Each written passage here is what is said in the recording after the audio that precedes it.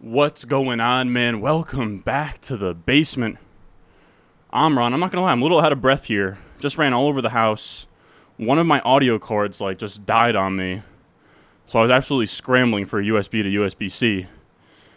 But we're here. We're in time. We have a draft coming up here. All is good in the hood. How is everybody doing? Let me know.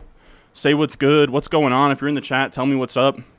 We have gathered here today yet again for another high stakes draft. I believe the plan is, as of right now, we'll see if we can make it work. The plan is draft a high stakes managed team on the NFFC. If I can find my way to the freaking draft room.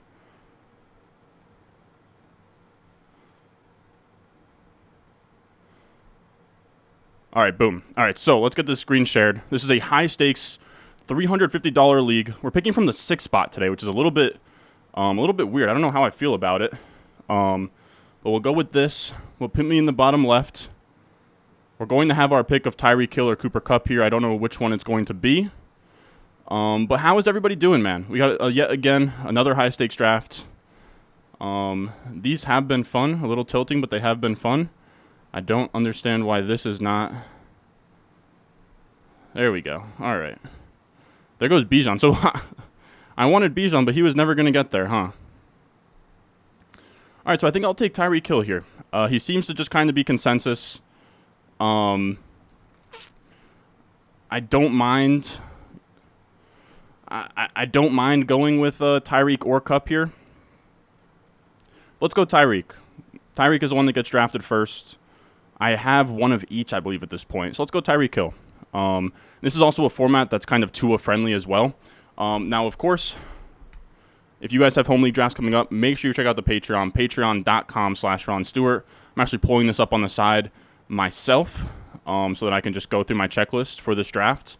It seems like people are saying, why aren't I watching the game? What, the Jets are playing right now? I got to be honest, I just don't care about preseason. I know it's 6 p.m. and I should be watching the Jets game, but preseason just doesn't really do it for me. I'll watch back the highlights. I just don't really, doesn't do much for me. It's just not real football. I'll definitely catch the highlights. I'll catch you guys sort of tell me what's going on in the chat. By the way, I'm just pulling up again. I'm pulling up my rankings. They are pinned. Wow, that's a great price on Kelsey. I'm pulling up my rankings right now, and then I'm also pulling up the ADP for this site, just so I know what's going on here. And then I'll be down to interact with chat, actually give you guys a nice audio-visual experience here. But yeah, we did update the rankings today for the Josh Jacobs move. I didn't really move him up a ton, but they are all up to date. I know a lot of you guys have home league drafts coming up. They're completely 100% up to date. So Tyreek gone, Bijan gone, Eckler off the board. I'm just making sure I have everything crossed off. Diggs went, Lamb went, St. Brown went, Kelsey went. That's it. All right, so we're all caught up. How are you guys doing, man? 115 in here. How are we? How are we doing? How are we? Who's in here? We got Henry in here. Henry's the boy. Going to be helping us navigate these high-stakes streets today. We got Tyler in here. We got Among Us in here. I'm missing the Jets game. Again, it's preseason. I know that Rodgers is going to be playing again. It just doesn't really do much for me. Work comes first. The way that this job works is I get every Sunday off during the season where I get to wake up, stream, and then I just have the entire Sunday to watch football. Maybe I should care a little more, but again, preseason just doesn't really do it for me. I'm excited, but it's just a tease, I guess. You got me on one monitor, NFL Network on the other. Love to see it, bro. There goes Pollard. What's up, Ron? First time catching a live stream. Love to see it, man. Love to see it. If you're in here, leave a like. It helps me out a ton. Helps the channel out a ton. It's that time of year. Any likes, subscribes, all of that is good to go. You have an NFC high stakes at 10 p.m. Good luck, man. You said, Ron, you're an animal for doing this every day and the video, Mr. August. Don't pause. We're not going to have a video out today, but we're just going to have 2 tomorrow. Saturday's a pretty down day. Maybe I'm overanalyzing things, but Saturday's a pretty down day in the algorithm. So setting up a video. We're going to post a video tomorrow morning.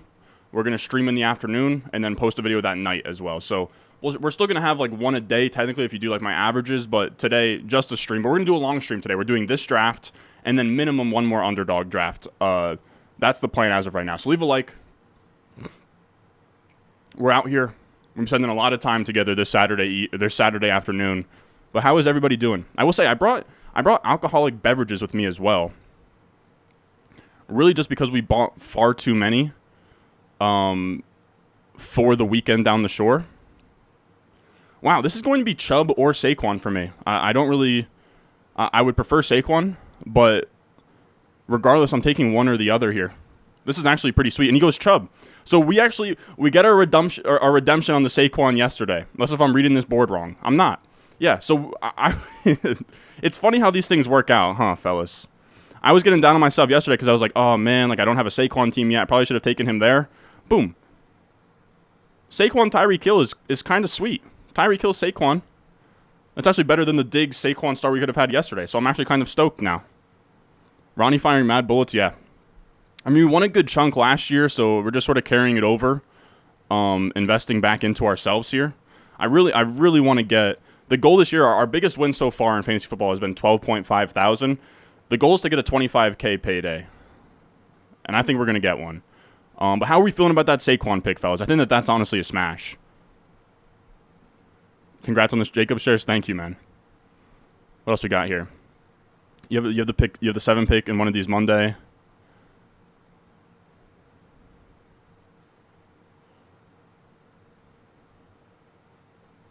So that guy at 8, Duke, is that Viveros you're talking about? I recognize some of these names. I know Sanda's a big volume player. I know Williamson has I think Williamson does the Goat District podcast. I think he has a podcast. I've seen Sanda before.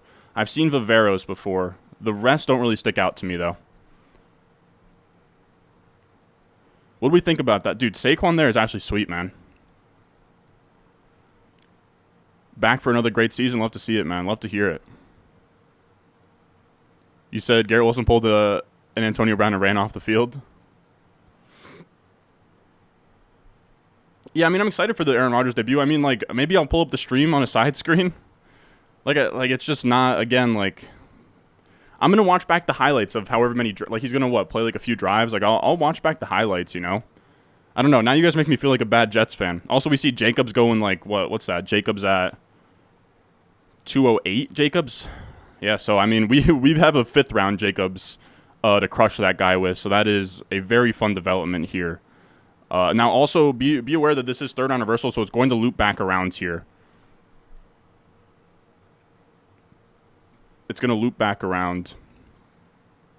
I don't know what this guy's going to do. Waddle gone. JT's still on the board. Higgins is gone. Olave's gone. So Devonta Smith is still hanging around. Am I wrong about that? No. Jacobs gone. Henry gone.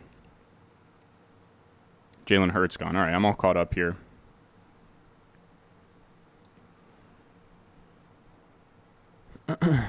Wow, dude, Najee's been going earlier and earlier, and I love it, man. Like, keep taking Najee at 301, fellas. There goes Josh Allen, damn. So none of the elite quarterbacks are going to get back to us. They never do in this format. You said preseason's good to get an idea what the new coaching staff is focusing on. Yeah, I mean, I'm just saying in terms of, like, being a big... Like, I'm a huge Jets fan, but, like, preseason just doesn't really... I don't really care. What you sipping on? I don't know. I was debating... Like I said, I was debating getting... I bring some alcoholic beverages. I don't know that if I want to dig into them just yet. So there goes Stevenson. Wow, so it's close for me between, like, the 3 players I'm looking at are JT, Andrews, and Gibbs. I don't have a Gibbs team yet. JT, Andrews, and Gibbs is what I'm looking at. Also, let me know if anybody gets hurt on my Jets. Like that's like the thing that I care about.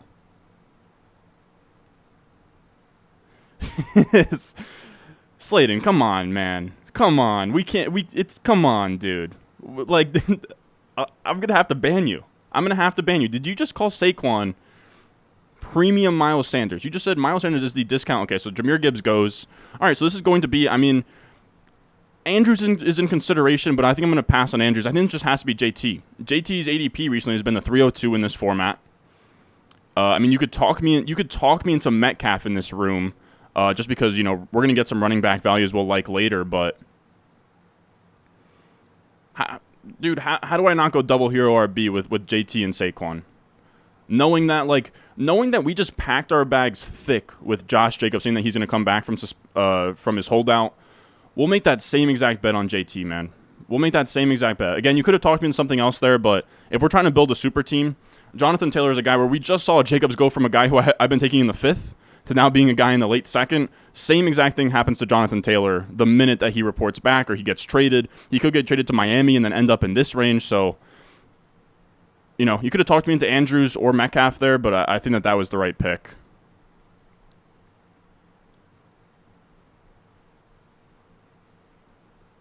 I think Gibbs will fall to me. I was hoping.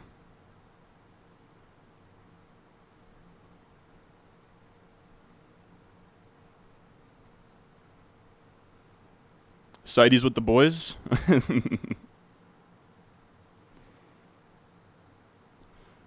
Check their stats last year. Dude, come on, man. Come on. We're talking Miles Sanders versus Saquon, dude. Like, do I really have to even entertain this, man?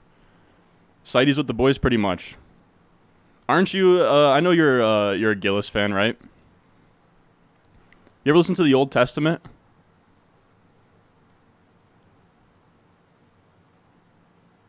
I know that's going to sound crazy that I just said that to everybody that doesn't know who Gillis is, but do it faster? What do you mean do it fast? Do what faster? Have I been taking too much time? Arnold Palmer alert? Yeah, okay, so that's the question, fellas. I have an outrageous... So we bought a bunch of alcohol for the live draft. Again, that footage is getting edited right now.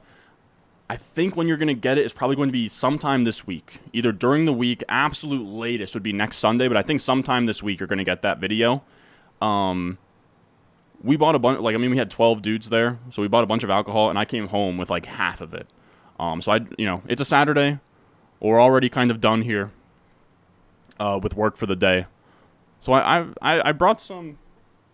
I have some high noons here that I think I'm going to bust out. Wow, that Lamar Andrews stack at the one spot, good lord, that's a beauty. Good lord, that's a beauty. I'll put some respect on his name for that.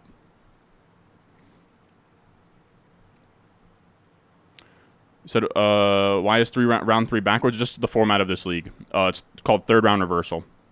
It's just to even out the having a top pick versus a back half pick. Of course, at the 6 spot, it does nothing for us. So there went Burrow. Burrow is gone. Amari Cooper's hanging around. I would debate Amari Cooper if he made it back to us, to be honest with you. Burrow gone. I'm trying to think of... I'm not going to like anything that's going to come back here, huh? So there goes Watson. I think we probably don't overthink it, and we go with, the guys that stick out to me right now is probably just a wide receiver. The guys who stick out to me, Amari Cooper or Drake London, I would like to have one of the two. We took Drake London yesterday. If Amari Cooper made it back to us, I haven't taken Amari Cooper yet, but 4th round Amari Cooper, I would have no problems. There goes Waller. All right, so we're going to get one of these 2 wide receivers. If he goes Amari, we'll go London, but if he doesn't go Amari, I think we go Amari here. Amari Cooper's ADP is the 312. London is a late 4th. Anything else stick out? Not taking Breece here. Breece is here in my rankings, but I'm not going to take Breece here.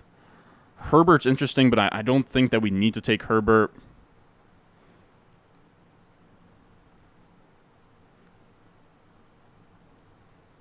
I'm probably Herbert over London, though.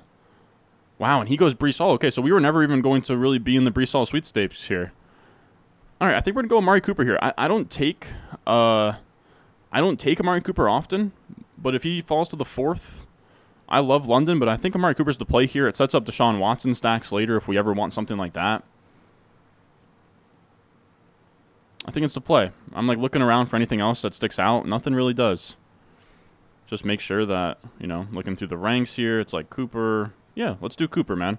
Because, London is, or not, maybe I'm being crazy here, but, he's almost live to make it back to us.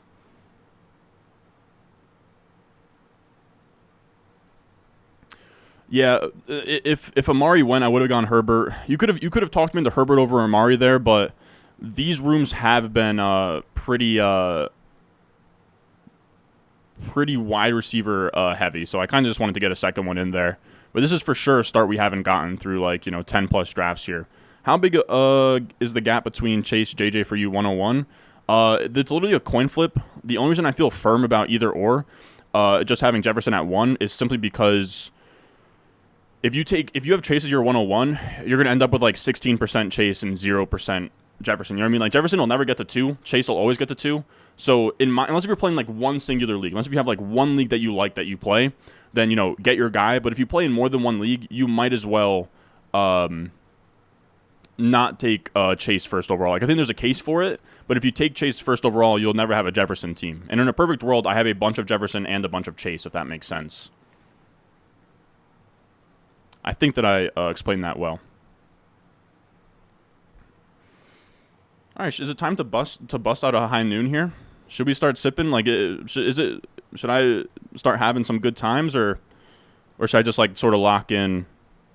I don't know, because I feel like some of you guys, if you like came here for really serious fantasy advice, you're gonna be disappointed if I'm drinking alcohol. But I just wasn't sure what the vibes were. I don't know if it's like laid back Saturday afternoon, or it's like let's lock the hell in. This is 6-point passing TD. It's 1 quarterback, 2 running backs, 3 wide receivers, a tight end, a flex spot. 6-point passing TD, 10 bench spots, kicker defense, managed, no trades, but there are waivers and setting your lineup. I think I went over it all.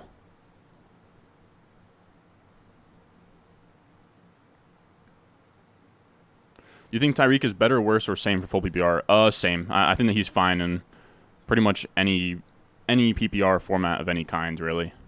So Ayuk and Kirk go.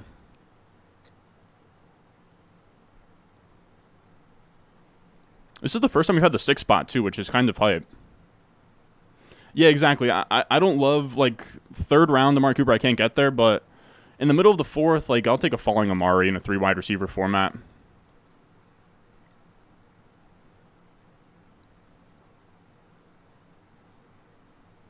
Crack a cold one. People are saying cut it loose. You're hitting me with the this guy sucks? Come on, man. Come on.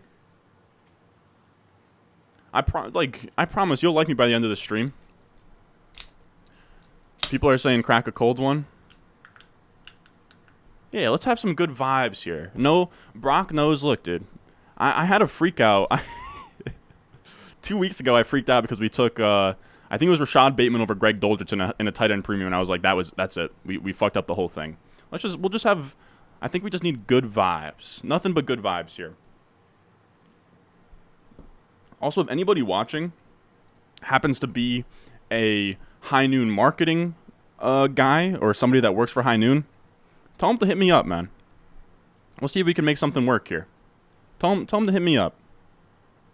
Tell them to give me a call real quick. What do we got from Slayton? Drink till we get 6th round Tony. All in for fantasy drink ball.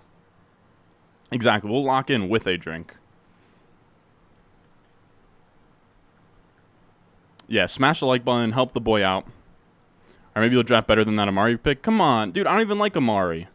But 4th round Amari Cooper, how could I not? Who was your pick, Sarthak? And I will say, though, I'm glad that if you meant this guy sucks, you meant about my drafting. I'd rather you hate my drafting than say this guy sucks is like, you didn't like my commentary, I guess. You thought I was being annoying. I will say, if Hawkinson makes it back, I'll take I don't even like Hawkinson. We listed him as a fade in our like every round fade video. But I would debate him. There goes Trevor Lawrence. I will say, if Fields makes it to us, I would strongly debate Fields. There's no wide receiver that I want to pick in the 5th round right now. Like, to me, this is either Fields or it's Hawkinson. I hope that Team 7 takes Hawkinson for me here.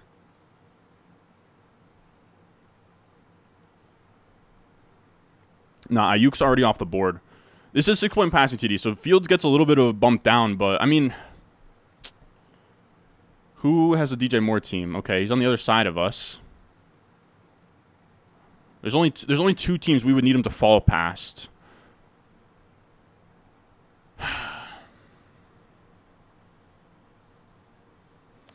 Man.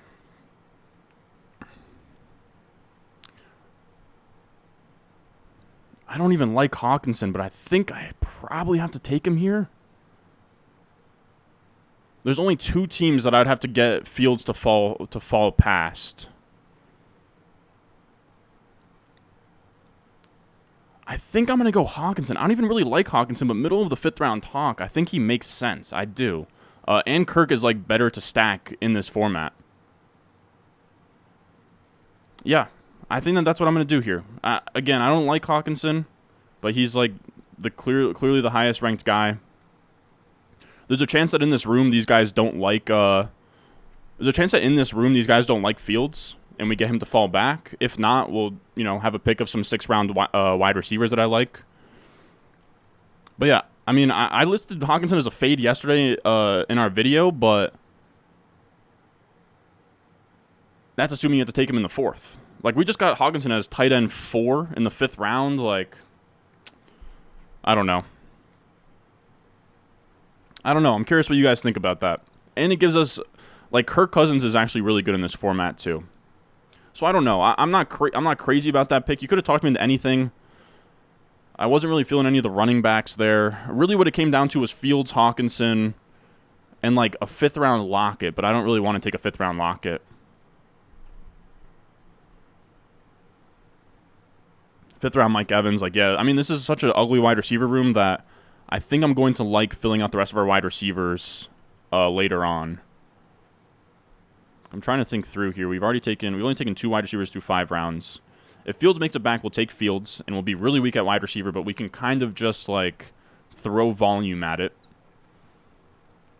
And if Fields doesn't make it back, then we'll just take best available wide receiver, which shouldn't be too ugly at this point. There goes Judy. I was debating Judy, but I couldn't do it. If McLaurin made it back to us here, I think I'd debate it as well.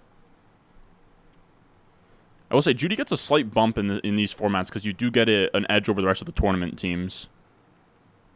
Also, feel free to leave a like, fellas. We got like 270 people in here. We only have like 46 likes. Come on, let's get to 100. Do the boy a solid. Get to 100. I'm not going to like impose a like goal on you guys to do another draft, but leave a like.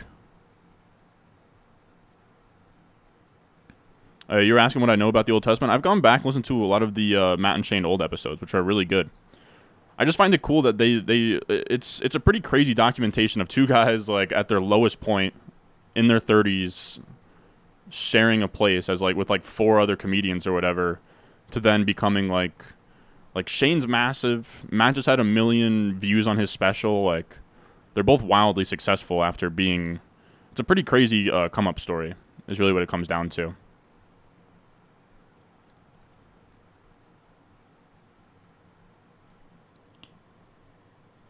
Yeah, exactly. I don't love this dude seems like he has 0 clue. Yeah, man. Yeah, I got no clue what I'm up to here. I literally got 5th place in this contest last year. I did all right. I did really good in this contest last year. But yeah, maybe I don't know what I'm talking about. Could be onto something there. Yeah, wow. This is a wide receiver heavy room, and I might get swallowed up at wide receiver here. But I'm comfortable zigging when everyone else is kind of zagging here. And, 4 wide receivers through the flex plus 1. Like, we're still alive to get 5 wide receivers through 10 rounds. Like, if we come back here and take Fields, I wouldn't really care that, we don't have, like, a wide receiver yet or that we don't have, like, a 3rd wide receiver yet.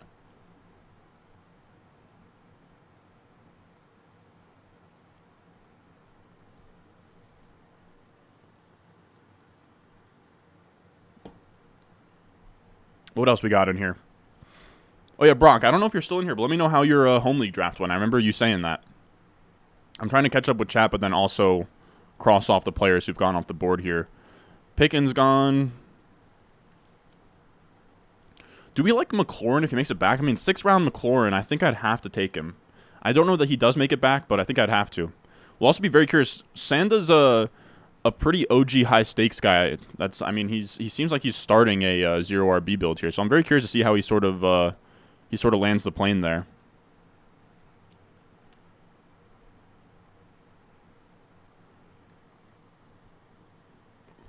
Ron's teed up already. What do you mean I'm teed up, boy? Team 2's just punting. I don't hate what he's got going on so far. I mean, I wouldn't take Pickens in the 5th round, but structurally, like, it's not terrible. I'm curious to see how he lands the plane. Judy in the 5th, isn't the guy going to miss, like, 6 weeks? I mean, I don't think 6 weeks. I think he's live to play week 1.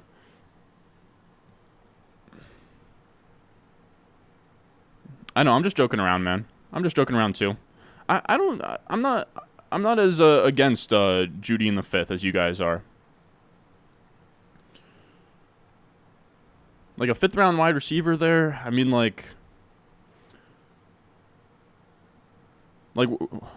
yeah, I probably still prefer. Yeah. All right. So there goes Madison.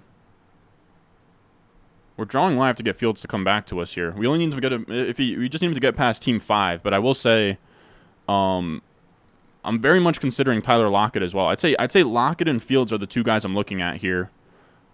Fields goes early 5th in these formats, whereas Lockett is an early 6th. Is there anything else that I'm debating here as well? It would be like, if let's say we get sniped in the worst case scenario and this is Lockett and then it's Fields, I think that my next pick... Okay, so there goes Dotson, so never mind.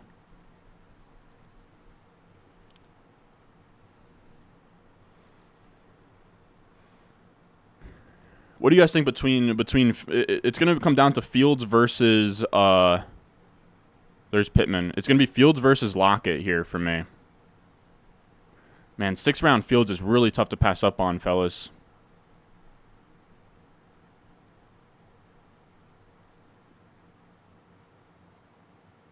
I'm going Fields. I'm just going to go with the value.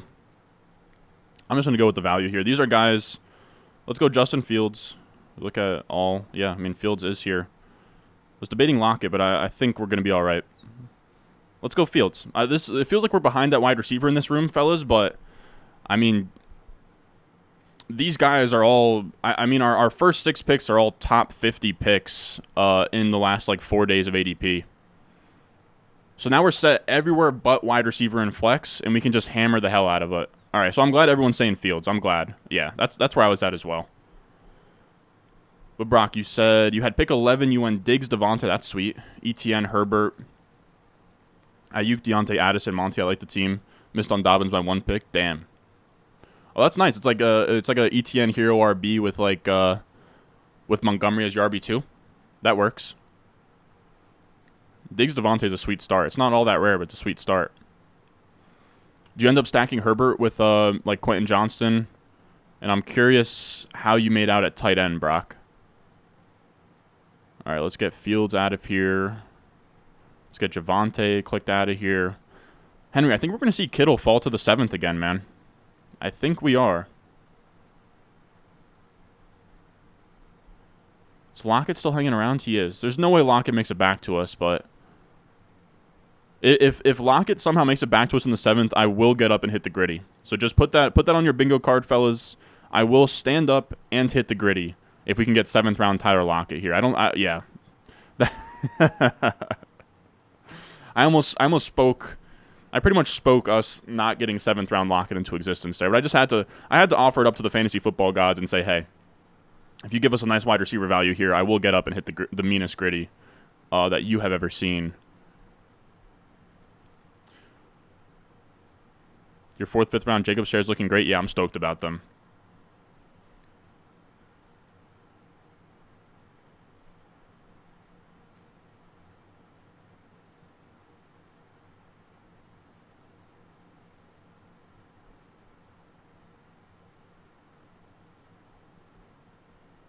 People were saying Fields.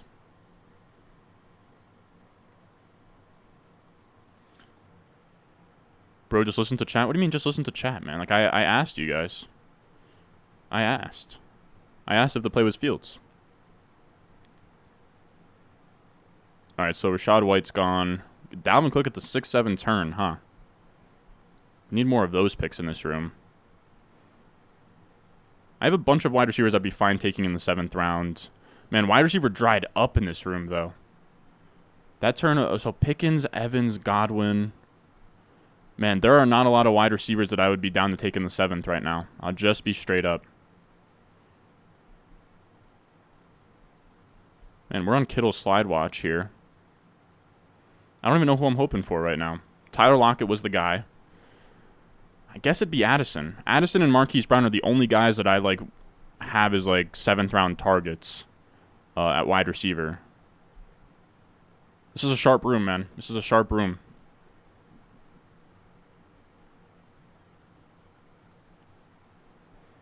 How did Barkley fall to 2nd round with the fuck pick 6? You tell me, man. Look, we just sit in the pocket and take the best players, dude. That's all we do. Dotson before McLaurin. With McLaurin's injury, it kind of makes sense. I can kind of get there. I think I still have McLaurin slightly ahead, but not by a lot.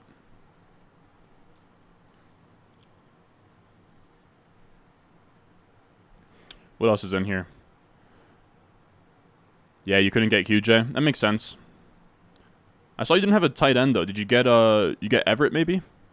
I know I'm like scratching my neck asking if you got any stacks to happen, but it's really not a big deal if you didn't. Because you said QB's juiced anyways. Sick and twisted things equals drunk and gritty. Pretty much. That's pretty much what that means. I just have to put it on the table for the fantasy football gods just in case. You're hitting me with the JT Big L? Come on, man. That's what people were saying when I took Josh Jacobs, man. That's what people were saying when I took Josh Jacobs. We'll see. We'll see, brother. Balanced team looking good. Yeah. It is a very balanced team. We'll see, though. We're gonna hammer the hell out of wide receiver. See if we can sort of make up grounds here.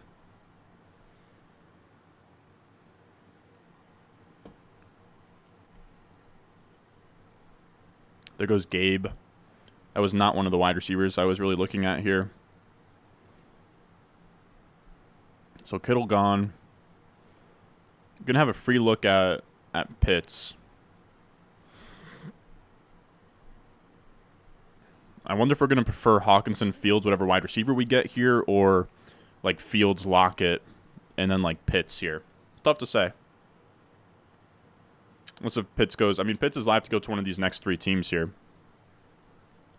There goes Miles Sanders. There goes, oh man, I wanted Jordan Addison bad, fellas.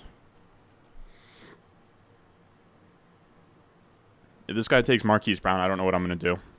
I'm just being straight up with y'all. Man, I wanted Addison there really bad. If he goes Marquise Brown, I'd probably go like Zay Flowers. Probably go Zay Flowers. I'm trying to look through.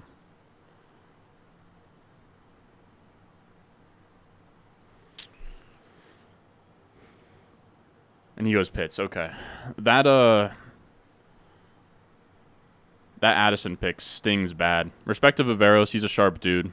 All right, so we'll take Marquise Brown. I don't really like Marquise Brown, but he does have the upside of like maybe going to a maybe he gets traded. Like the Cardinals have sort of just started a fire sale here.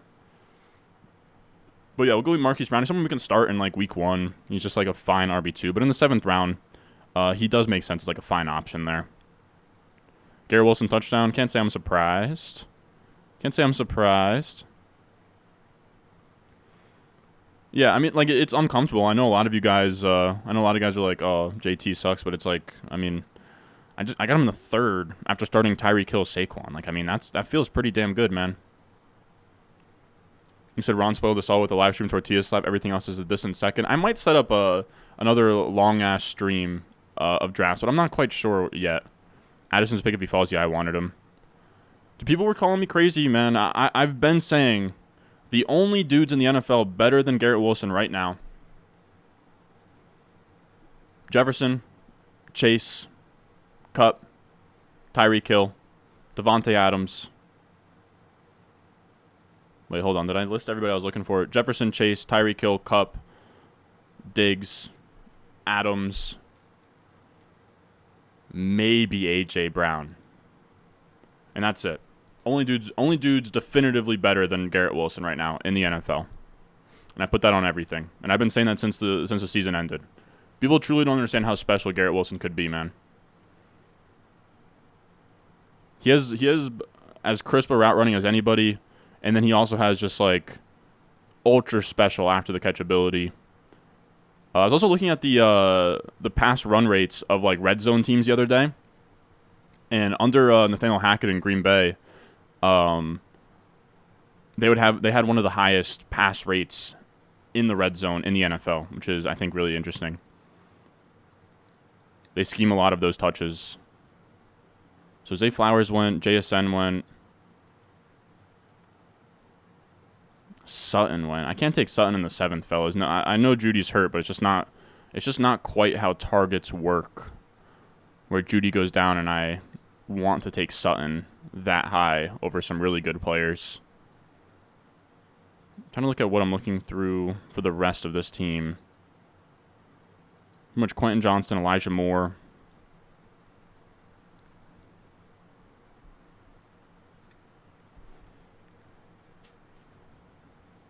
Who in chat actually plays on this site thinking about joining?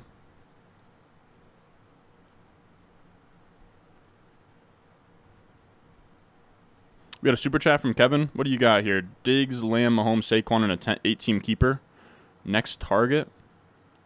Man, it's tough to wrap my head around what an 8-team keeper league looks like. But I mean, that's a stacked team through 4. I'm not sure. It's tough to say without seeing the board, to be honest. I know that it's like a cop-out answer.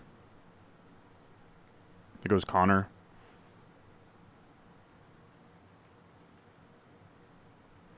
But I'm struggling to come up with anything.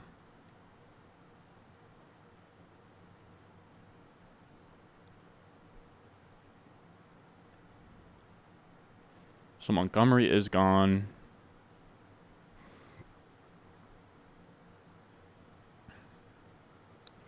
Man, you could talk me into taking DeAndre Swift here. There goes Sky Moore. You could talk me into taking DeAndre Swift, but I think this just has to be wide receiver. I think it does. In a hero RB build, it just has to happen, I think. Somebody please take... I will say, though, if Quentin Johnston's off the board, I'm taking Swift. It's just how that has to be. I'm not taking Treylon Burks or like Michael Thomas over Swift, but it would put us in a really tough spot where we wouldn't even have wide receivers do our flex at this point.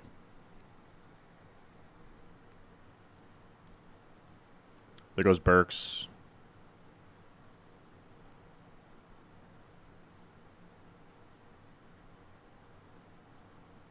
Yeah, I agree. I don't know. Maybe I'm being too arrogant.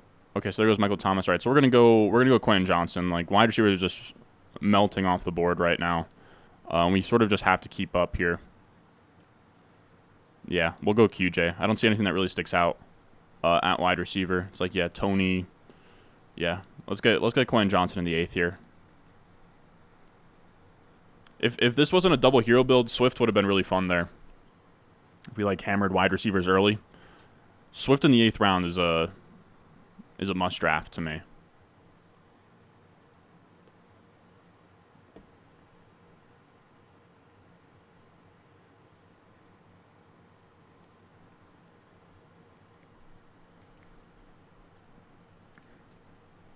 Olave over Wilson purely based on Jets schedule. I can't get there.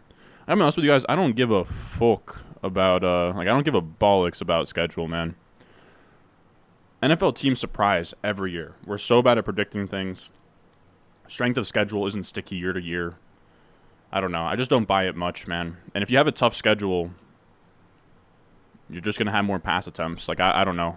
I don't really like I would never put someone like in Olave that I see a tier behind ahead of Wilson because I think that the Jets might have a tough schedule. You're staking a lot there on something that's like not super predictive.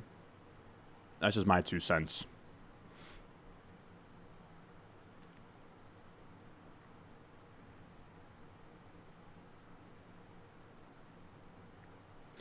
I was talking about real life value as well.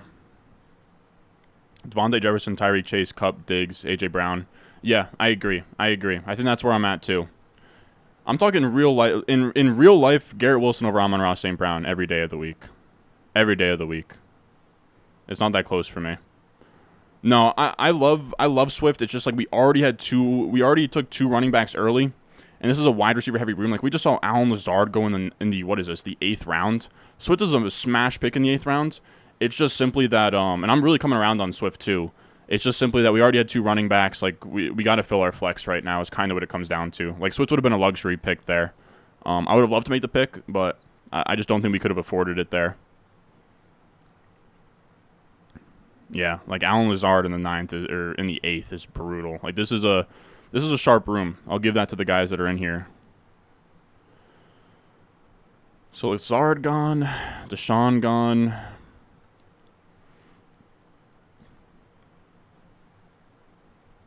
There goes A.J. Dillon. Trying to think what we're thinking through here. I already crossed off Burke, Sky Moore, Elijah Moore, Cooks. I think we're all caught up. I do think we're all caught up here. Pacheco's gone. I have to get that ready. Wow, that Swift pick is a smash. CD over Garrett Wilson's a lot closer than a lot of you guys might think. And I think it's really just because you just have 1 year of data on Garrett Wilson. Got to project him to take a step forward this year too. You know, he's a young player. Wilson, even CD Lamb took a big step forward heading into year 2. Another from Brad Means Real Estate Entrepreneur. What's going on, man? What roster comp you usually look for? 3663. I assume that's going to be an underdog question. An underdog. I'll actually send you this link. Brad Means. It's what I look at in terms of roster construction. I don't really have one that's like my favorite. I kind of just let it filter through. But let's find it real quick. I have it bookmarked. But it pretty much just goes through all of the optimal roster constructions. Let's see if I can find it. It's a good TJ Hernandez tweet. Yeah, here it is. Yeah, I think it's close. But anybody that thinks that it's like not close and it's CD over Wilson very clearly, you just are going off the fact that, you know, you're comparing a rookie versus a 3-year guy instead of a 2-year guy versus a 4-year. You have to project forward a little bit with Wilson. He's going to be better. There's the link, Brad. All right, so we need to look alive here. I haven't been keeping up with things. Let's get Tua off the board. Jacoby Myers gone. All right, so we're going to go Rashad Bateman here then. Again, we're just making up ground at wide receiver. I hope that I'm not being an idiot and he's still on the board. Yeah, he is. Yeah, nothing else sticks out at wide. Like, to me, Bateman's the last guy in a tier. And we get Bateman, and now we have wide receivers through our flex +1, I think, through 10 rounds, and that's perfect. That's perfect. This is a well-structured team where we're weak at wide receiver, but we structurally built it well, if that makes sense. Now, I don't think there's any wide receivers I really debate in the 10th. I would maybe give Odell Beckham and Nico Collins a thought if they made it back to us. We really can just hammer, I don't know, we can take 1 to 3 more upside running backs. I don't feel any pressure to take a backup QB or a backup tight end here. I wouldn't mind Darnell Mooney to pair with Fields. I think that's a decent idea. But I don't really feel forced into anything here.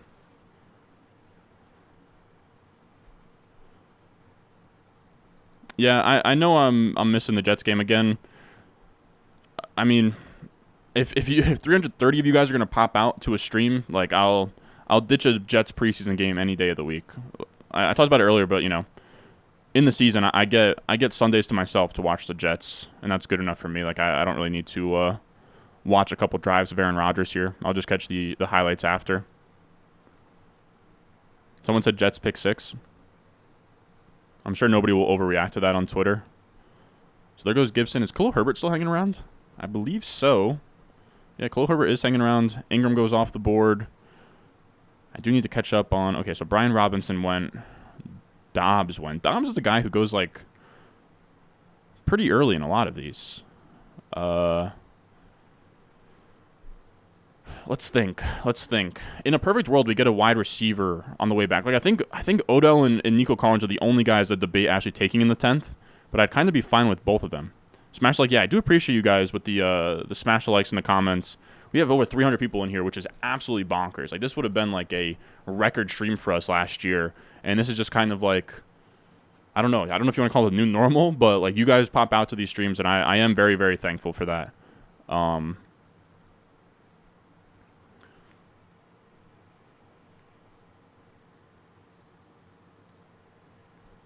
There goes Charbonnet. I will say, if Charbonnet made it back to us, I would have taken him.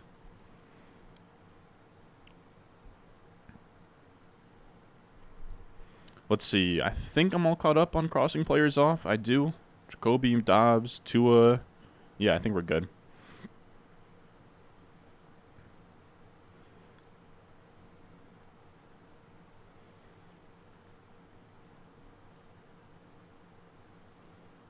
Somebody's obviously a Jets fan. Dude, I guess, man. I guess. Garrett Wilson was like my wide receiver 3 coming out. I had Burks over Garrett Wilson, and I'll wear that badge. Like, I'm truly not a homer, but you can call me one. I'm sure you've already answered this question, but now with Terry and Judy injuries and a bit of a teardrop, what do you do for wide receivers in the 50 to 60 range? Depends on the league. Like in home leagues, you're still doing good there, where like Watson and London will get there a lot of times, but in like sharper leagues, I mean, like in this draft, so 50, 60 is kind of like our Hawkinson pick. Yeah, I'm not taking, like, Evans, Godwin, Judy, Pickens fell early in the 5th, so I just went with the onesie and Hawkinson, Fields. I think even here, like, I think that's where you want to take a detour, like, away from wide receivers here. Like, for me, once Mike Williams is off the board, like, I'm kind of content taking, like, 5th round Aaron Jones is appealing to me, like 5th round Breece Hall if he got there. But yeah, I'm not taking a lot of 5th round. Like, I'm not taking 5th round Pickens. I'm not taking 5th round Sutton, or no, not Sutton, but Godwin, Mike Evans. It's a tough button to press for me because the wide receiver tier just feels flat. Like from pretty much from like Evans through Lockett here, I have them all in the same tier. I'd rather just take whatever one falls to the 6th round, and kind of spend up on one of these running backs or like a onesie, something like that. All right, there goes J-Mo. So J-Mo goes. Daniel Jones goes. Shad Penny is off the board. Khalil Herbert went. Okay, I think I'm all caught up now. Like I said, in an ideal world here, I'd take Nico Collins. Like, what's his ADP in this format? Nico Collins goes in the 10th round. Yeah, so I mean, I would be fine taking him. Could definitely get some value. No, I don't think that there actually is anybody that's like... The only real value is like Jalen Warren. You could talk me into Jalen Warren, but I still think we could use an upside wide receiver in a guy like Nico Collins. Okay, so Jalen Warren goes. Never mind. That continues to happen. You could talk me into Tank Bigsby as well, but again, like I just don't feel... I don't feel like we need a running back right now. We took too early. We're still sort of trying to make up for lost time at wide receiver, it feels like. Let's start on Mooney's ADP in these. 12th round. Okay, so you got to keep a mental note to look for Mooney in the 12th, because that would be a good guy to stack to Fields as we sort of make up ground at wide receiver.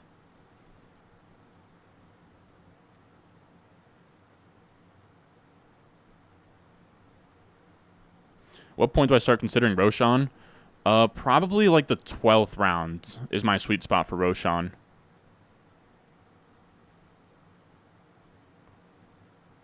One to turn who my go-to choices between Chubb, Amon-Ra, Pollard, and Garrett Wilson. Probably Pollard. Okay, so we're on the clock. All right. Yeah, I don't love Nico Collins, but I don't have any Nico Collins teams yet.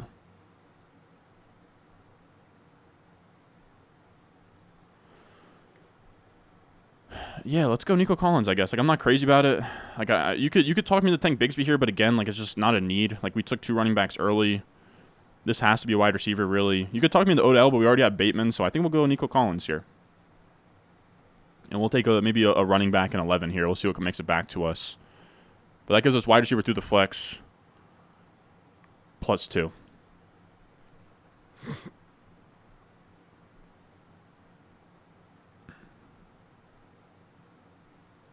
Olave holds the record for most touchdowns at Ohio State. I don't know how that's relevant. He played more seasons than Garrett Wilson, man. And Garrett Wilson put up a comparable season to Olave with way worse quarterback play. Like, you can point and be like, oh, well, Olave had Andy Dalton. The Saints still had, in terms of like yards per attempt and, you know, all of those type of stats, like the Saints had one of the more efficient passing games in the NFL, where the Jets had the worst passing game in the NFL. And he still made it work, still got open.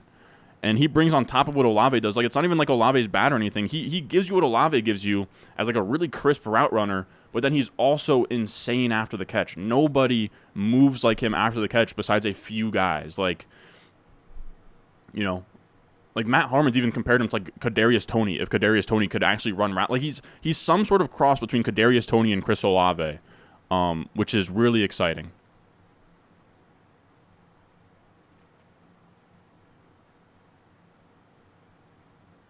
And again, I know he had Andy Dalton had one of the highest yards per attempt in the NFL.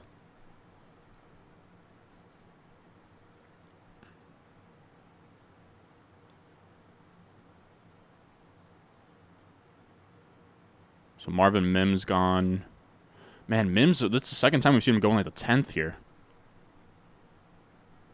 I feel like I answered this already, Steven, but please don't type it again. I would appreciate it.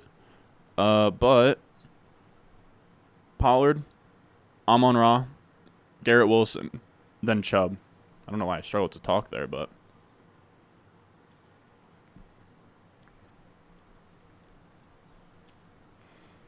it's like, I don't know. Is the argument Garrett Wilson versus Olave, or is it Garrett Wilson being a top 8 wide receiver? Because to me, Garrett Wilson's there. I just think that he has that X factor, man. I just think he has something special to it. I think Olave is great in his own right too. I think Olave has a great case as like top 15. I think this was a truly special rookie wide receiver class as well. Very rare to see 3 guys do that well in PFF, yards per out run, targets per out run, all of it. Wow, so Damian Harris seems like he's going back up draft boards after today. Where it seemed like Damian Harris, I think he got the goal line carry over Latavius Murray. So we have some really late Damian Harris shares that we should be really happy about. So Boyd went. You could talk me into. You could talk me into like Mingo, but I think we'll chill. Boyd gone, OBJ gone. I do need to be better about checking some of these guys off here. Jay, Boyd. Damn, I wanted Mooney, but I guess that was never going to happen. You don't really need Fields to be stacked anyways. Like it was more of a dream than a reality there. So Pirine went right after us. Richardson's gone. I would do sick and twisted things. Wow. I was going to finish that with I would do sick and twisted things for Tank Bigsby, and we sprint to the podium to grab Tank Bigsby. That's a fun pick. 11th round Tank feels really good right now. I think we took him maybe 10th yesterday. I'm not sure. But my bad. I'm going to catch up with the chat in a second here. I do just need to cross some shit off. I think I'm lacking on Rashad Penny. I think I'm lacking on a lot of these guys right now. Man, Hyatt goes there, dude. 11th round Jalen Hyatt. I like Hyatt, but fellas, I mean, what are we talking about here? So Bigsby gone, McKinnon gone. Kincaid's still floating around. If I needed a tight end, that would have been a decent Kincaid pick there. Be curious to see if he goes. Boyd, yeah, we have to cross off Mooney, Rondale, Harris, Mims, Jamal Williams. There goes Gainwell. A-Chain and Mitchell still hanging around, it looks like. All right. I think we're pretty much caught up here.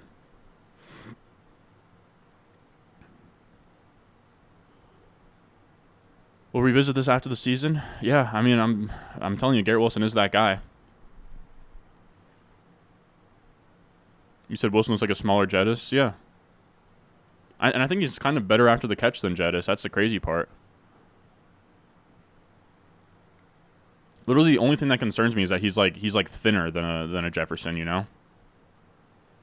He is pretty frail, but he almost has more like a Calvin Ridley build. Which isn't a huge issue in this NFL, but just something to note. Just something to think about.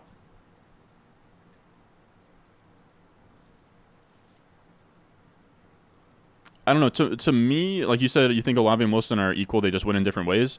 To me, the difference is I think Wilson wins in like the exact same way as Olave, and then he does things after the catch and is like more shifty and like more special than him. Where Olave is just more of this like downfield possession guy.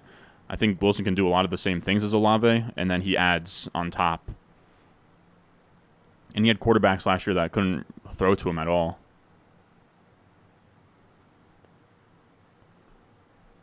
So Elijah Mitchell off the board there. Am I wrong for fading the trio of Waddle, Higgins, Smith, and pivoting towards an Andrews instead? Probably not. Like I don't love those guys either. But I wouldn't want like 0 of them. You take Sutton over Brown, I can't get there, my boy. Yeah, if HA makes it back, I'll probably be taking him as well. Though I would love to just hammer. I would love to take Rashee Rice or Mingo on the way back. I will say, man, I like Sanda's 0 RB start here, but I think he stopped taking wide receivers too early, man. I think he did. I mean, he's really betting on these 4 wide receivers to be really good. I don't think he needed to take 5 running backs in the first 11 rounds there. I think he could have pushed off. I think he could have pushed off running back a bit more. Like, you take Pickens here, and I think that you probably go. Yeah, I'd rather have like Elijah Moore or Quentin Johnston over Kamara and James Conner. Like, I don't think he needed both. But I don't know. What do I know? Sanda's a big time high stakes guy as well. So I mean, he's been around the block, seen a thing or two. Trying to think of what we're gonna go for here. Probably Rashee Rice if he gets back to us. Now that I'm looking at things. Yeah, probably Rashee Rice. I mean, like, all the running back value is gone. I was debating, like, if HA made it back, I probably was going to take him. Yeah, the running back value's gone. I don't feel pressure to take a tight end or a quarterback here. Perfect world, we take a wide receiver. And if Rashee Rice goes, we probably take Mingo. That's sort of what it comes down to. There goes Mostert.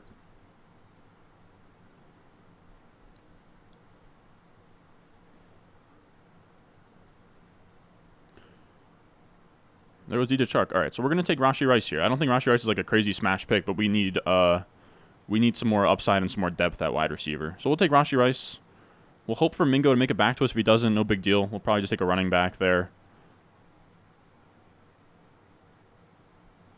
Anyways, I pressed draft player there. I don't know what the heck happened.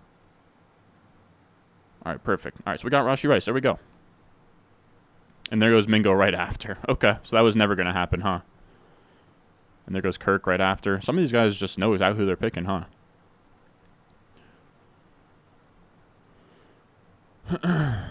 So what else we got in here?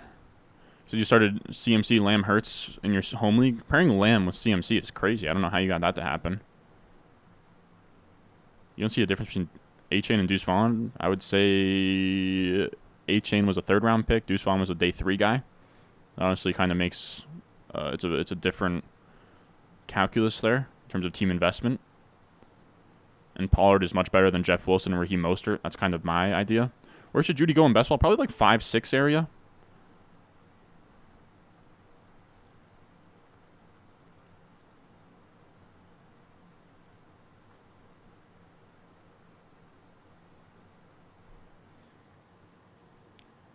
So what else we got in here?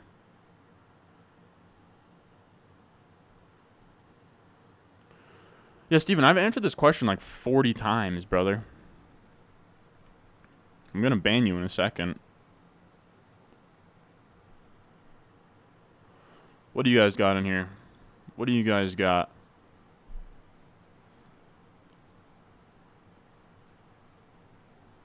Yeah, exactly. It's like, it's no, like, I don't know. Like, we were just talking about, you know, Wilson's so good he could be like a top 8 wide receiver. It was never anything against Olave. It was just simply, I think Wilson's already there. I just think Wilson's already there. He does a lot of things well. He's special. I'm really excited to see what he looks like with Aaron Rodgers this year. Like, having a QB, like going from being a fantasy producer as a rookie with Zach Wilson and just like awful QB play to going to Aaron Rodgers and having like one of the most accurate throwers of the football of all time being your quarterback is like pretty crazy. Jeff Wilson still hanging around? He is, huh? Man, I would have loved Mingo to come back to us. Jaden Reed's a guy I'm looking at here. I'm not going to lie to you guys. I'm looking at Jaden Reed. There goes Jeff Wilson. That was a guy I was looking at. Looking at Roshan as well. If Roshan makes it back to us, what do we think between like Roshan? We have Jaden Reed. Has some options here. Roshan, Jaden Reed. Oh, there goes Roshan, of course. Of course, every time I mention a guy. Definitely am open to Kendre Miller as well.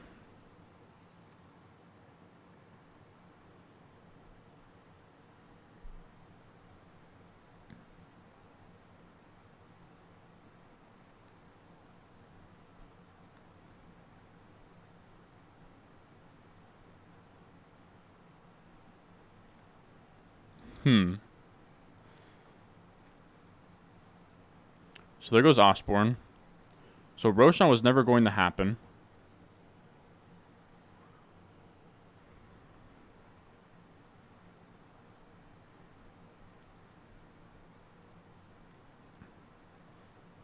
Kendre's been going here.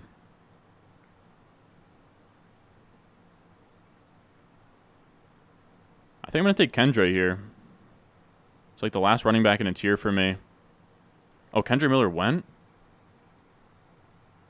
Oh, man, you're right. Okay, so I'm an idiot. All right, so Kendre Miller's off the board, huh? We have around 13 Dalton Schultz.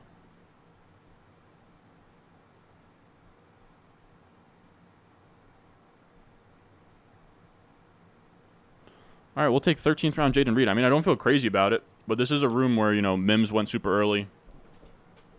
Kind of just trying to stack up my upside receivers here. It does feel like we're weak at wide receiver. Like, I don't know. Like, right now, I don't feel like I don't feel like we have to do anything here. Like, I'm looking. Like, we already have running backs. My bad. You guys, the delay is going to be, like, you guys are going to be like, dude, Kendre Miller's not available. Like, what are you on? Yeah, like, if Nathaniel Dell is going in the 13th in this room and Jalen Hyatt's going in, like, the 11th, then let me know if that's too zoomed out. Like, I'm down to sort of keep every pick on the board for you guys, but if that's too zoomed out, then I can just, like, zoom in and scroll up, if that makes sense. Let me know how this looks.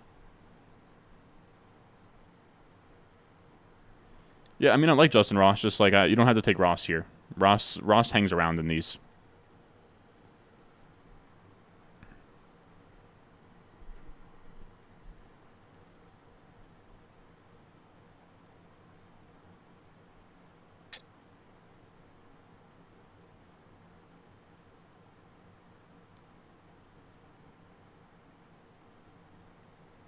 You said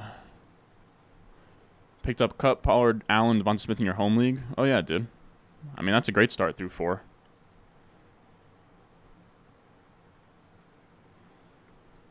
Do you know the Jets had a better passing offense last year than the Saints? They just simply didn't. I mean, like, it depends on what you're qualifying it as. I mean, they probably had more passing yards. But, like, what are you using as passing offense is what I would ask. Like, are we going to have this debate right here and now?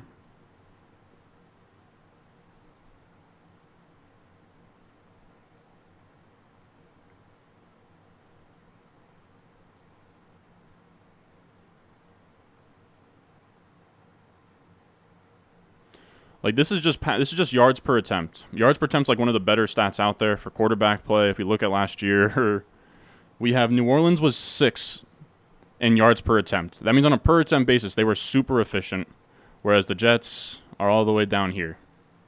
Where are they? 27th in yards per attempt. 5.9 yards per attempt from their quarterbacks. So, I mean, like, I guess raw yards, I mean, if you want to count raw yards, I guess sure. I guess the Jets do have a better passing offense. I mean, but, like, you know, I mean, they had pretty much the same amount of yards. New Orleans had a 66% completion percentage. Jets had a 57% completion percentage. And then if we look at pass attempts here, Jets had over 100 more attempts than the Saints, and they were within like 30 yards of each other. The passing offense was much better in New Orleans. Despite, I mean, I know that they had Andy Dalton, and that's like a dusty ass name, but I promise that the passing offenses really weren't all that comparable in terms of quality and not volume. You know. What do I know? right, so this is the part of the draft where I start to struggle to know where to put my face.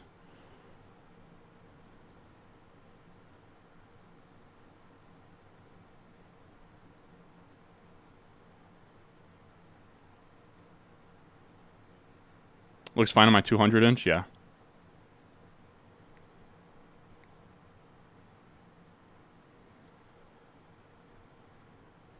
I don't know what your point is by saying the Jets had more attempts. The Jets had more attempts and only had 30 more yards than the Saints, which means like their passing offense was worse. On a per attempt basis, they were inefficient. All right, we're taking 14th round Dalton Schultz. He shouldn't be available here. TJ Hawkinson is going to be on bye at some point. I mean, I don't like taking 2 tight ends, but Dalton Schultz ADP is in the 11th round, and I don't really have anybody on the board that I'm dying to draft right now. I don't know how you guys are going to feel about that pick, but I just don't know. I don't know what else I was going to do there. I didn't like any of the running backs. Like, running back has fallen off a cliff at this point. I guess you could have talked me into, like, Chuba Hubbard. Could have talked me into Chuba Hubbard if you wanted to. I took Reed. Yeah, I mean, I took Schultz there. I was fine taking Schultz. We're done at tight end now. Zamir White hanging around? I feel like there's no shot. Is Zamir White hanging around? Oh, he is hanging around. Okay, so Zamir White's a guy that we'll look at. Singletary is probably gone. Yeah, Singletary's gone. So, I mean, we'll look at Zamir White. We'll look at, I think Foreman went, but we'll also look at Chuba Hubbard. Those are kind of the only running backs I'm all that interested in. Wide receiver-wise, we're talking like Michael Wilson at this point, and I guess Chase Claypool.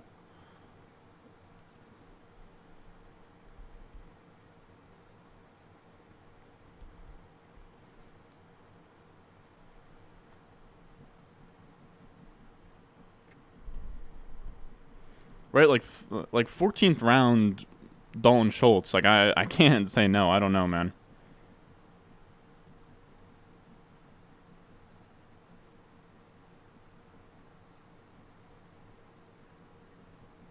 Said Goff over Love and Purdy is crazy. It's 6-point passing TD, though. Who had the QB in the first round? People in my league draft him that early now. You should just let them take that and kind of take the value late or whatever. All right, so Chase Brown gone. What else we got in here? Saying good value, Ron? Yeah, I mean, like, Dalton Schultz, again, I'm not crazy about Dalton Schultz, but 14th round Dalton Schultz. I had to. Yeah, Jawan Johnson just went. You can flex Schultz in a pinch? Yeah, hopefully not, but, you know, if Hawkinson does go down, it makes sense. You could talk me into taking a second QB here, too. Like, I'm not crazy about it, but it's just kind of the way this team's built. Like, we have the luxury. We can roster 2 tight ends and 2 QBs.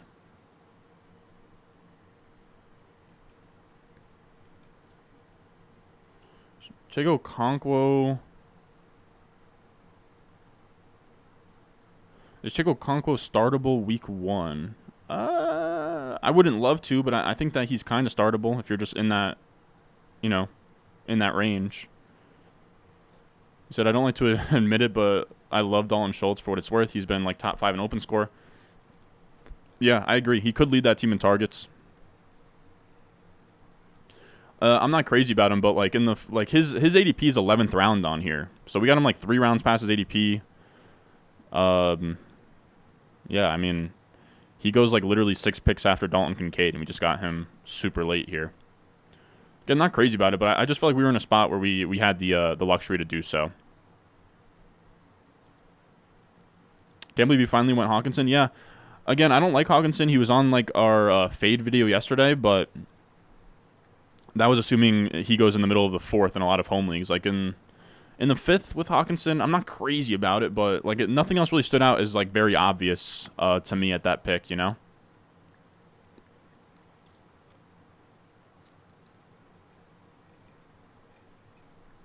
Oh, yeah. That's what you meant in terms of, like, flexing. Yeah, he's really just a backup. I don't know. And, like, if we're really down bad and the bye weeks get really rough, then sure, we can flex a tight end if we needed to, but we'll see. Any backup QBs falling here? There goes, oh, I wanted Hubbard bad. Any backup QBs on the menu? Russ's ADP is 13th round. We're in the 15th. So we have JT, Saquon, Tank. I'm going to take Zamir White here. Zamir White's a guy that goes a lot earlier than this usually. Zamir White's ADP, early 14th. We get him in the 15th. Okay. Yeah, I'm fine with like an upside running back there. Like we have wide receivers to the flex +2 through 10 rounds. And we have 2 extra rookie upside guys. Like outside of like Claypool. Damn, Tucker already went. I was looking to see when Tucker usually goes.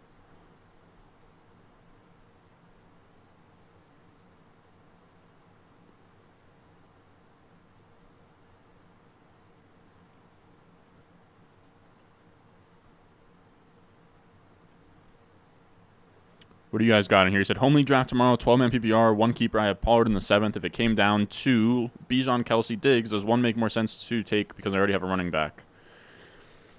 Honestly, no. I would have them ordered exactly how you listed them. You know, you could take... oh, good point, Henry. I'm kind of an idiot for the Zamir White pick, huh? But he's still a handcuff, you know? He's like... You know, he's kind of very similar to Chuba Hubbard anyways. I just like a pure handcuff to the guy in front. But it makes sense. It's not like a crazy value, Zamir White. A lot of his upside was Jacobs going elsewhere. Rodgers still out with the first team for the Jets? Anybody know? I'm curious.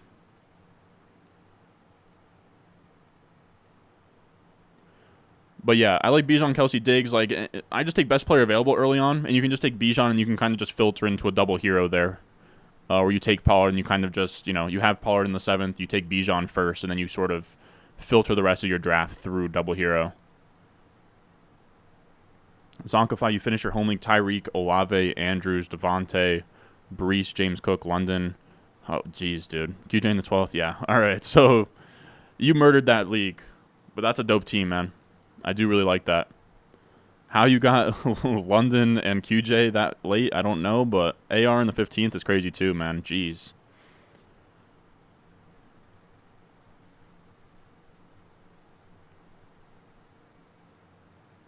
So 2 wide receiver, 2 running back, 1 flex. You have Etienne, Ramondre, Brees, Tyreek, AJ Brown, Deontay, Mike Williams. Should you trade Tyreek for Bijan? No, I think you're fine there. You got a good group of running backs. Like Etienne, Ramondre, Brees are more than fine to me.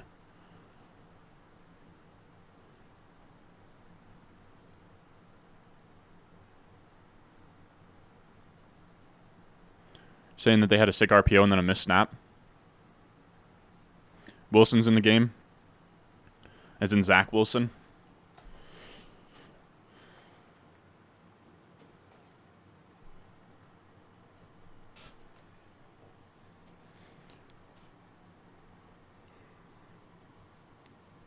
Rodgers is done.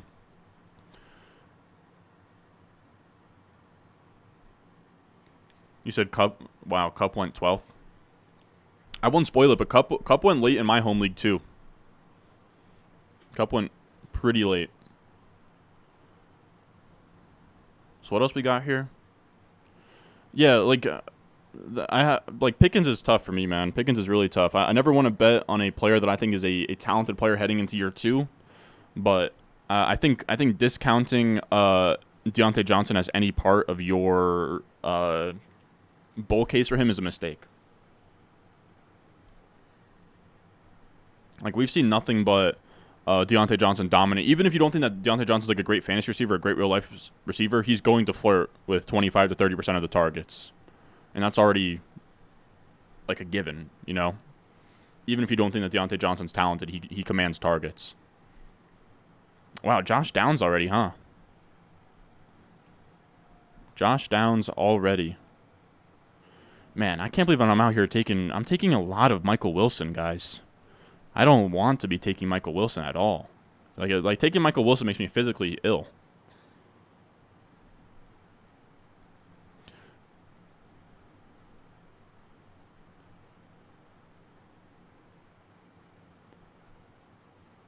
So Deontay only got 90 targets. Well, the issue with like making that comparison is Deontay Johnson was in a wide receiver room with like Antonio Brown as a rookie, and he was also like a day 3 pick, whereas Pickens got on the field and started running routes right away. Like I guarantee if you compared Deontay Johnson's targets per out run as a rookie versus George Pickens' targets per out run, it's not all that close. And honestly, I'll do that for you. But it's not even discrediting Pickens. I think Pickens can be great, but like saying definitively that he's better than Deontay Johnson, like one of the best, I mean, it's tough. It's tough. Like, I don't know. I mean, maybe you could say that this passing offense has enough plays and enough pass attempts that, you know, all right, we're going to go Michael Wilson. I can't believe that I'm drafting this guy, man. Like, I'm looking around. There's nothing I like at running back. I mean, you could talk me into Fournette. You really could. But I think we'll just take Michael Wilson and then a dart throw running back, and then Chase Claypool and just call this a day, I think. And if Josh Downs and Tank Dell are already gone, like Michael Wilson's not coming back to us, so take another upside shot. Again, just feel a little bit weak at wide receiver, where we took only 2 wide receivers through, I believe, like 6 rounds. Yeah, only 2 wide receivers through 6 rounds. So I think that you guys are going to be like, oh, Ron, like you're tripping. Like you have a lot of wide receivers on this team, but just trust. And Michael Wilson's a guy that we can cut pretty easily early on if it makes sense.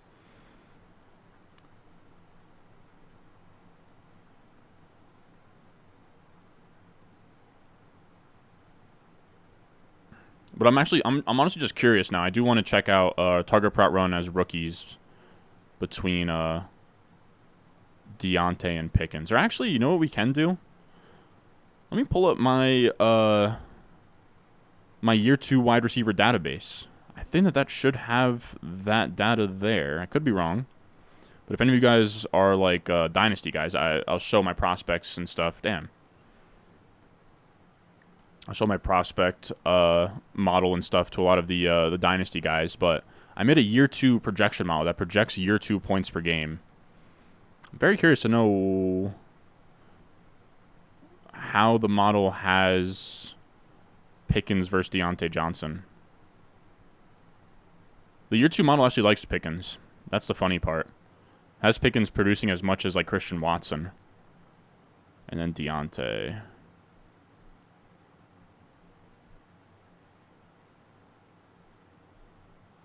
Man, what draft class was Deontay in, man?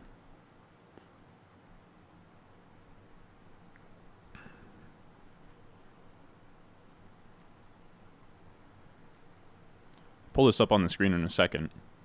I think this is going to be interesting to look at. Again, I'm not really definitively saying either one is better than the other. I just think, even if you don't think Deontay Johnson's good, yeah, Deontay Johnson, this is interesting. And Deontay Johnson wasn't a day 3 guy. That's my bad for saying that. You can make the case it's a little bit dumb that I'm doing this while we're like drafting a team, but we're in such late rounds. Like I already know who I'm taking at this point. None of it really matters. All right, so let's see. I would have debated Raiders kicker if he made it back to us. I'm looking at Fournette. I don't think Claypool is going to even really be a threat to be drafted. Like, I don't know that we need to take Claypool here. Does he get... Yeah, he's like a 20th round pick in these. I think we're on the clock. Of course, Ty Chandler went. I was looking at Ty Chandler. Chiefs kicker's gone.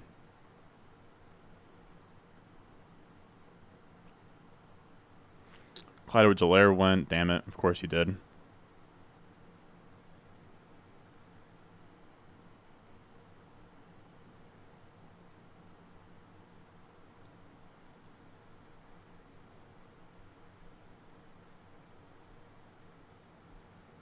You know what? You guys were calling for him earlier. We'll go... No, we're not going to.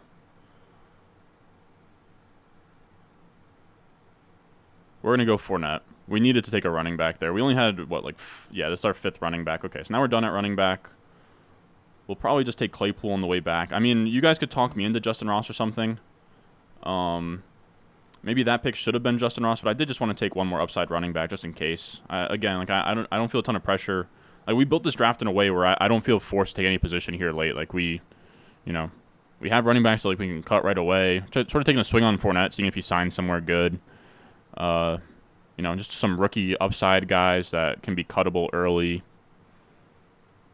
Justin Ross goes. Okay, so that stings. Oh, you said, when are you doing that draft with your friend sponsored by Underdog? We actually did it last weekend. We did it last Saturday.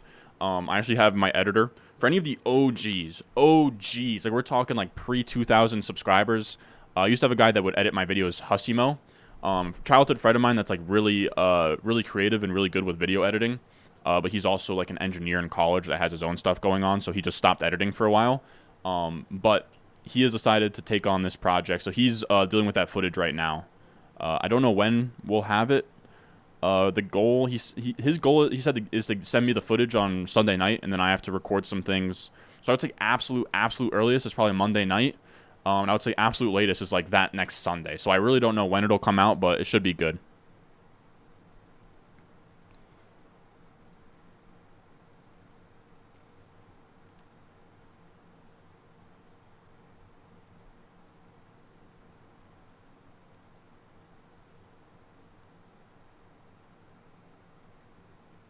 So Pickett goes. People are saying get McPherson.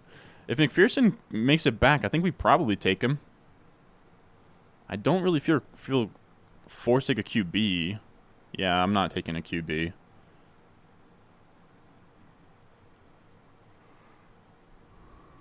So we're on the clock. Chiefs kicker went.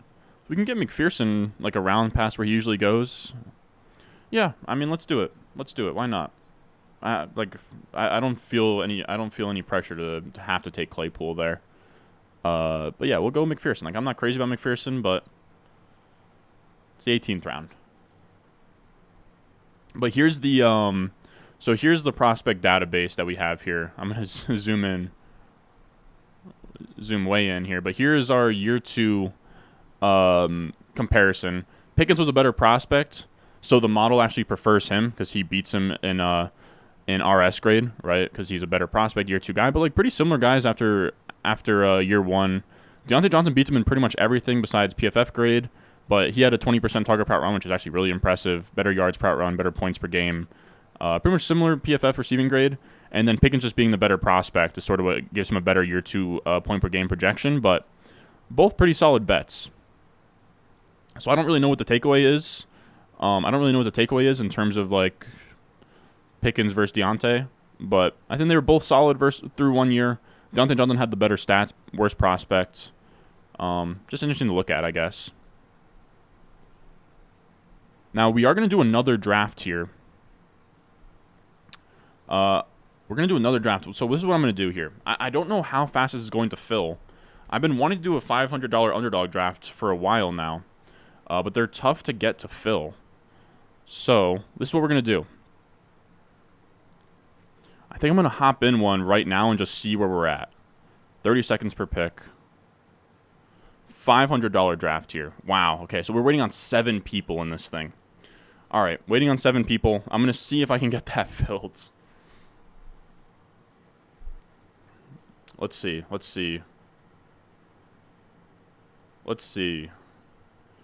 I'm going to take a picture for Twitter. Yeah, so we're going to come back around in the 19th here.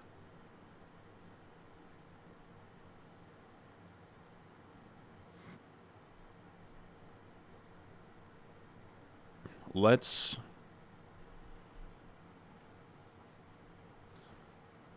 zoom in.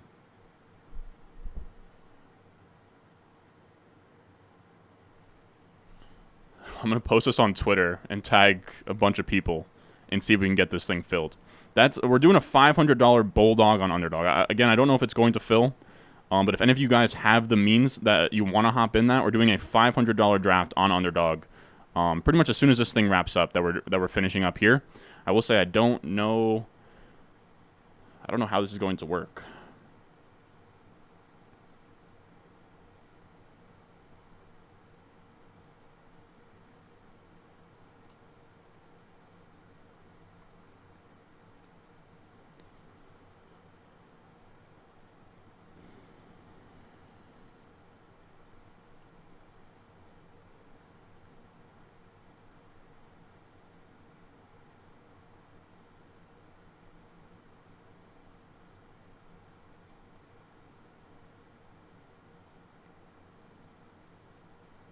who are the high rollers that usually are in here? I'm gonna tag Rudman. We'll tag Rudman. We'll tag Badge Bros. We will tag Liam. We will tag Washington defense is not available. Broncos defense is not available. All right, we're going to take I think this is where we take Claypool. I don't love Claypool, but we'll take Claypool as like a little bit of a stacking. Just in case if Claypool comes out of nowhere this year. We'd likely cut him after week 1. But there's no defense here that I feel all that inclined to take. So we're going to go Claypool.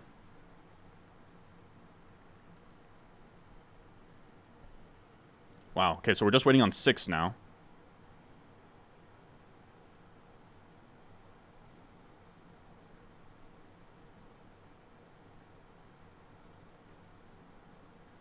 Did this thing post?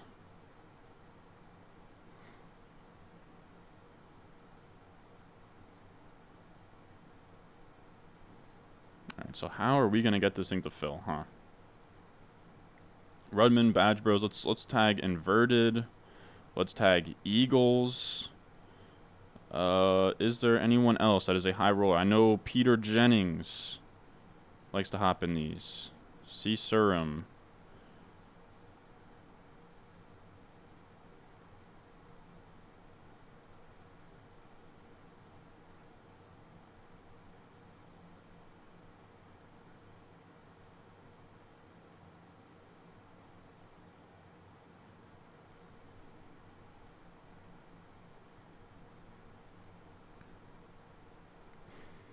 All right. Now you guys have my full undivided attention after me begging people on Twitter to pop out. So we're waiting for 6 people in that draft. That's a $500 underdog draft that we're going to be entering there. For anybody, again, anybody that wants to stick around here, seems like the live viewers are sort of dwindling here, but I'm telling you guys, we're hopping into a $500 underdog draft. We got some things going on here. Should be fun. We'll do another stream here. I know you guys always like always ask me to do 2 drafts, so we'll have 2 drafts here. Could maybe convince me to do a third, but probably not. There's honestly a chance that we do a draft in between this next high stakes one while we wait for this the $500 draft to fill. Because I don't know how long it's going to take to get 6 more people in here. Probably a while. Probably a while.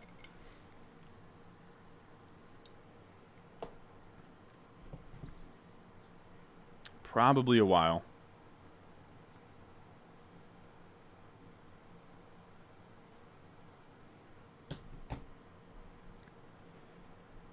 What else we got here? All right, so we need to focus on taking a defense. I think we're gonna take Chiefs defense. Get a free look in week 1. Chiefs defense also is like pretty decent because a lot of teams like have to come from behind against them. Like yeah, they're the highest scoring defense among this list. Our backup plan is the Bengals, I think.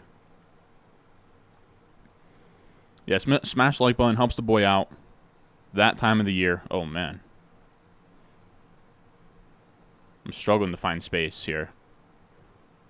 Wish I had the funds. Yeah, the $500 is a lot. So I'm not telling. If you guys don't have the money to pull up, don't. But if one of you guys happen to be a high roller, $500 Bulldog draft. We're looking for 6 more.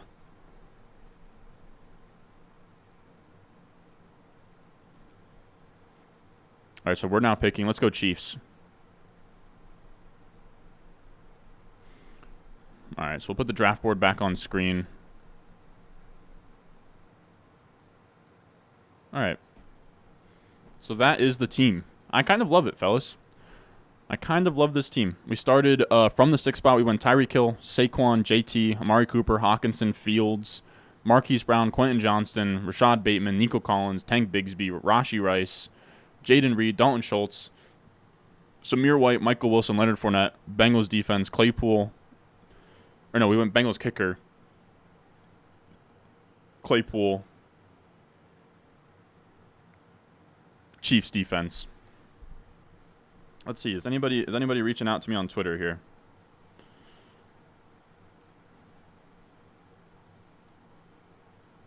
I'm on stream.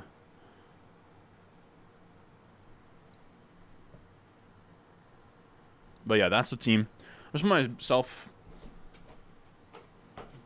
in the main thing here. I don't know what we're going to do here. We're waiting for 6 on this $500 draft, but I guess we could do a BBM in the meantime. Should we do a BBM in the meantime? We could give it 1 BBM to fill. I think it should fill by then, but I really don't know how fast these things are filling. How long does it usually take? Will this thing fill? I don't know, but let's actually look at what the team... I guess we can see what the team looks like here.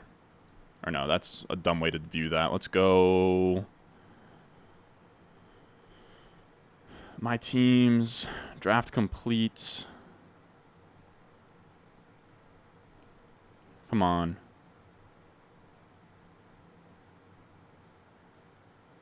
That's the team we drafted yesterday.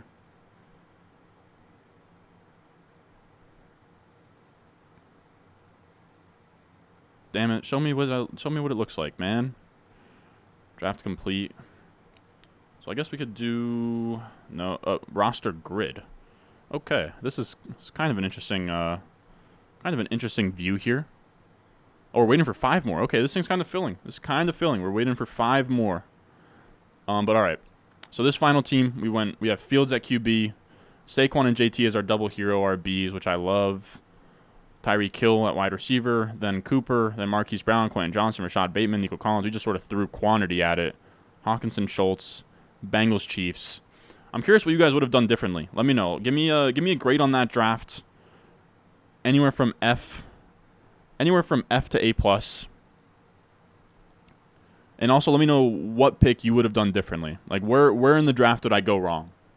Then after that we can hop into some kind of underdog draft here.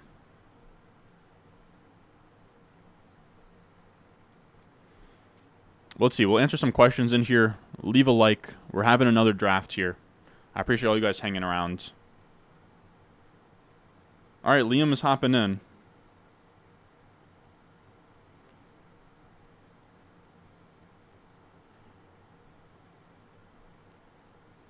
All right, Liam is in here. We need 5 more. I think we'll wait. We'll give this like 10 minutes to fill. What we're going to do in the meantime, I don't know. I don't know what we'll do in the meantime here. Going to have to be on a delay here? What do you mean by that? Oh, I guess if somebody joins this $500 league and they could snipe me? I don't know.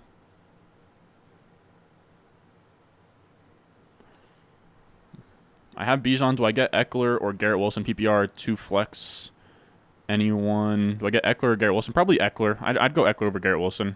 Preseason blows. I honestly agree. That's why I'm not watching. That's why I wasn't watching the Jets, really. Ron, brother, what should I do with Judy? Should I try and package him up and take the L or hold? You just got to hold and wait for him to come back. Can maybe sell after a big game for him, but you just have to wait for the value to rebound there. Picking from the 6th spot in a home league? Good luck, man. But yeah, something else I'll say as well, for all you guys watching, if you have home leagues coming up, I think everyone's home league draft is like today, tomorrow, whenever. Make sure you check out patreon.com/Ron Stewart. I have the link in the live chat, the description.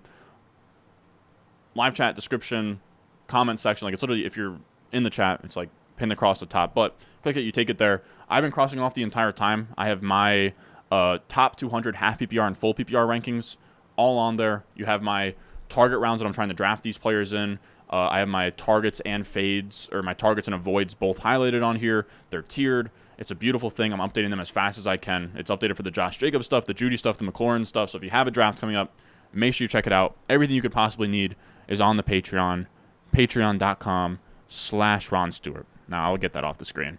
But what else we got? What else do we got in here? A-, can you peep my previous comment? Let's see. Ecoxair. What a crazy name, my brother.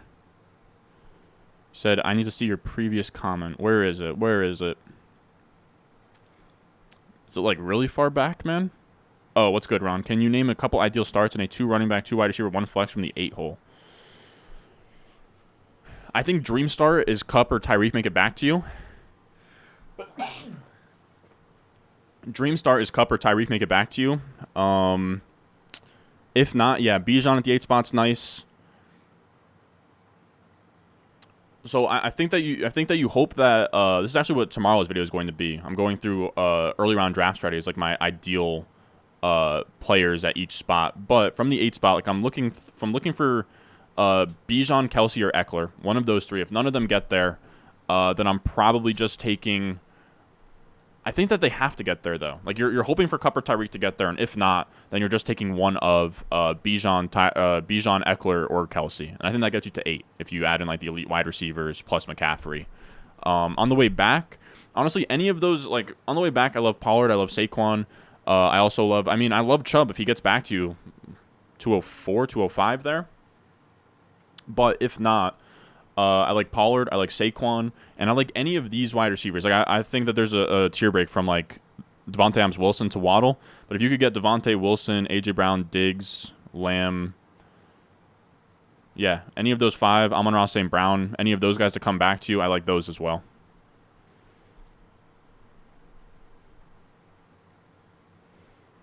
What else we got? You scroll down far for that. What's your thoughts on Ayuk this year? I like Ayuk. Also, yeah, feel free to ask questions, fellas. We're just waiting for this draft to fill. I guess we'll just show Underdog while we're waiting for it to fill. Let's not be pocket watching. Nah, I don't care. But yeah, we're just waiting for 5 more people to join here. This is the $500 Bulldog. I've been wanting to fire off a couple of these, to be honest. Max 23. $500 to enter, $100,000 to first place. It's actually a really sick contest if you have the funds for it, where it's like, it's not a 1 in a million chance like it is BBM. It's like pretty condensed. Only thing you would have changed was Zay Flowers over Marquise Brown. That's fair. We got a C from King Cardano. Damn. What would you have done differently, though? Would have went Hero RB and taken Devonta Smith over Taylor? Was that an option for us? I don't think it was an option. Yeah, I should have clarified that, but it's 3rd round reversal, so Devonta Smith was off the board here. So it's 3rd round reversal, so it went 212, and then it came back around to, like, Najee. Yeah, we didn't have any of those options. I don't know if anyone playing in $500 leagues would snipe just a tilt. Yeah, I don't know. I'm not super worried about it. I'm a little bit more lax about the... What am I trying to say? I'm a little more lax with like the Underdog best ball stuff.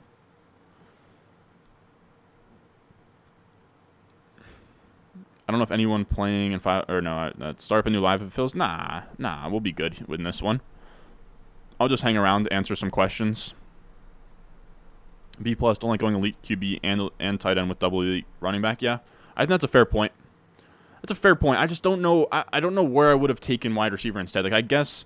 Like, round 5, things felt pretty thin. Like, I didn't really want to take, like, Judy or Lockett there. Round 6, like, I think it's just kind of the way the room led us down here. But it's a fair point. I think that we did make up ground at wide receiver, though. I mean, like, we took a lot of shots. Rank these deep sleepers, Rashee Rice. Probably Dobbs. Or no, probably Rice over Dobbs, but it's close. Or no, I would go Dobbs, Rice, Pierce, Tank Dell. But yeah, feel free to ask me any questions right now. Like we're just waiting for this to fill. We need 5 more. Anybody say anything on Twitter?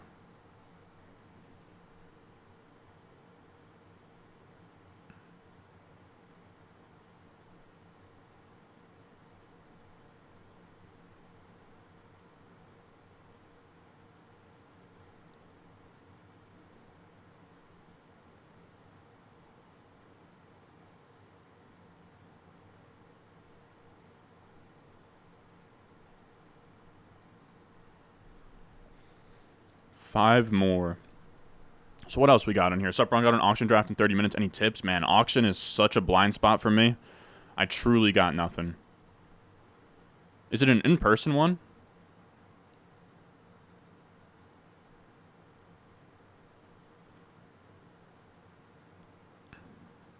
Do you have Hill over Kupp? Yeah, I do. Slightly. Just because I think Tyreek Hill has just less questions with the injury, but it's really close.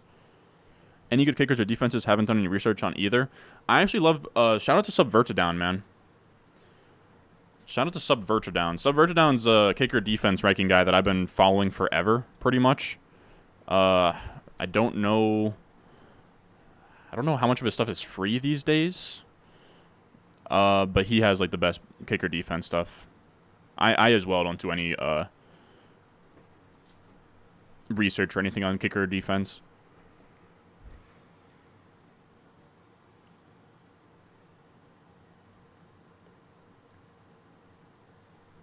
Damn, still waiting for 5, huh? Still waiting for 5. This is what we're doing. The Bulldog 2.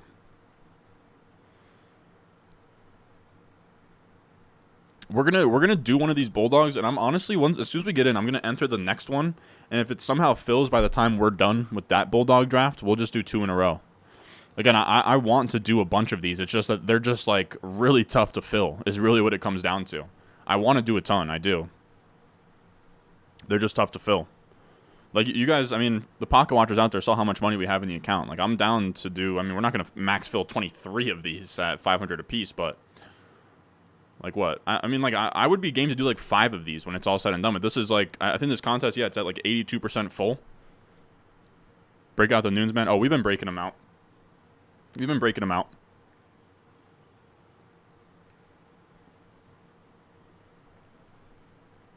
Yeah, you can tweet me out your full team, I guess. I'll see if it comes up.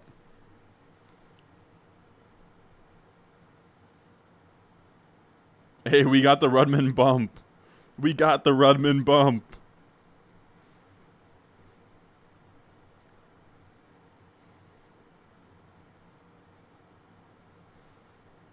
The Rudman bump. What a beauty.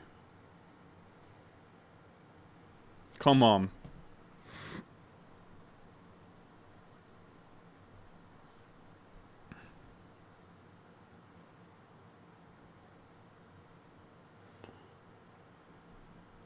Still stuck at 5. We'll see. We'll see how this goes. I mean, maybe... Is there any, like, small contests we could do that are, like, short ones? Is there any golf contests out? Sunday Scramble? Any of you guys want to help me out with a golf one? I don't know. We could do like one of these. NHL have anything out? Best puck plat. Wow, dude. How many rounds is this NHL one? It's way too peak football season for me to be doing this though. But this would be dumb. But Sunday Scramble. Could do one of these other ones. They got NBA contests out. Wow, they already have NBA contests out, huh? And they have playoff MLB. I can't even wrap my head around playoff MLB. Man, still waiting on 5 more. Damn. Come on. What's your favorite roster size for a league? I'm starting up a home league and have it set at 1 quarterback, 2 running backs, 3 wide receiver, 1 tight end, 1 flex. Yeah, that's probably my ideal setup too.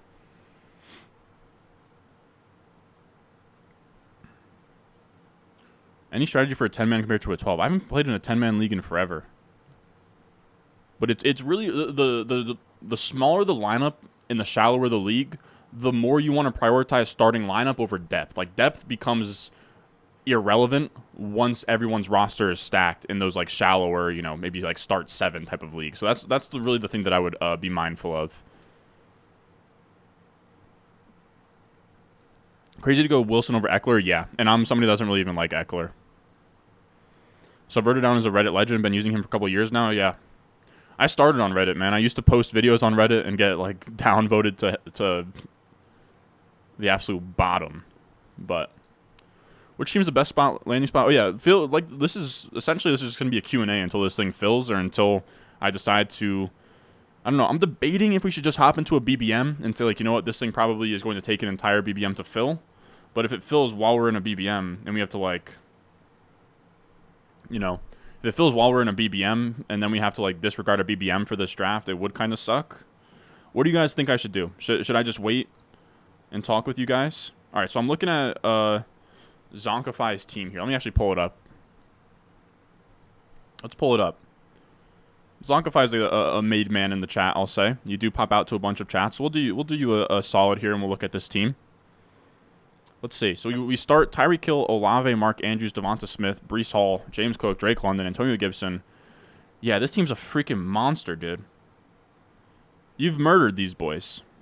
You've murdered these boys. I mean, like, weak at quarterback, but, like, I think you made up for it fine. I don't know how you got Richardson that late. Yeah, I mean, you made up for it fine. It's like a 0 RB-ish type team. Is that Brees in the 5th?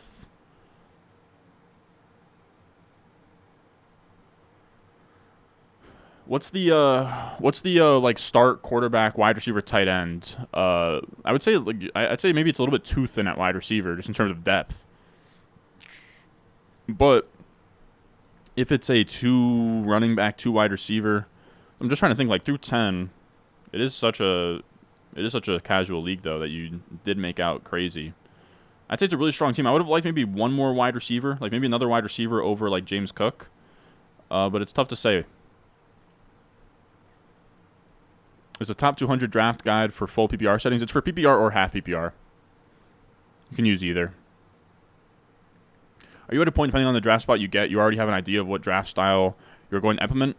I'm honestly, I'm really more so, I just know the value pockets of drafts, and I just know what players I'm looking for. Really with, like, the strategy videos that we've been doing, right, like Hero RB, Zero RB, Double Hero RB, all of that stuff, it really just comes down to, wow, we only need 3 left, fellas. Only 3 more for this $500 draft. Oh, boy. But yeah, it's really just more sort of players. I'm not really thinking about strategy until like my 4th pick. My 3rd or 4th pick is when I start to think about strategy. I just kind of want to take the best players available. Kind of talk about tight ends because I don't feel like because I feel like if you don't get it, you should just punt them. I agree. I mean, getting any of like Pitts or Kittle or any of those guys that like value, I think is fine. But I'm not being the first one to take one of those guys. I will say as well, like Freiermuth and like Njoku and Evan Ingram in like the 9th, 10th round aren't bad options either. Completely punting it is tough.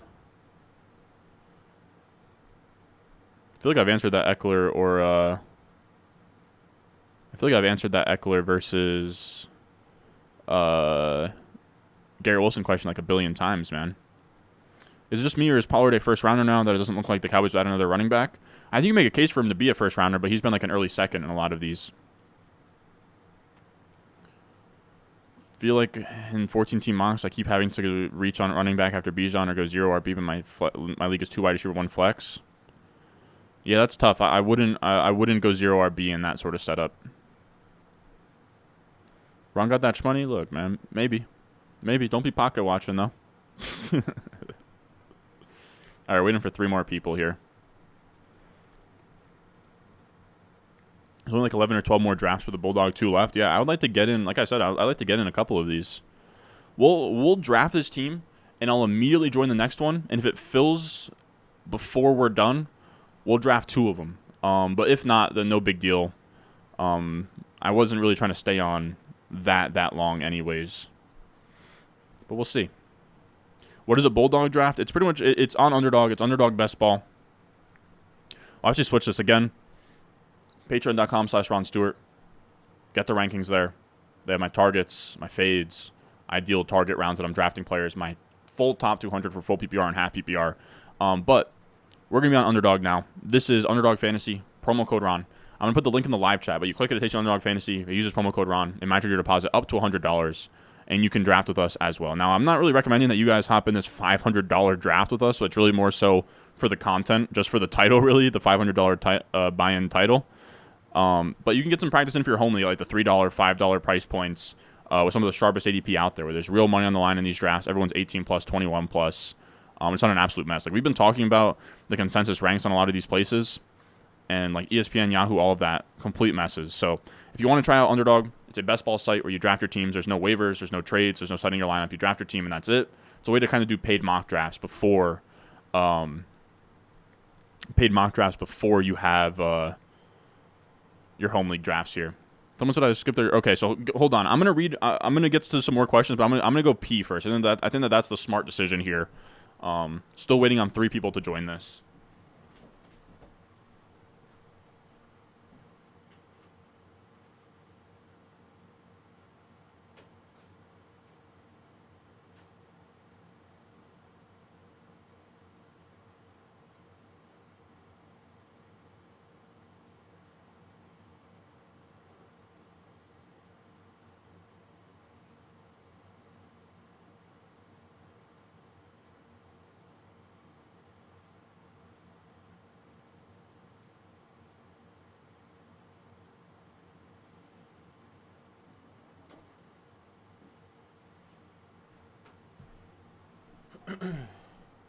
All right, waiting for 2 more. All right, we're almost in. It's honestly embarrassing how much I've been peeing on stream. I used to, I mean, maybe not, I wouldn't say pride myself, but I used to be a guy where I would never pee on stream. I would just always do it before, but we've been streaming for such long periods. Like, what? We've been streaming for 1:50 at this point. I didn't pee before we hopped on. I've been drinking a little bit. So that's just the vibes we're on here. But let's see, we're waiting for 2 more. Check the 10 p.m. high stakes. Nah, we're not gonna do it, dude. I'm getting close to maxing out our managed.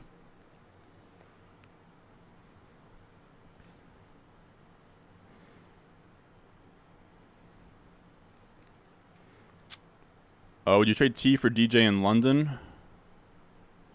DJ Moore and Drake London? I think I would stand pat there, unless if I was really down bad at wide receiver.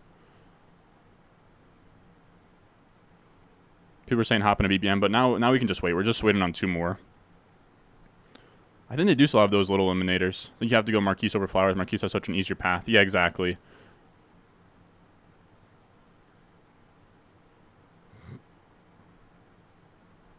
Yeah, I probably should have started a BBM, but I've kind of been glad to do a little Q&A with you guys. What tight ends do you feel are worth drafting at ADP? What tight ends do I feel are worth drafting at ADP? Andrews, Kelsey, Pitts, Kincaid, Freiermuth. Yeah, I feel like I've answered this 20 times, but oh, okay, that makes sense, Zonkify. Then I think you played wide receiver well there. I think that getting that skinny there at wide receiver was the play. All right, we're in. We're in, fellas. This is filled. This is a $500 draft, and we got the 1 spot. Holy shit, fellas! And we're sandwiched by Cheslium. So we've now done 1 $500 draft, and we've done 1 $1,000 draft. And in both of them, we are sandwiched by a guy who has already won a Best Ball Mania. I mean, like, truly, what are the odds? Truly, what are the odds, man? Because remember, I made that video after we did the $1,000 draft, and I literally was complaining that we had to draft next to, I don't recognize anybody else in here. But yeah, let's hop into a second one as well. We'll hop into a second one and see if it fills. I don't think it will, but if it does fill, and we end up having to do 2 simultaneously, then say less. I don't really care. I don't think it will fill that fast, though. We got the 1 spot, fellas. That's huge, man. That's huge. All right, let's get this set up now, though. All right, so let's just not do anything dumb. We'll take Jefferson here. Let's zoom out 1 more.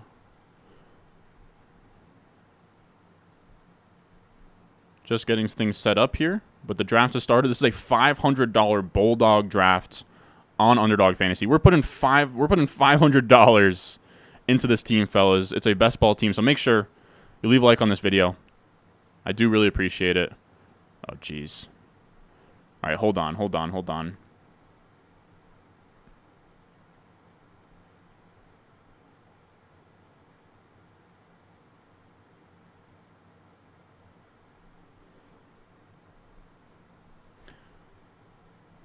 I just wanted to make the text box bigger.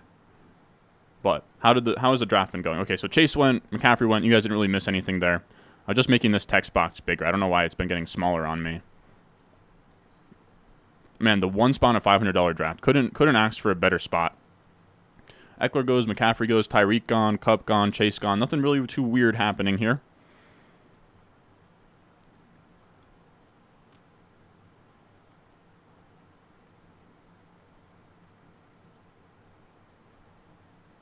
Super chat here. I have the 10th pick in a 12-team league, full PPR on Sleeper. The format is 1 quarterback, 2 running back, 2 wide receiver, a tight end, a flex. Who should I take round 1 and 2?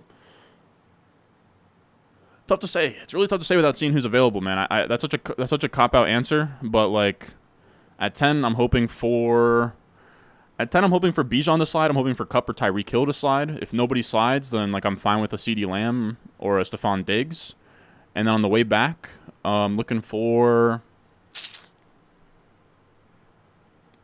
the way back, I'm looking for one of like Devontae Adams, Garrett Wilson, Tony Pollard, something like that. We got the Trill Withers showing here. What's going on? I think that's probably Scoob. But we got there, man. We got there. Marvin Harrison Jr. plays football next week. Yes, sir. How early is too early to take Gibbs? I'm like way behind this chat right now.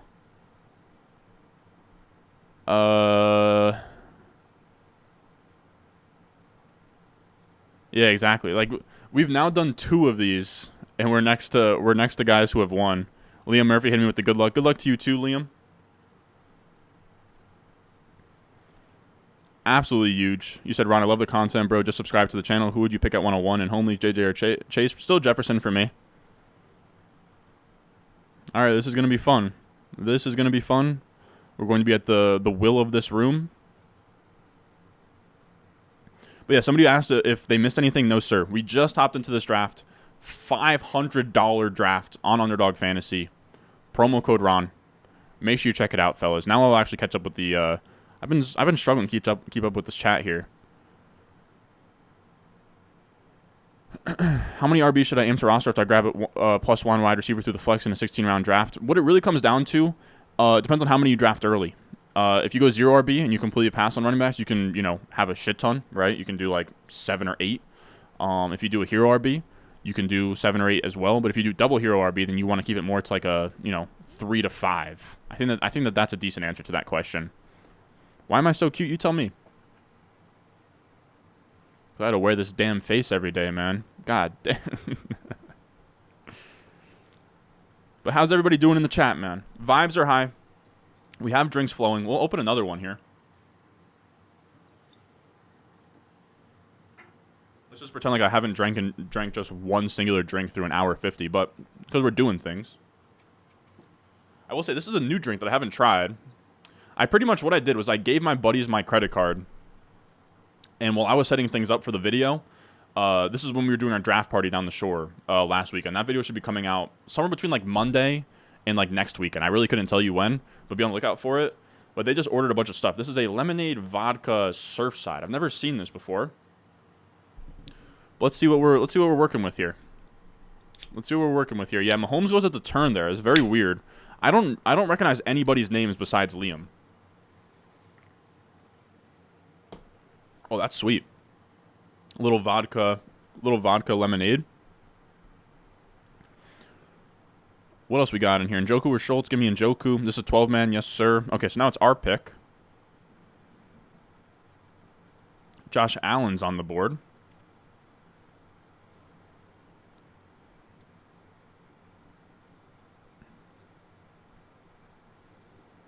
Huh. I think we go Taylor. And I think we go T. Higgins. I think that's what I'm thinking here.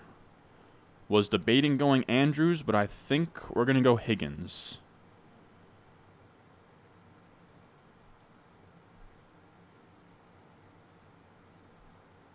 Actually, you know what, man? Let's go double hero. Let's go high T out the gate. People are going to take running backs high in this room. I don't think I've started a draft this way.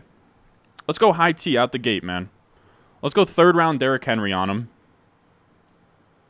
You could have, you could have talked me into Allen there. You could have talked me into something else, but I don't know.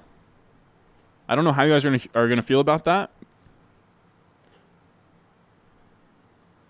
Like, I don't take a lot of Derrick Henry, but in this, where it's a little bit more of a high floor thing, I'm down to kind of go with a double hero. Like, attaching a double hero to Jefferson does feel like a really strong play. It does. I mean, I debated Allen, I debated Andrews, I debated T. I don't know how you guys are going to feel about that, but give me that rook. What do you mean, give me that rook? Yeah, Scoob was in. Scoob definitely dropped by. Thoughts on A.J. Brown this year? I do like A.J. Brown. How do you guys feel about that turn? I don't think you guys are going to like that turn, to be honest. Brock wanted Henry Allen or JT Allen. We ended up going JT and Henry instead. You gonna do any hockey drafts when we get closer to the season? Maybe. I can give you a firm maybe. I really don't know though, man. I really don't know. We got Henry still in here. Pound high. Crack another, make some plays. Exactly. That's what we're doing here. Scoob's hitting us with a strong start. Yes, sir. Yes, sir. We're out here. I don't know. I think Beretta James might be a guy who's in this chat. But I don't take a lot of Derrick Henry. But I don't know. If he has like a second round ADP, he gets back to us. And this is a $500 draft where it's like a little bit more. It's not as much of a lottery ticket as like a BBM where it's like, you know, got to hit this like crazy outcome. You can kind of talk yourself into some floor here, you know.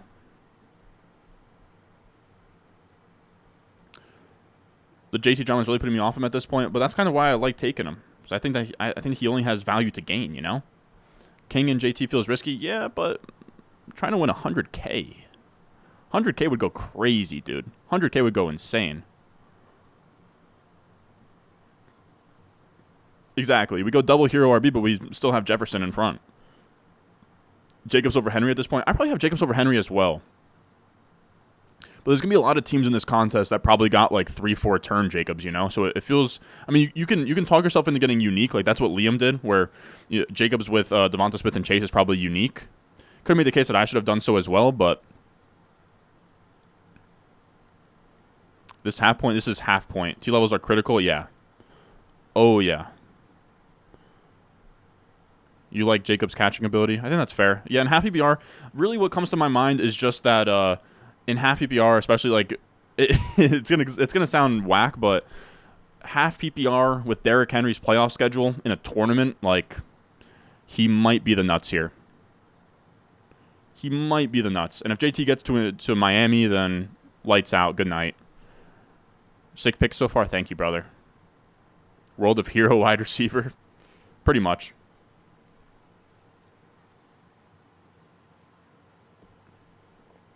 And running backs are kind of going early in this room.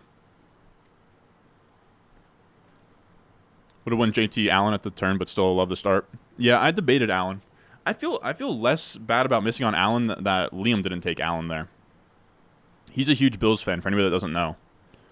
And he takes a lot of Allen, but I wonder what his thought. I think he wanted Jacobs there to get unique in this format, which is a solid idea.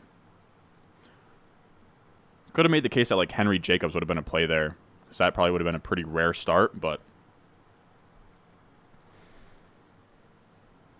I don't know. Yeah, I agree. I don't even really love Derrick Henry, but in half PPR tournament setting when he has 2 weeks against Houston, like it gets tough to turn him down. Someone said pick 8 is done. Pick 8 could still be okay. Yeah, he needs to not draft another running back for a very, very long time. Got the 101 in your home league next Saturday and hope for a turn like that with Jefferson. Yeah, this start in a home league probably isn't possible. 13 RBs taken so far. It has felt more running back heavy than usual, but I don't know if I'm just saying that.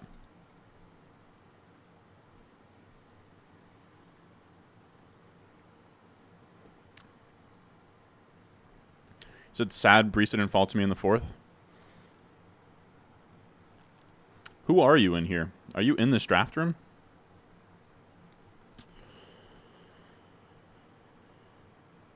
I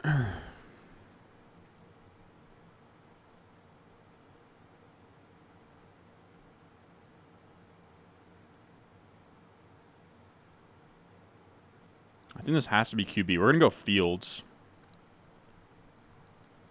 We'll go Fields. And we're probably going to go... I'm not taking Hawkinson here. I'm going to go Deontay Johnson, man. I've been coming around on Deontay Johnson.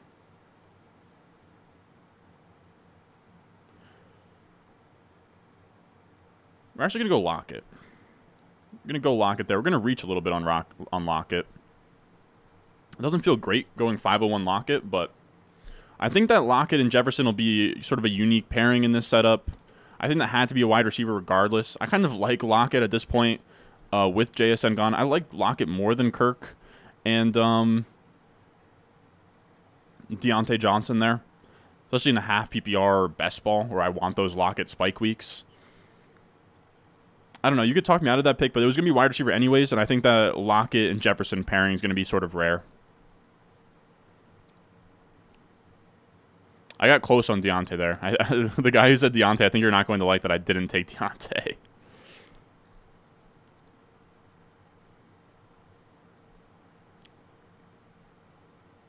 You took three objectively great real-life players, so W. Yeah, I don't know how we're going to feel about that 4-5 turn. I didn't love the 4-5 turn there.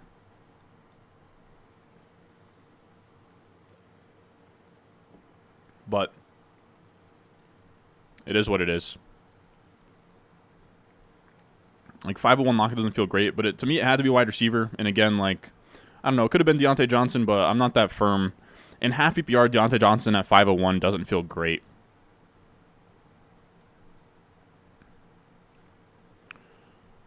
What'd you guys say? Oh, you're She-Shate, Devin? Okay. I respect you actually telling me who you are.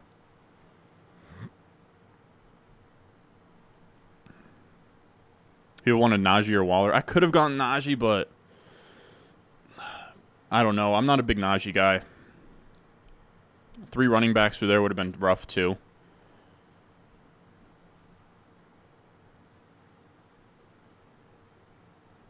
Why Fields over Herbert? I just think Fields has a higher weekly upside than him. I could have gone Hawkinson with Jefferson, but I just didn't. I didn't feel the need to take a tight end there. Especially Pitts has been falling back. Like, I think we're gonna have tight ends that we like at the 6-7 turn. I think we are. Sue's getting way too much hype for preseason play. Yeah, I agree. Like, preseason, you're just better off not watching it. Did someone put a super chat in here, and did I get to them? Okay, my bad, my bad. Blind, you put a super chat in here. I got you. I will say, we are drafting a $500 team, so I'm not going to have all the time in the world to say what's good. 10-team Superflex, start 9, Dynasty startup. What's your strategy, man? It's a freaking... I'm used to 12 teams, so what's the move for shallow leagues? I will say, I'm not in a 10-team Dynasty. But in a 10-team Dynasty, you want to care less about depth and more about your starting lineup. So start there, I would say. 2 elite QBs would be ideal. But if it can't happen, it's not a big deal. Yeah, I would just take best player available. I would put more emphasis, less on depth and more on just starting lineup, and just kind of let the board fall to you. I saw in your 0 RB strategy video that you said you don't like the strategy for leagues. You can't start 4 wide receivers minimum. Is there exceptions? Not really. Less of the like. It really just comes down to this. 0 RB works because you can start 4 wide receivers versus 2 running backs, right? So it's a 2-to-1 ratio. When it's just 2 running backs, 2 wide receiver, and flex, it's now a 3-to-2 ratio, and it makes it that much weaker. When you can't double up on running backs with your wide receivers, it means you should probably have a stud running back. Where like now running backs are taking up a bigger percentage of your lineup, and you can't just punt those off now that you don't have a flex spot to like dominate people with. Even the wide receivers that are currently better than Garrett Wilson, I think you can make a very strong case for Lockett over him. It's not a crazy take.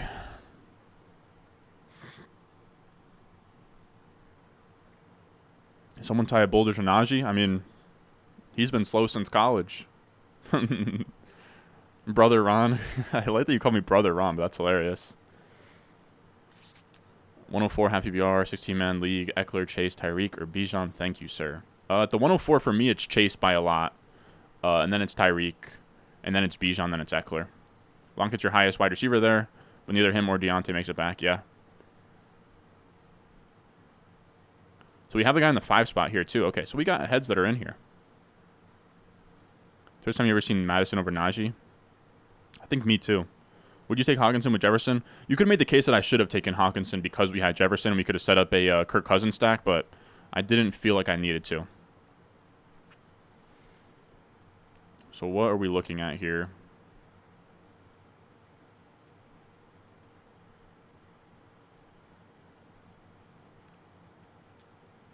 Curious to see what Liam does here. He goes Marquise Brown.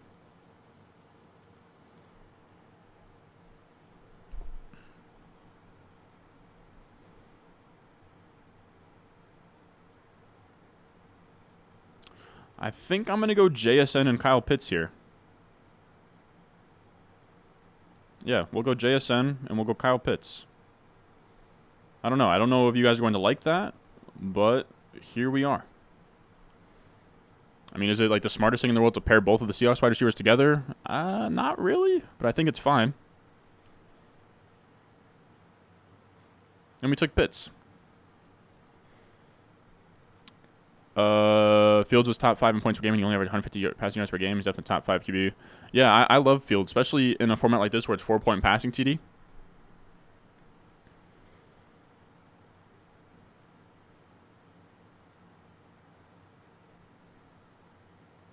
Oh, so you're saying McLaurin was still there at that pick? I don't think he was.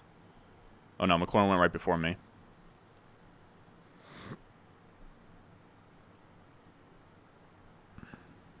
We see top of the draft for late arrivals? Yeah. So we started from the 1 spot. We went Jefferson, JT, Derrick Henry, Justin Fields, Tyler Lockett.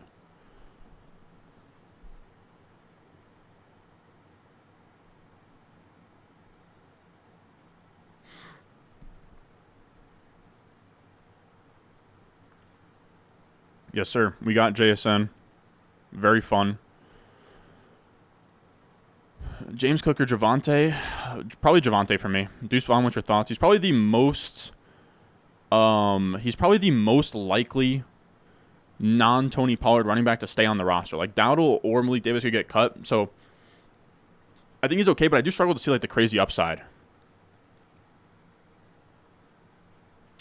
I do struggle to sort of see the upside with Deuce Vaughn. Like I don't know how he crushes. Like even if Tony Pollard went down, like he wouldn't handle a lot of the between the tackle stuff, you know? Like I think that he would still just sort of be the receiving back. Get the money man Gino. Oh yeah. We're eyeing up the Gino boy. Mr. Money Man. Mr. I ain't right back. Mr. Dislocated jaw. I still can't get over that, man. I feel like you're talking yourself into liking these picks. Yeah. That's what I do in every single draft and every single pick. I just sort of have to talk myself into me doing the right thing.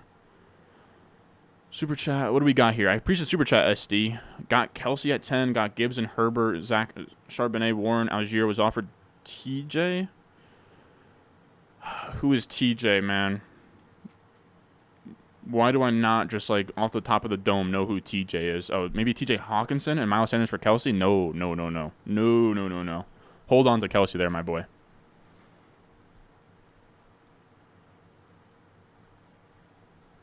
David, he's not saying that he's going to outperform Wilson. He's just saying that in real life, Lockett is maybe a better wide receiver than Garrett Wilson, or at least he has a case to. Oh, okay. I think that he clarified that. If I get to late rounds, I don't have any running backs in the current tier. Do you like going with a backup onesie? Depends on how good my starting onesie is. Malik is still the backup. I think that Dowdle is ahead of Malik Davis at this point. But it is close. So much Geno and Seahawks stacks. Yeah, I've been taking a lot of like these like Lockett JSN teams. But they've been a lot of the times on the other side of the board. And then you get Geno late. It's going to be tough, though. We're going to try and if we're going to get Geno, it's not going to be at this turn. It'll be at the next one. And we'll see if we can get him to 10-11. That's the goal. I'm not super confident that it'll happen. What are we at currently? Okay. 1, 2, 3, 1 through 7. All right.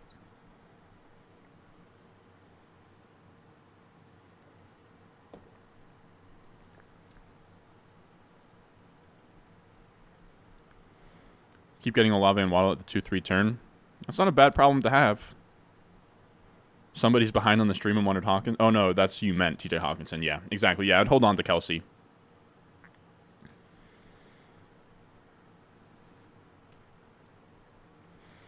So let's see. We're going to be back on the clock here.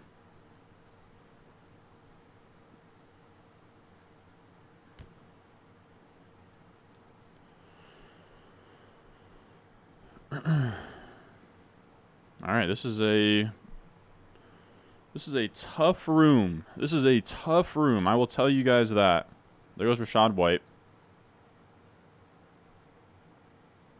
I hate everything that I'm looking at right now. I hate it all.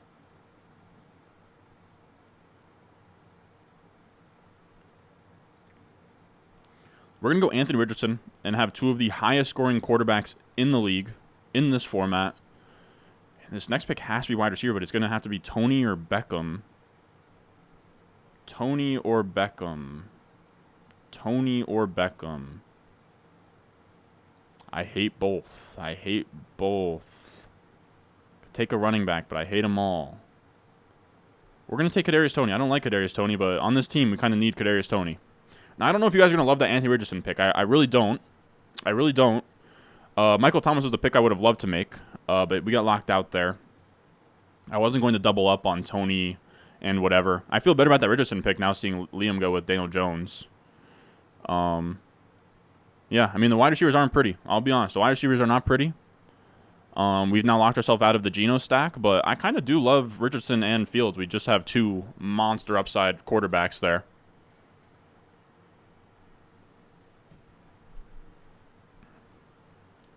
Henry doesn't like the AR pick. Damn it.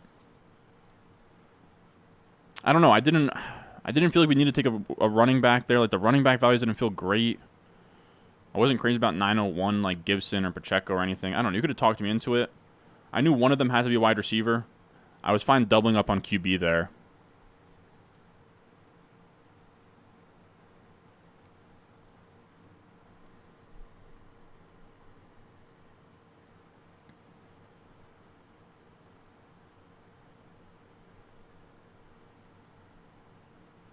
How you like my team so far? You said I'm shocked. You just got Kamara. Aren't you the 8th spot? I think you're the 8th spot, but I can't remember. Yeah, I mean, looks solid so far. I don't know, it's tough to say. Charbonnet was floated out there. Yeah, I mean, I debated it, but it was tough. Yeah, that's a good point, too. I almost had a Pittman-Richardson thing going on. AR literally might be the GOAT, dude. AR literally might be the GOAT. Him and Fields might be top 3 QBs this year. And that's the scenario I need to win, to be honest. You said you're Beckham over MT. Beckham just looks so much fluid, explosive from what we've seen in camp. Yeah, I mean, maybe I should have taken him. No, Josh Holder is 8. Oh, I think he's Shishate, the guy who was asking how I feel about his team. Yeah, I don't know. It's always tough to say. I would say Howell at 103 is pretty crazy, Shishate. Howell at 103 is pretty crazy.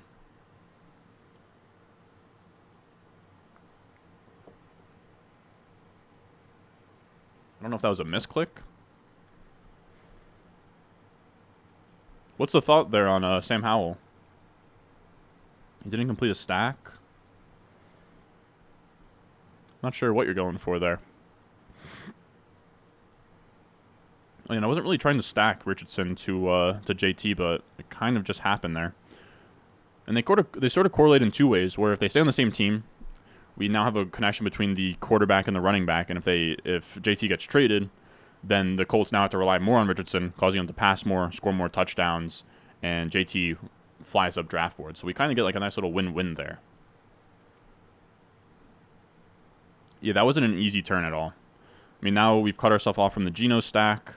You could have talked me into Odell Beckham and Kadarius Toney, but like Odell Beckham's still on the board right now. Liam Murphy put a skull and crossbones in here. I'm assuming that you're talking about the Sam Howell pick. The Sam Howell pick is puzzling, and he's in here. I'm curious to know what your what's the thought process there, Devin.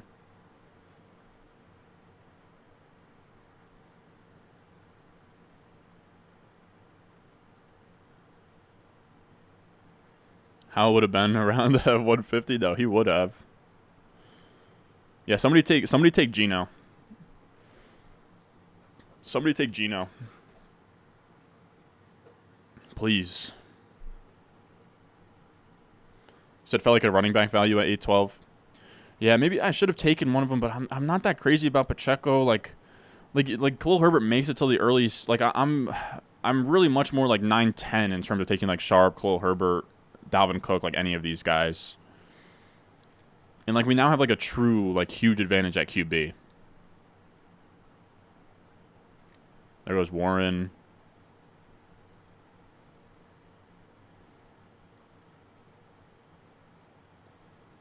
All right, we have some ideas. I don't think I'm going to like anything that comes back. What are your thoughts on Sam Howell 103? I'm really curious. He was in your queue and you ran out of time. Oh, man. Oh, that's brutal, dude. That is brutal.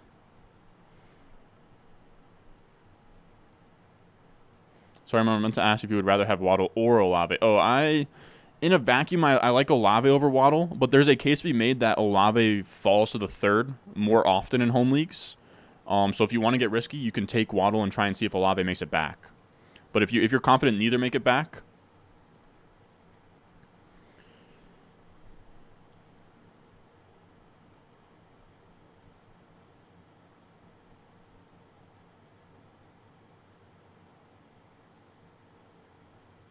all right, we're going to take upside Devon A-Chain here.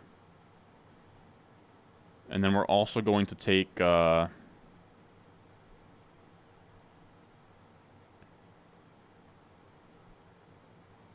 also going to take Nico Collins over J-Mo. I really do want J-Mo, but I'm fine taking 11th round Nico Collins. I don't think J-Mo's a need. We're kind of weak at wide receiver. We can't really wait on him to come around. So we'll go Nico Collins, though. I think Liam is going to take J-Mo. We'll see. But Nico Collins also gives us some Week 17 correlation because he's going to be playing against Derrick Henry, and I believe 2 of those playoff games. So, oh, and he goes Zay Jones there. Okay. But yeah, I was fine going Devon A-Chain. Nice upside swing at running back. I think we'll probably end up with like 5. Trying to look through. I think this could be like a 2-5-9-2 build now that I'm looking at it. Could talk me into 3 tight ends. You could.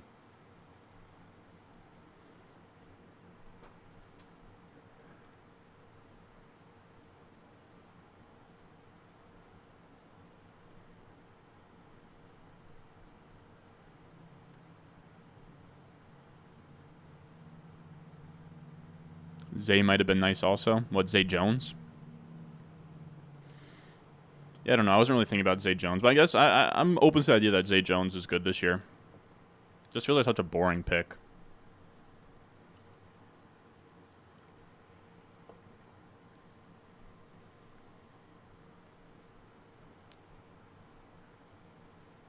You said Liam has a lot of players that you rarely draft.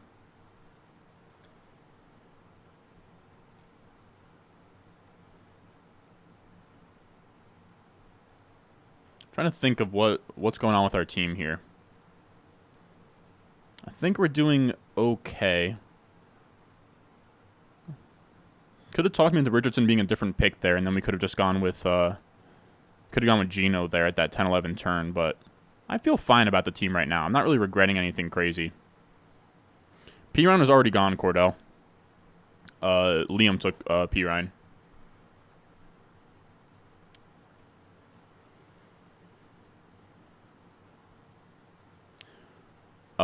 You love Nico? Yeah, I like Nico Collins anywhere in the double-digit rounds. Nico Collins to me is a pretty decent pick. We just took him in the high-stakes draft we just wrapped up too. I know you have Henry, but how are we feeling about Tyjae Spears? Tyjae Spears has been getting a lot of steam, huh? He has been getting a lot of steam. I can't say... Like, I'm not sure there's a world where Tyjae Spears ever, like, overtakes Henry, but I guess he could make it more of a, split than we were really, like, expecting, which is interesting. I don't know. I've been mixing in Tyjae Spears. Tyjae Spears is interesting. Like, he's not a guy that'll ever handle 20 touches per game and be this workhorse, but he's, like, an electric running back, and, like, I guess, I don't know what you want to call it, like a 12 to 15 touch per game. Like Devon A-Chain could be, like, a... one of these, like, James Cook, Aaron Jones types. But it's tough to say with, like, his knee issues. But he's, like, this super explosive, like, just different running back style. But I don't think he's drawing enough to replace Derrick Henry. But if Derrick Henry was to go down, Tyjae Spears would be, like, very easily a startable RB2, which I think is interesting. But, yeah, I'd say those are my Tyjae Spears thoughts. Nothing too crazy. I mean, you got day 2 draft capital, which is good. But he's not somebody I'm dying to draft, really. I know that some guys are starting to push him up and, like, really targeting him. I don't know. I don't know if I can get there. I mean, I'm mixing him in. I have a decent bit of him.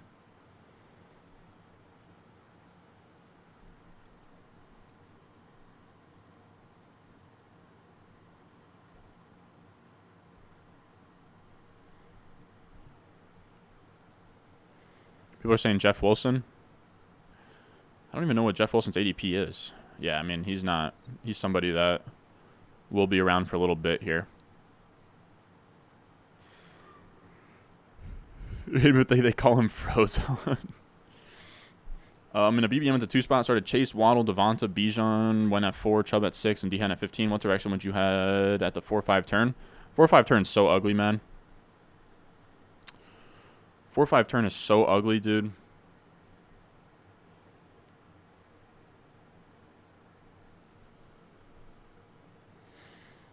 I don't know. People are asking how many are in the second Bulldog. 6 right now.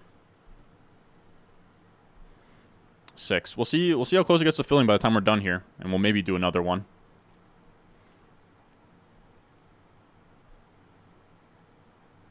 Let's see.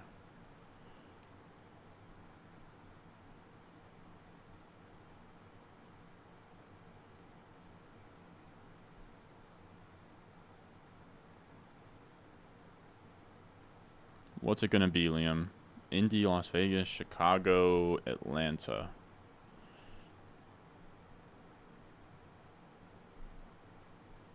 He goes Gainwell there. So I think this will be Elijah Mitchell for me. And then I think I would like to go Komet just to pair with Fields on a weekly basis. Boom. Complete a stack to Fields. We get another running back in this room. We get Elijah Mitchell like way past his ADP. Liam goes Damian Harris. Damian Harris shouldn't be a 13th round pick these days, but Elijah Mitchell 15 picks past ADP I couldn't pass up on.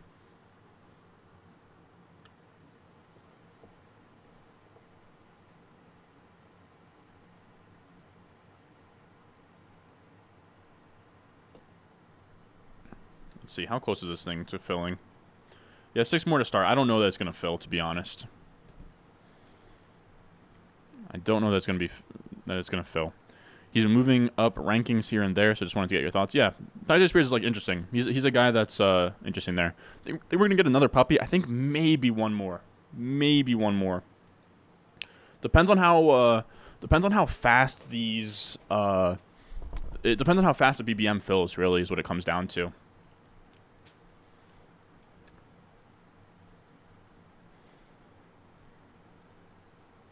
Would you prioritize a stack over best player available? I've been finding myself taking Herbert over Fields in the 5th, stack with Mike Williams in the 6th, even though Fields is better.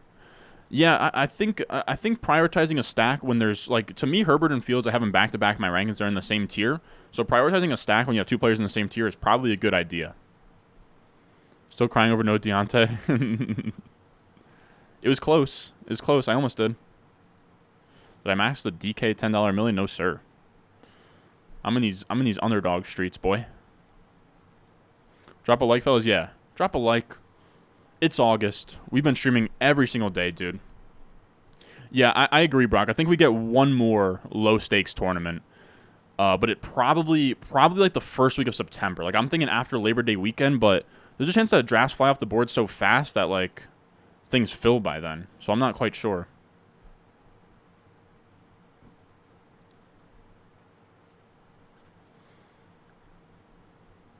Mitchell and Laporta for you. I have Laporta over Cole Kmet in a vacuum, but I did just want to go Kmet there just to get the stack. Thoughts on strategy? Have 3 top 15 picks. Probably best player available and then go from there. I know that that's like a cop-out answer, but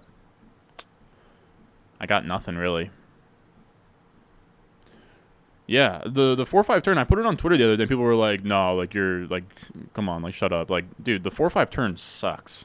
The 4-5 turn is ugly every time. In home leagues, you can get crazy things to fall, but if you're in a good draft room, the 4-5 turn sucks. Like we squirmed around and went Fields, Tyler Lockett here. Like the options were bad, man. Like if you're in a room that knows what they're doing, The options at the 4-5 turn suck. In half PPR, I ideally would take Deontay at the 5-6 turn, not the 4-5.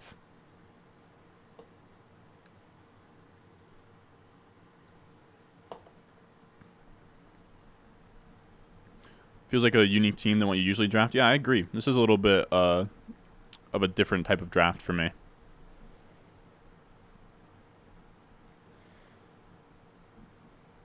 I had pick 10, Josh Allen, Bijan, Dobbins, Diggs, London, Mark Andrews, Tyler Lockett. Oh, this is a beauty, dude. Oh my gosh, this is a beauty. Yeah, you murdered this draft, Jude. Yeah.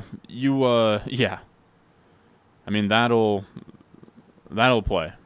That team will play. I'll tell you that, Jude. That's a beauty. So in all underdog drafts, you are only drafting your team, and then that's it for the year. Yeah, I mean, you can check on it. Like, they have like leaderboards you can check, and sort of like you can check on your team to see how they're scoring and stuff. But in terms of like management, like setting lineups, waivers, trades, nothing. Like, you just draft the team. That's it. You can keep tabs and just kind of see like how the team is doing, how much it's been scoring, all of that. So it's not like you completely forget about it. But in terms of like it being a chore, like no, there's no strings attached. All right, so we're on the clock here, and I wasn't really paying attention. All right, so Alec Pierce to Richardson is a no-brainer. Let's actually cue that up because I don't know what I want to do after this pick. I wish I was looking a little bit more. All right, so we're at 2, 4, 5, 2. Okay, so we're going to take a wide receiver. And then we'll just take Rondale Moore like way past where he should be going.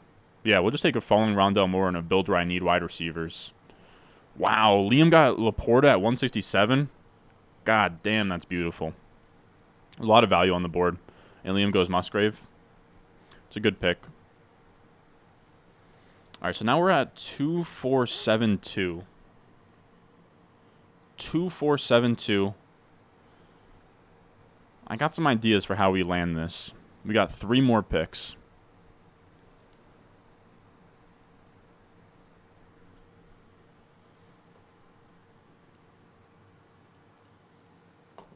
I did join the next one after this, but I don't think it's going to fill. It needs 5 more. I'll maybe give it a little bit to fill, but I highly doubt that it does.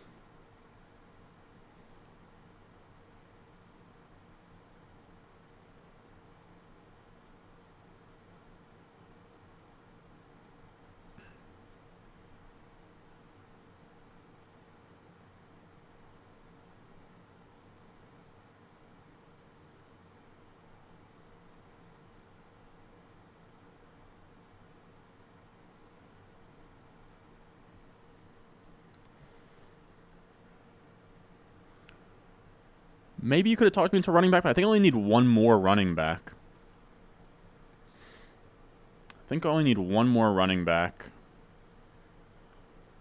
Yeah, I don't feel super pressed to take anything. What do you think about the Hero RB strategy? I love it. It works in every format. It's solid. 5 more waited out. We'll see. If it gets close to filling, I'll give you guys the courtesy. Man, we're down to 6. I don't know, Henry. I don't know that it's gonna fill. I'm not gonna wait a ton.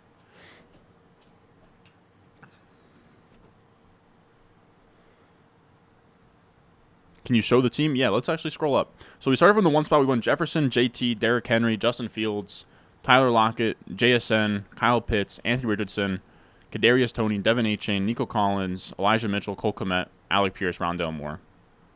Pretty fun team. It's like a little double hero RB, 2 elite QBs, Kyle Pitts in the mix.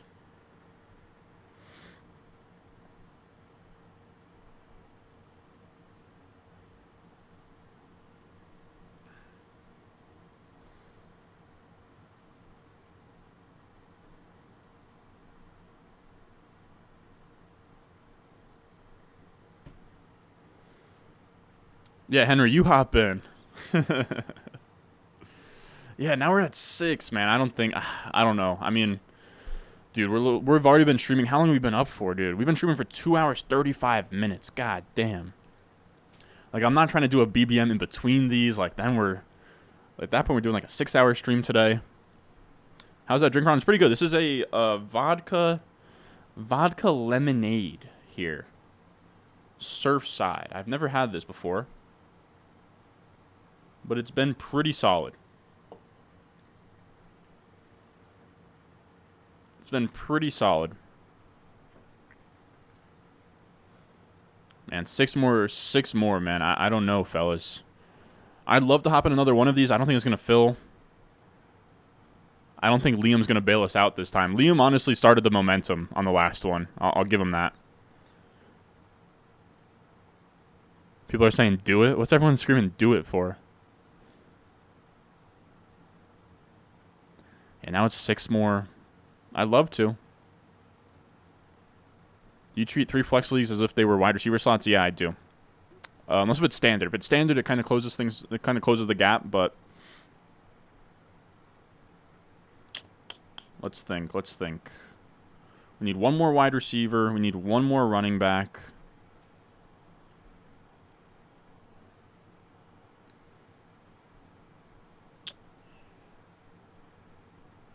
One more wide receiver. 1 more running back.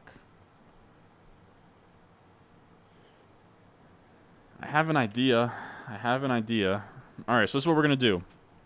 We already have Fields and Richardson stacked. I don't really feel the need to go with like a Josh Downs or something. We already have Alec Pierce. We're going to go Zamir White. Past ADP.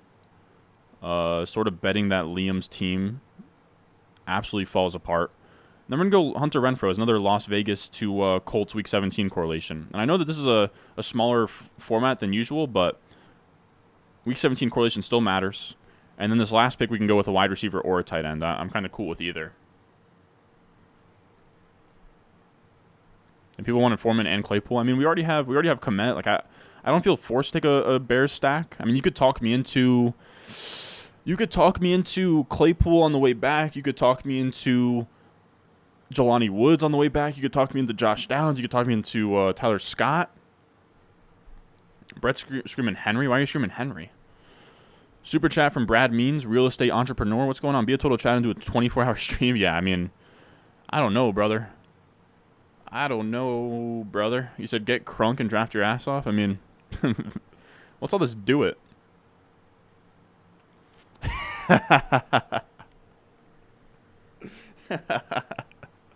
Drink must not be too good the way your base. Dude, I nurse these drinks, dude. I nurse these drinks. Just sipping casually. Yeah, Claypool is long gone. It's a good call. We'll put our head up here now.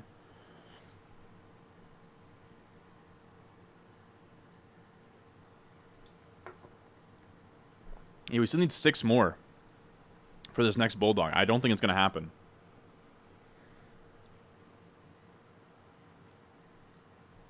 Henry, join in, man. Join in.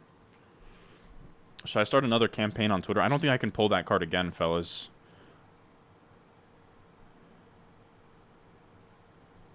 Ron needs 2 more. Who's a big dog with a half a stack for a draft right now? I do appreciate Scoob helping me out on Twitter, man. Scoob's the fucking man. I don't know if Scoob's still around, dude, but know that I'm a big fan of the Trill Withers show, man. I'm OG enough to know I know about the mixtape. I'm an OG. The mixtape, big fan of Coley Mick, big fan of Trill Withers. Scoob's a enigma, dude. Scoob's an enigma. I love Scoob. Been on the No Jumper podcast. Okay, Scoob's in here. But yeah, I've seen Scoob's interview on No Jumper, which is hilarious that he even found his way on there before Adam22 started just renting out his girlfriend.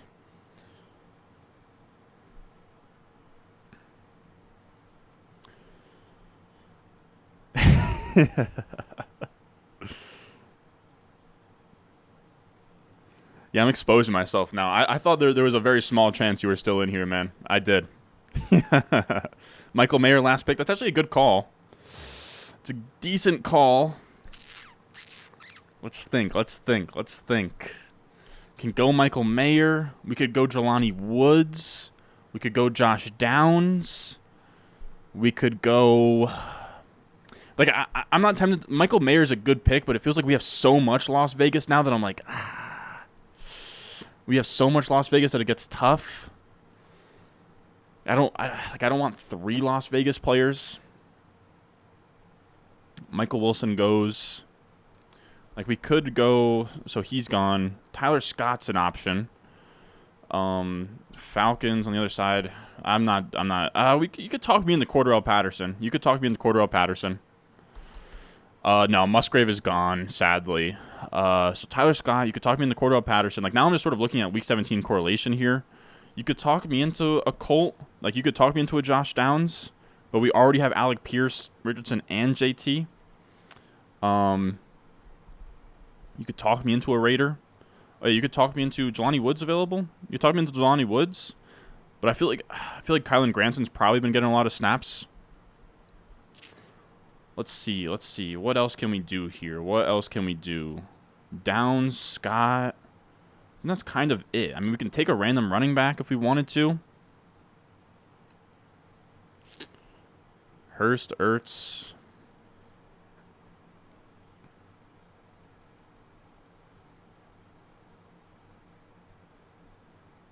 Anybody got any ideas? Because I got nothing. I got literally nothing. Yeah, Jelani Woods is sketchy to me because of the Kylan Granson stuff. You could talk me in as well to, like, if Hayden Hurst is just going to hang around. Wow, someone took Josh Downs. Come on, man. I'm not taking Calvin Austin. I'm not going Evan Hull.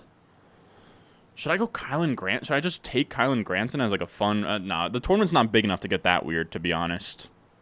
The tournament is not big enough to get that weird. And is Liam going to go 4 tight ends here? I wouldn't be surprised if he does. He goes Deontay Hardy. So we have Colts, Chicago. You know what, man? We could use another wide receiver.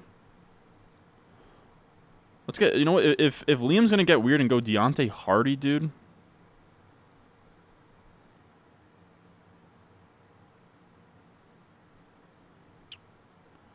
Yeah, let's just go best player. Let's go Hurts. Well, we can use those tight end points. Hurst is a good pick there. You can't convince me otherwise. I feel like to be honest, dude, I already peed on this stream once, but I'm debating peeing again. We're still waiting for 6 more on this Bulldog, man. I'm going to go pee, and then we're going to come back, and we're going to sort of figure out what the hell we're doing in terms of if we... I'm down to run up another draft, but this thing's not filling, dude. Oh, only 5 more to start. Only need 5 more. Only need 5 more for the next Bulldog. I'd love to do 2 in a row. I don't know that it'll fill, though.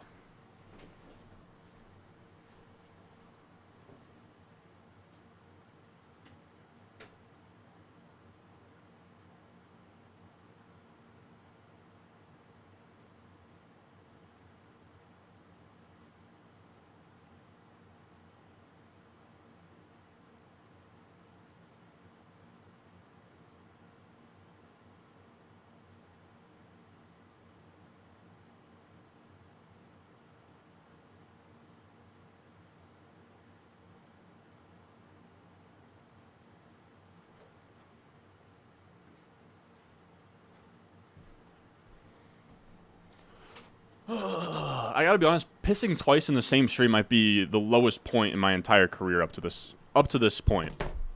People want me to rip a BBM and then another on... Dude, how long have we been streaming for, fellas? 2 hours, 45 minutes?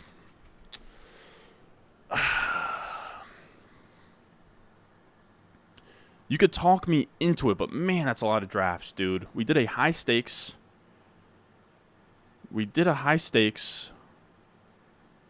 We then did a Bulldog here. Well, we waited a while in between. Let's think.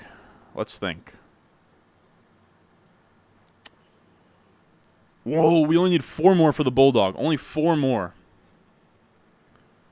Yeah, everybody chill out. Everybody... Oh, damn it, dude. He came in and went out. Come on, dude. Come on. This should be the winning draft scoop.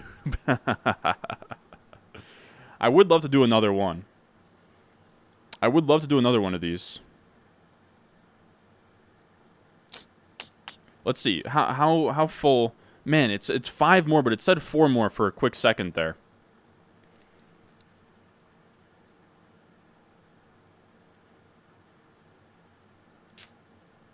Uber some Chipotle. Yeah, you're actually not wrong because I'm going to order food very soon here. Let's see though. We need 5 more. What can I do? I've already pulled the Rudman card. I've pulled the Scoob card. I don't know what more cards I have. I don't know what more cards I have to pull here. But I guess I will tweet something out. I've ran out of cards to call on. Like I can't ask Rudman to shout me out again. But we'll tweet something and see what happens.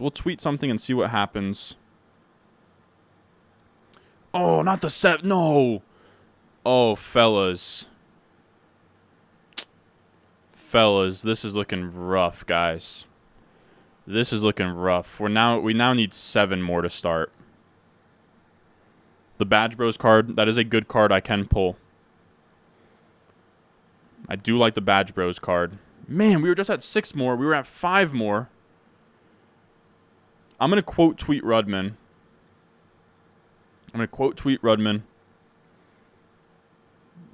Going back to back for the stream.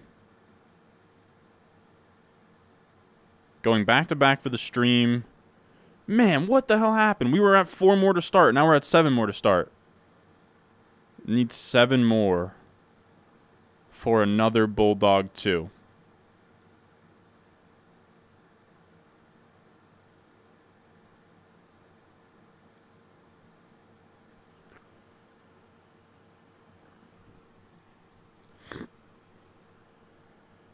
I don't know that Liam will do another one. That's really the issue.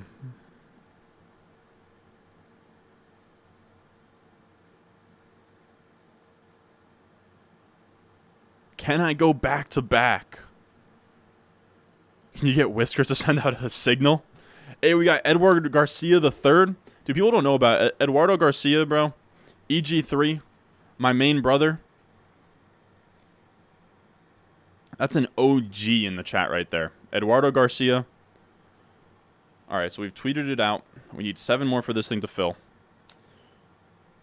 Oh boy, fellas. I don't know that this thing's going to fill, dude. I don't know that this thing's going to fill. I would love it to. What can we do? What can we do to get this to get going? We got the Scoob bump. Can we get a quote tweet from Rudman? Too bad it doesn't have it show how many spots open in these. Okay, so we got 6 more now. Let's think. What can we do? We need 6 more. Who can I beg to come on in? We need a... we already got the Liam bump. I don't think Liam's coming.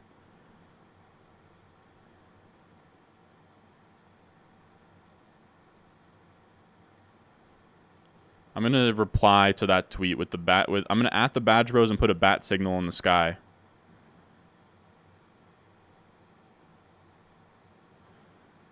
Badge Bros and all other degenerates, come on down.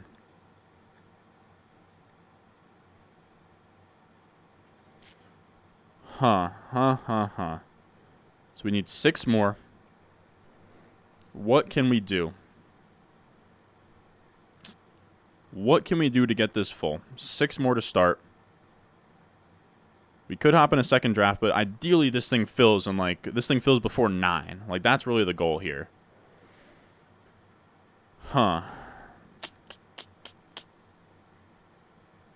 Let's think. 6 more to start. Who has deep pockets that I can DM? Again, I think Liam is out at this point. It seems like Liam was on to bigger and better things. Let's think. You're sure Pete isn't doing anything? Overzet? No, dude. On the weekends, Overzet is always doing something, man. He also has a very little child. Let's think. Who can we ask to hop in here? If any of you guys have deep pockets, we're in a underdog $500 draft here. If you want to draft with me, $500. What can you do to fill the draft? A 24-hour stream. You guys keep asking for a 24-hour stream. I don't know if I'm that guy, man. I don't know if I am that guy. But we are streaming for a couple hours here. We have tweeted out that we want to get this filled, so I do now feel obligated to fill it. I've now called on the Badge Bros again. There's only spots for like 10 more drafts. Yeah. Let's think. Who can we call upon? The guys at Fantasy Stock Exchange, they're not even in a... I don't even think that they're in a place that they can draft right now. So, I mean, we're waiting in one of these. We're waiting. We need 6 of 12. We need 6 more. Gotta be honest, I'm trying to figure out what should we do? What should we do? Because now I feel like I have to deliver. I want to do another $500 draft. We're now lounging back at this point because I don't know what the play is. I'm talking with you, boys. I'm down to answer questions while we wait. I don't want to hop into a full other draft because then at that point we might just do a... Oh, 5 more. We got somebody to join. Only 5 more. Come on. Yeah, I'm going to order Chipotle. That's actually a great idea. Maybe I should just make sure my mother didn't... Make sure my mother didn't do anything here in terms of making dinner. She does that sometimes and then I forget. We are close though. We only need 5 more. Yes, we got a Rudman retweet. Only need 5 more. Come on, if anybody's a high roller in the chat, come on down. Underdog Fantasy. This is what we're drafting on, fellas. Make sure, fellas, we have now sent the amount of money that we've spent in this stream, fellas. We have done a high stakes $350 managed league draft. We've done a $500 best ball. We're doing another $500 best ball here. That's like $1,300 in the span of like, what is this? 3 hours that we've been streaming. So make sure you leave a like on the video. That's the first thing you can do to help the boy out. The second thing you can do is check out Underdog Fantasy. Promo code Ron. I have like a little ticker in the bottom of the screen that just rolls through. Promo code Ron. Check out Underdog Fantasy. You don't have to hop in the $500 drafts. You can hop in the like $5 12-mans, the $3 12-man. Sometimes they have the low stakes tournaments you can check out. But make sure you check them out. Underdog Fantasy. There's a link in the description. There's a link pinned in the live chat right now across the top where you can click on that little hyperlink. It'll take you to Underdog Fantasy. It'll use promo code Ron. It'll match your deposit up to $100. And then you can hop in these drafts with us. Of course, not these super high stakes ones, but whatever you want to get into. 5 more. Come on. But we're probably going to order dinner here. I'm going to text my mother first.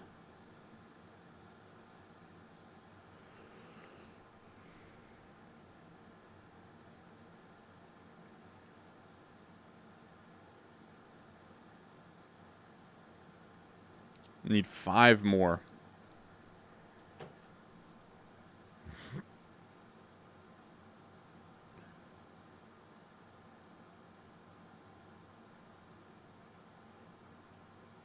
Time for another high stakes? I don't know. Managed leagues, we're really tapping out here. I'm making dinner at 9, my boy. You best get out the basement soon. I didn't say she was going to now make dinner, but sometimes she has dinner made that I didn't eat, and then I can just, like, reheat it. Texting the mother? Yeah, man.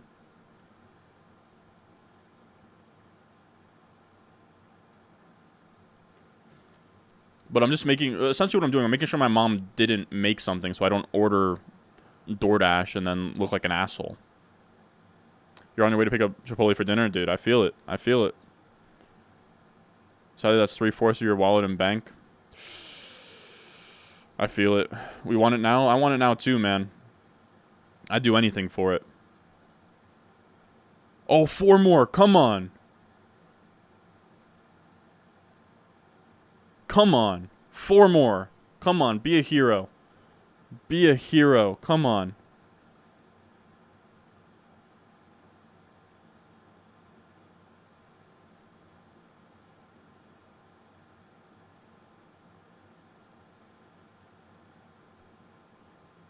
All right, we're now tweeting that out again. Come on.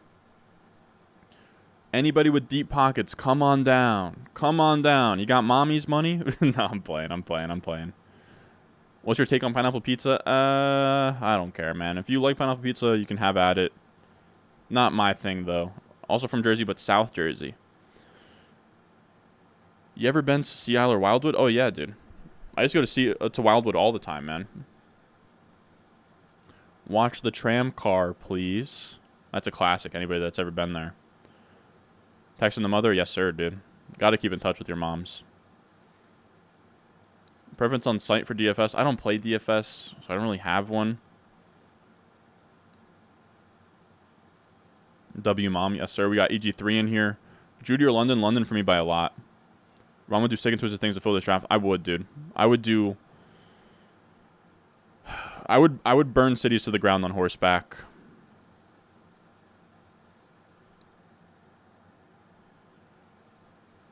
I'd pull an Anakin Skywalker. I would murder the women, the children. I would slaughter them like animals just to get 4 more in this freaking draft, dude. Just to get 4 more in this draft, I would do sick and twisted things.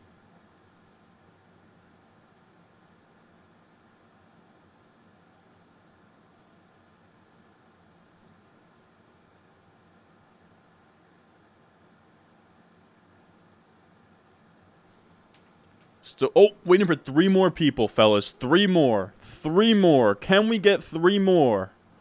Come on. You a Hoboken guy? I'm only 22, so I've only been out, I've only been going to bars like the last year and a half. I have not gone to Hoboken yet. How old is my man Ron? I am 22. I'm 22. What is the Pitbull that doesn't come up on my UD screen? Oh, that's just a slow draft I have going on right now. Thoughts on JT this year? I love him anywhere in the 3rd. If you got Kirk and Evans in the same tier but already have Godwin, should I go with Kirk to diversify or go with... if they're in the same tier, you can go with the guy to diversify. That's probably the play. Come on, 3 more. 3 more.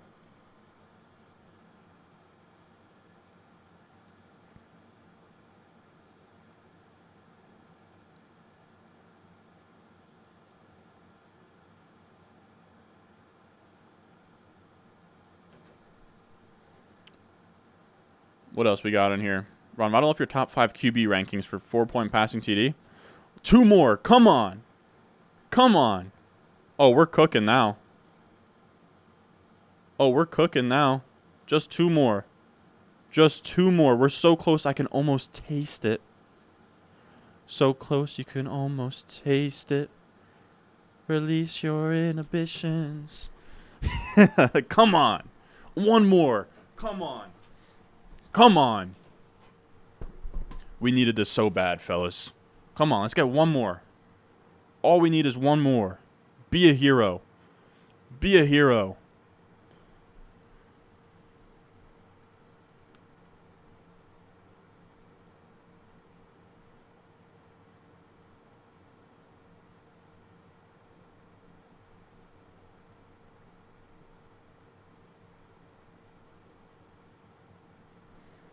Come on. Come on. And Anakin Skywalker is crazy, dude. I would. I'm sorry, man. I'm sorry. There's some... Look. Some people aren't as serious about fantasy football as I am. Look. I get it. I truly do get it, man. Waiting for 2 more? Come on, dude. Be great, man. Be a hero. How did we get somebody to leave, man? Okay, no, we still need 1 more. Come on now. 1 more. Be a hero.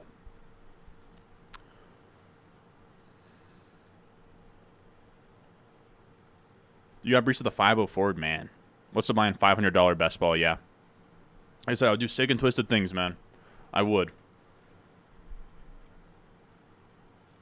Manifest that shit? Oh, we're manifesting it. Is this also 3rd round reversal? No. Feel the rain on your skin. Come on, 1 more. Let's go. Come on. Come on. We've manifested it. We got in here before 9 p.m. That was the goal. We've done it. How have we done it? And we are, instead of being at the 1 spot, we're at the 12 spot, which I don't know how I feel about that. Do I recognize any of these guys? I think that we drafted with Beretta James last time. I've seen Dave before. I think C-Set's an overzet guy, but I'm not quite sure. All right, so let's get this pulled up. Oh, man, I'm so hyped we got into one. I'm so hyped we got that. All right. But now we're at the 12 spot. So we just got done with the 1 spot. Now we're at the 12 spot. Not super great to be in the 12 spot, but I'm all right with it. We finally did it, man. We have finally did it. Just one more hero, man. You recognize Rent Free, huh? Rent Free. All right, interesting. Interesting. All right, but this is a $500 draft. We've been streaming for 3 hours now. We still have this draft to get done here. Make sure if you're here, you're tuned in, leave a like. And also, again, Underdog Fantasy. They are the best. Promo code Ron. Make sure you check it out. We have the link pinned into the live chat, the description, the comment section down below. You click it, it'll take you to Underdog Fantasy. It'll use promo code Ron. It'll match your deposit up to $100, and you can hop in here and draft with us as well. We've been drafting every single day since the Hall of Fame game. We plan to do it through Kickoff. So if you want to hop in these with me, we're not going to be doing $500 drafts really a ton, but you can hop in the more beginner-friendly ones, I'll say. We've been doing more of like the $5, $25 stuff. Just depends what Underdog drops as their tournaments. All right, but let's also order Chipotle, huh? That's what I've been meaning to do. I'd like to order Chipotle real quick. So nothing too crazy. Wide receiver hungry room. Get Ron to 500 likes. 500 likes would be sweet, but I think we're probably talking more like 200 likes at best here. But I do appreciate all you guys that have been hanging around, watching the stream. We've been going for a while today. I also understand, like, Saturday's kind of a down day for the YouTube algorithm, especially in, like, the football space. College football on, people have lives going on, so I do appreciate everyone that's out here hanging out with the boy on this Saturday afternoon. Like I said, I think the plan is to have 2 videos in a stream tomorrow because we did miss an upload today, but that's just because Saturday is kind of a punt this time of year, or just in general, really.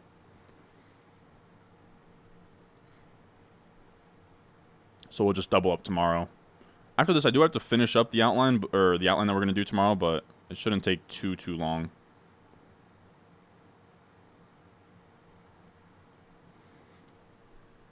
All right, so we're going to be on the clock here.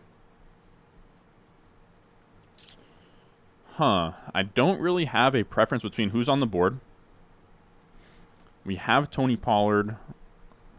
Amon-Ra St. Brown. So he goes Garrett Wilson.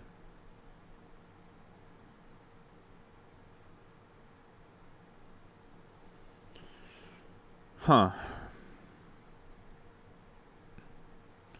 think I go A.J. Brown and C.D. Lamb here. I think I do. I think we'll go A.J. Brown and C.D. Lamb. They're just the 2 highest guys. They both have first-round ADPs. I don't really feel crazy about it, but nothing that I really like a ton on the board. You could have talked me into like C.D. Lamb, Amon-Ra St. Brown, but we already have a ton of those. C.D. Lamb, A.J. Brown just feels a little bit more rare. I don't know. I don't know that you guys are going to like that, but that's where we're at. Yeah, I think we're going to order something here. Dude, I might splash out, dude. I might splash out, if I'm being honest. Is there really no... I usually have a Thai food place that I like, but I don't think that this Thai food place is open. Damn, Thai food place is closed. Damn it. Damn it. I would have loved some Thai food, but... Alright, so that's off the table. So it's probably going to be Chipotle, man. I don't mean to... I should really be talking about what's going on the screen right now. I'm just trying to figure out if it's going to be Chipotle for like the 90 millionth time this month, but it probably is going to be Chipotle. I don't want Chinese food.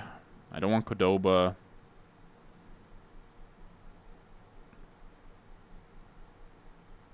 Yeah.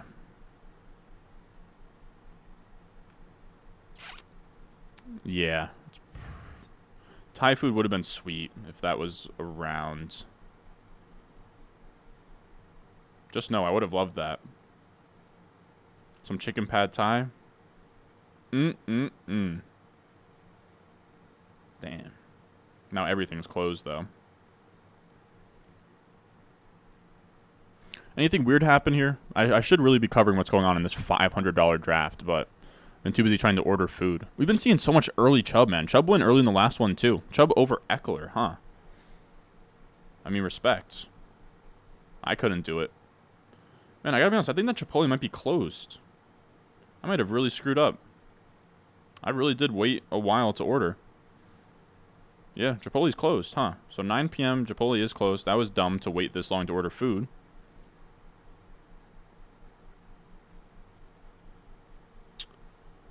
Huh. So now we have to really make a crucial decision here. I could try a different... Dude, the other Thai options look sus, though. The others... I would love some chicken pad Thai, but from a new place, man, can I trust them? Can I trust them?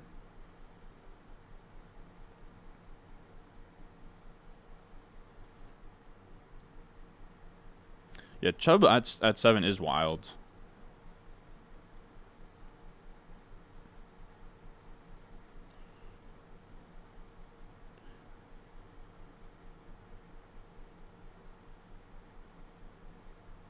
Thai jasmine cuisine. I just have concerns over if this is actually going to be good. I just have some concerns. Yeah, I'll chill on that. I'll chill on that, dude. God damn. Everything sucks. Everything sucks. We're saying Taco Bell is calling. Someone said Jack in the Box. Dude, EG3, I don't got Jack in the Box in Jersey.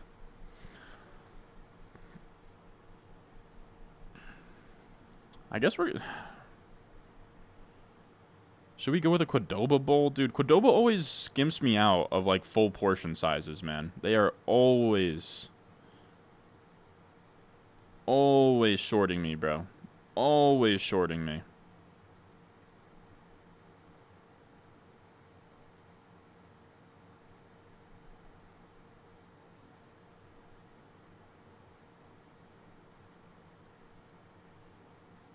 I have an idea. All right, let's actually focus up here. Let's focus up here.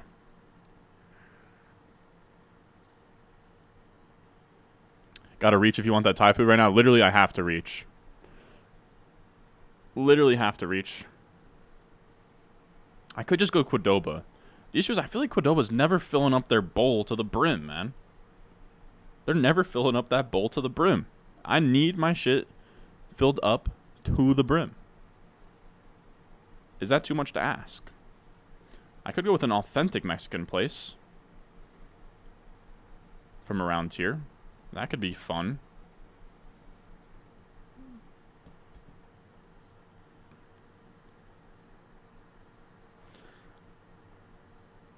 So let's see. Let's see. All right, so we're going to have to make a pick here. So the wide receivers already have our Lamb and A.J. Brown. We can kind of think through those stacks there. I would do sick and twisted things for Jahmyr Gibbs here. I would do that. And he goes. Okay, so never mind on that.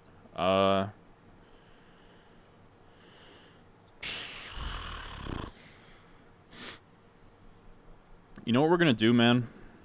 Like, I'm open to Cooper. I'm open to Keenan Allen. But you know what we're going to do here, man? We're going to put our nuts on the table in a $500 draft. We're going to go ETN. We're going to go ETN. And you could talk me into Amari Cooper here. You could talk me into Amari Cooper. Let's go Breece Hall. We're going to go ETN Breece Hall there. Little unorthodox double hero RB. Thoughts? Sound off in the chat, bro. Sound off in the chat, fellas. But yeah, I guess we'll go... Qdoba just feels like a shittier version of what I actually wanted. So, like, I'm almost tempted to just go with something else instead. But I don't want, like... Chinese food makes me break out sometimes. So I don't really want that, man. Yeah, the issue with the Thai place is that it literally closed. Yeah, it's already closed. Alright, forget about it. We're going to just go with Qdoba. I'm going to go with Qdoba and stop talking about what I'm going to order for food. Because you guys are here to watch a $500 draft, and I've just been waffling around this freaking app.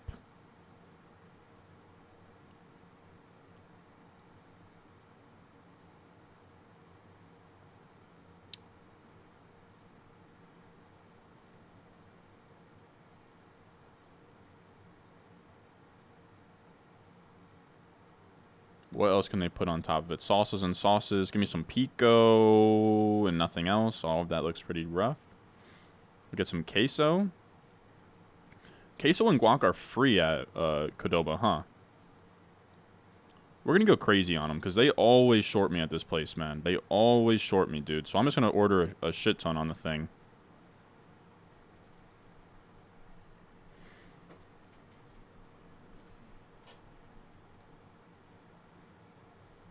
Alright, so we've ordered it. We'll see how this comes out.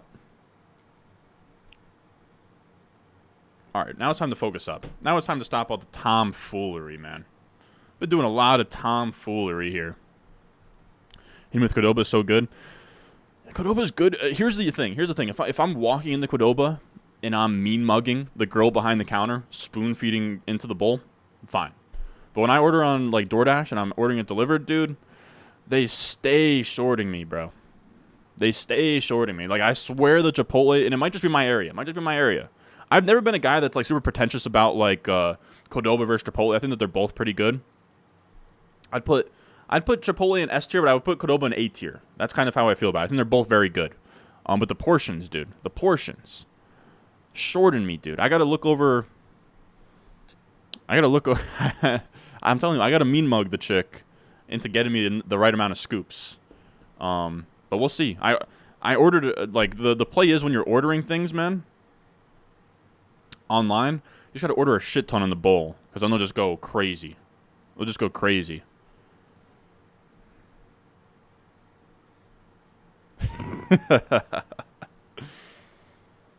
I do appreciate you knowing that I don't get gluten, but yeah, I do not eat gluten. You think you would have done one running back, one wide receiver? Yeah, the fall off on wide receiver is bad, but like, I mean, we already doubled up, you know? Like, I feel good about our wide receiver room no matter what now that we have A.J. Brown and C.D. Lamb. If Gibbs made it back, would you have gone Gibbs, Etienne, or Gibbs Hall? If Gibbs makes it back, I probably go Gibbs. You could have talked me into a wide receiver there. I know that's like weird calculus of like, oh, well, if you took Gibbs, why wouldn't you just take Hall or Etienne? But it probably would have been Gibbs, Etienne. But I could have also seen myself going like Gibbs, Amari Cooper, or one of the wide receivers.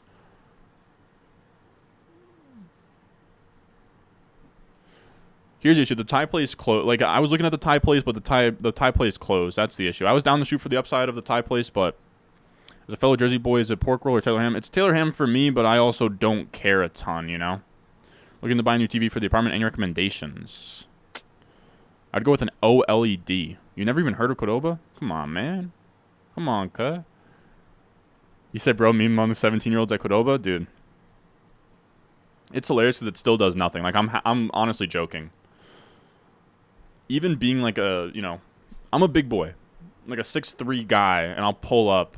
And I've seen them before give more food in the freaking bowl to, like, the little girl next to me with, like her mom. Like, it's insane.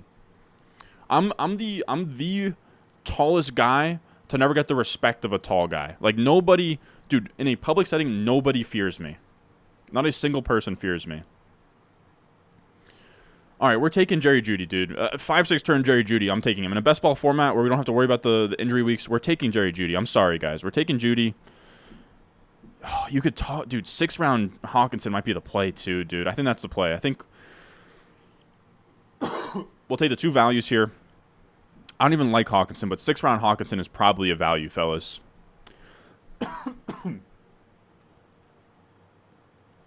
Like, Trevor Lawrence doesn't really stack with anything. Yeah, I mean, we're taking Hawkinson here. We're taking two guys past their ADP. I'm fine with that. I don't know how you guys are going to like that. You said you don't look tall? Yeah, I mean, I guess I don't on camera.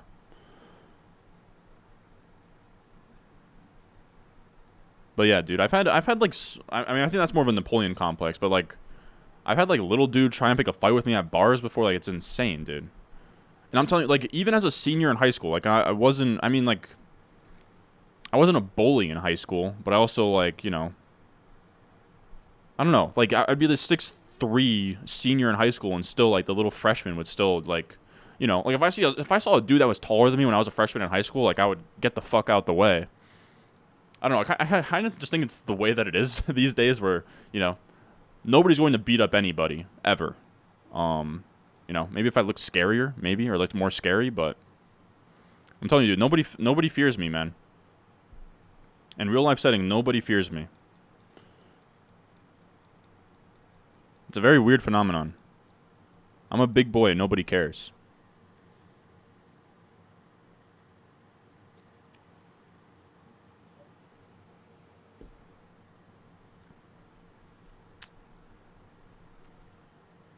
Sleeping on Hawkinson? Yeah, like I said, 601 Hawk, like, fine. Ron got his bulldog money from beating kids up for lunch money in school. Never really bullied anybody. You also gotta remember too, I'm like 6'3", I'm like 6'3", 210 right now. In high school, I've legitimately been 6'3" since I was a freshman in high school, just varying weights. Like, as a freshman, I was like 6'3", 160 pounds. By senior, I was probably like 180, 170.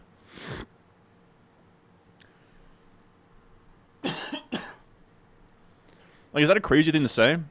I think it's just because I'm in my head more than most people, you know? But if I see a big-ass, scary guy, I get the hell out of the way. But, like, when I come walking in, like, nobody cares, dude. I've had little kids. I've had little kids even, like, you know, like a little toddler will come up and, I don't know. Nobody's scared, man. Nobody's scared of me.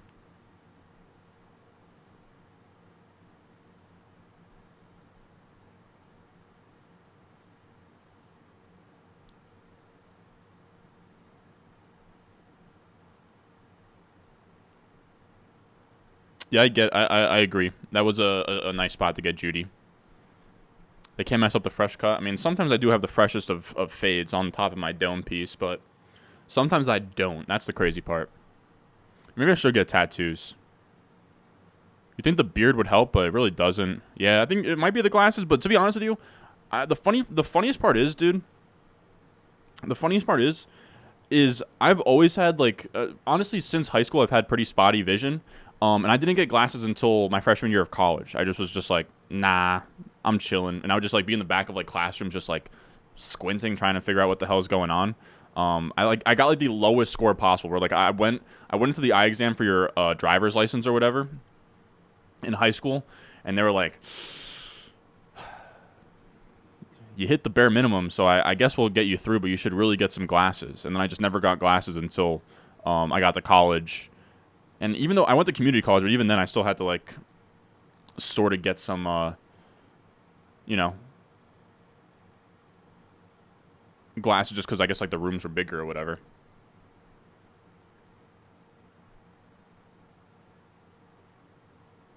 Get some tats. Yeah, that's on the to-do list. We'll get some tats in here. At least you know your place in this world. I do. Bro thinks he's Shaq. To the average person, 6'3" might as well be Shaq, but start pumping iron, my boy. Dude, I've been in the gym. I've been in the gym. I'm telling you, I've been in the gym. I thought you were like 5'8". Congrats on the height. I'm 6'3" for nothing, dude. I can't dunk. What else can I do at this tall height?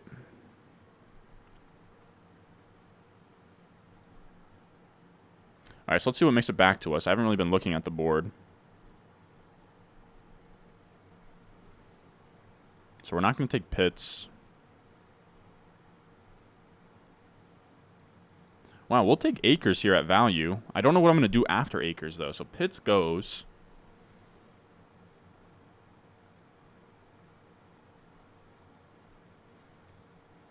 I think I'll take Michael Thomas.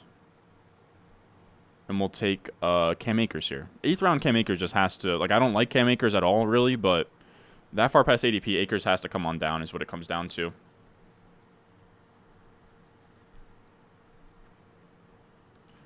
The curse cut from a while back. Yeah, dude. Real ones know about that. Contacts. You know what the funny part is about contacts, dude? Is like, I've tried to get contacts twice now. Okay, so you guys gonna laugh at this? I've tried to get contacts twice now, and I have an eye doctor that I go to. She's actually my one of my childhood friends' mom is my eye doctor. And the last 2 times I've gone, I'm like, maybe we should look at getting contacts. And the issue is that I guess some eyes are more round than others, so you kind of need to get fitted for contacts. And I'm, for lack of better words, I'm a pussy, okay? Like, in terms, like, putting stuff in my eye with my own hand is, like, one of the toughest things in the world. And, like, this lady twice now has, like, strong-armed me, like, gone over the top, tried to put a contact in, and, like, I'm like, trying to keep my eye open, and it's, like, not working. And just, like, she just gave up twice. She gave up on me twice. Like, I was like, can you do it? I tried to do it. It wouldn't go in. I failed. I'm a failure. I tried to put contacts in at the eye. If it was just me in my own home, I could do it. But she said that she needs to, like, fit them or whatever. It's embarrassing, dude. I've tried now twice. This poor lady's, like, got me in a freaking headlock trying to put contacts in.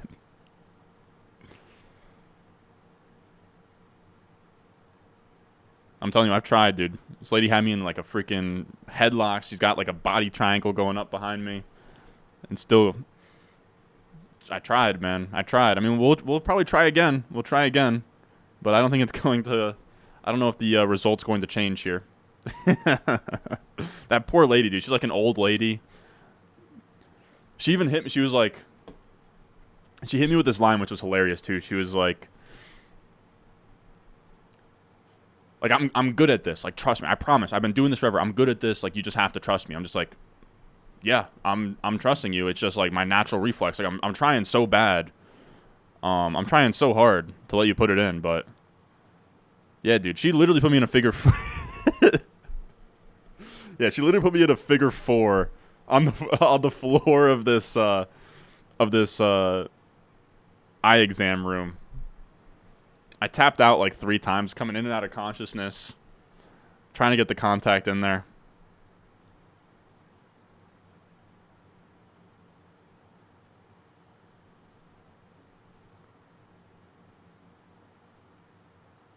I agree. I'm a similar way, dude. I struggle my ass off with contacts, dude. LASIK was $3K, dude.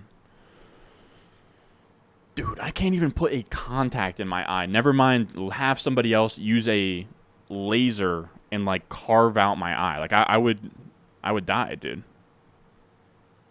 Like I said, I'm a bitch, man. I just am. I hate to say it. I am. Lasers in the eye, pretty crazy. $1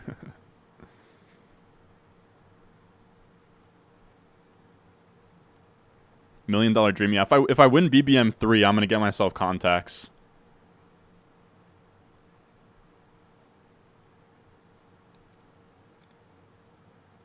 Hey, yo, I tried hard to let... Dude, I tried as hard as I could to let her put it in, bro.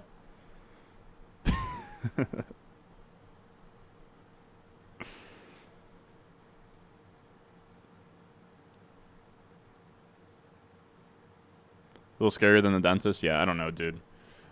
I'm telling you, yeah. I'm telling you, I could do it, exactly. I could do it myself, dude, but she was being really weird about, like, the aspect of, like, everyone's eye is different. It's not a one-size-fits-all thing. So, like, she needs to put it in, see how it fits, and then give me the proper, you know, concave, convex, flat, whatever. And the last 2 times that she's tried to put the contacts in, it's been a shit show, dude. It's been a shit show. It's tough. Anything weird happened in this draft? I should really be commentating more on this draft, but I do enjoy just talking with you guys, shooting the shit. Let's see. Connor, Kamara, Sky, Deshaun, A-Rich. Nothing stands out. B-Rob. Something's been moving up boards with Judy, but I don't know, man.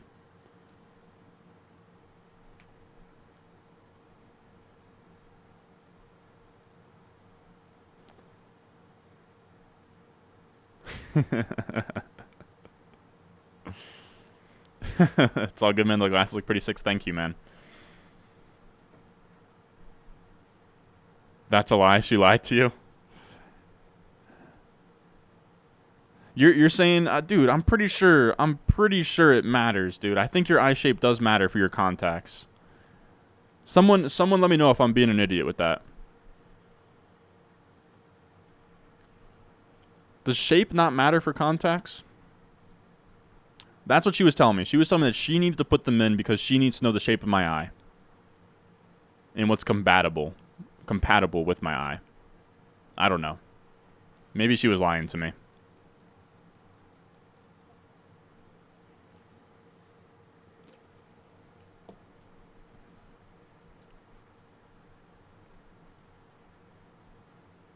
Let's see. All right, so we're going to be back on the clock here. I got to think about what I want to do. Very obvious pick here. All right, I got some ideas.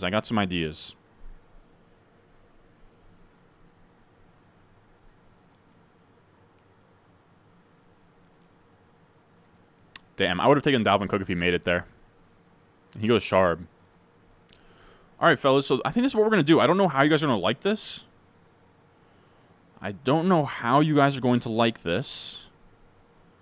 But I think this makes some sense. I don't really love what's on the board here.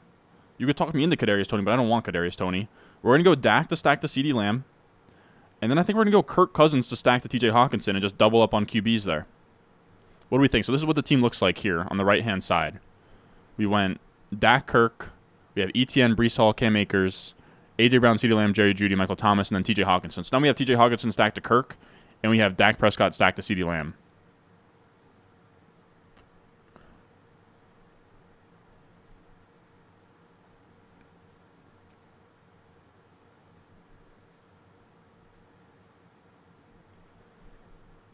Best draft position in a 10-man and 12-man. It's tough to say, man. They all kind of have their own positives and negatives, so I don't know.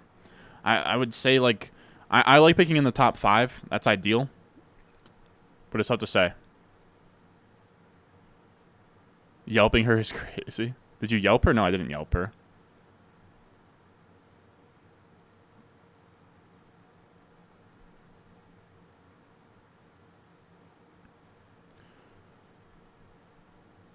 Do I have an astigmatism? I don't think I do. I have special contacts. I have astigmatism. If your cornea has a spherical shape, astigmatism contacts may be uncomfortable in your eyes. I don't think I do, but I think she was trying to see if I did, if that makes sense. I don't know.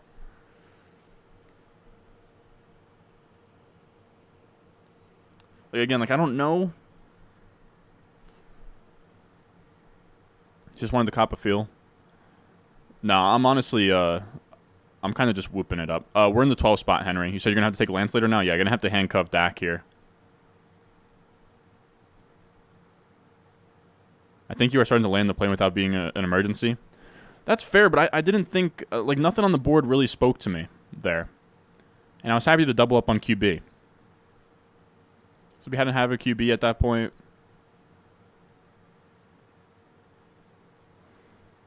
Oh, Henry, you're talking about that guy that is in the same draft as you. That's my bad. I don't know, like, my bad for assuming you couldn't see. 2 Hawkinson shares today? Yeah, man, on the same stream too. Both high stakes. I hate it. But I mean, he fell to me in the 6th round in both times. Like, I'll take it. Was there any cupping? Not from her end. No, this is like an old lady. That's the mom of my friend.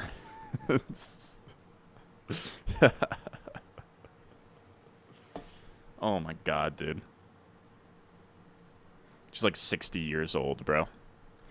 I will say, there's something to be said that maybe I could just go to a different eye doctor and she would just be like, okay, here are some contacts. You can just put them in at home. Maybe that's a thing that happens. But this eye doctor that I had was very determined that she needed to put in contacts to figure out what my eye shape was, to figure out what contacts I would be compatible with. But it seems like you guys are saying that's a lot of nonsense here. So I don't know.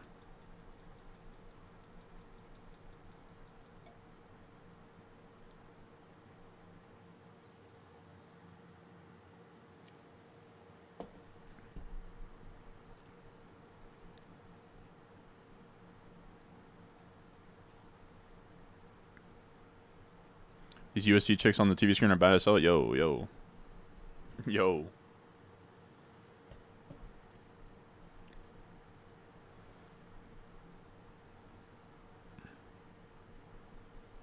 Marvin Mims, 75-yard TD. Damn.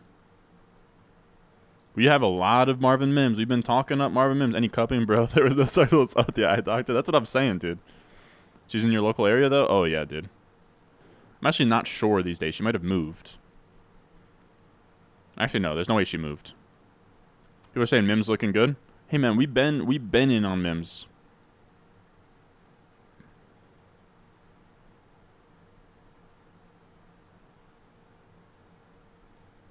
You got your 12th draft preference? You hate to see that. I will say the draft that we did before, Henry, the NFC one, I honestly didn't. Well, Robert Saleh announced that the Jets' starting right tackle is Mekhi Becton. Love to hear it.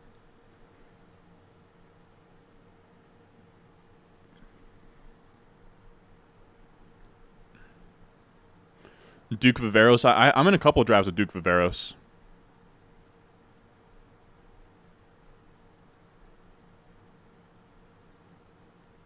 Yeah, that's pretty much what I've been on. Is that's what she was saying, that she had a couple of different shapes that she wanted to try and put them in and see how they do. But I couldn't even get one of them in.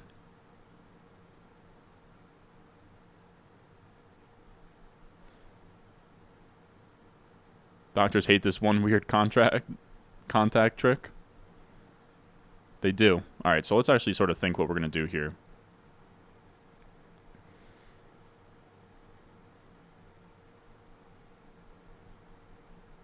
We have to start thinking about wide receiver here.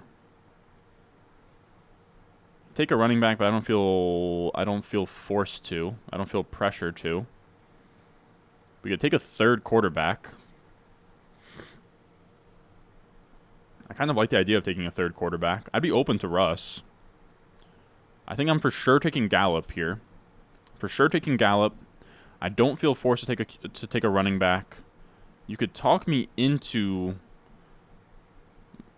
Aaron Rodgers out of value here, but I'm not going to stack him with like Conklin and McCole Hardman. So let's go Gallup for sure. We'll stack him up with Dak. You could talk me into one of these running backs, but we only need like 2 more running backs. And I don't feel really a ton of pressure to take any of these other ones. So I think we're going to take Russ here. Yeah, we're going to take Russ here. And that will be done at QB. I know you guys can be like, why do you take so many QBs there? Like, we skimped out on QB. This is a setup where you want a high floor. So I'm fine taking 3 quarterbacks like this round 9 to 12 range and just being done with it. All of them are stacked. All of them are good to go. I don't know. I don't mind it.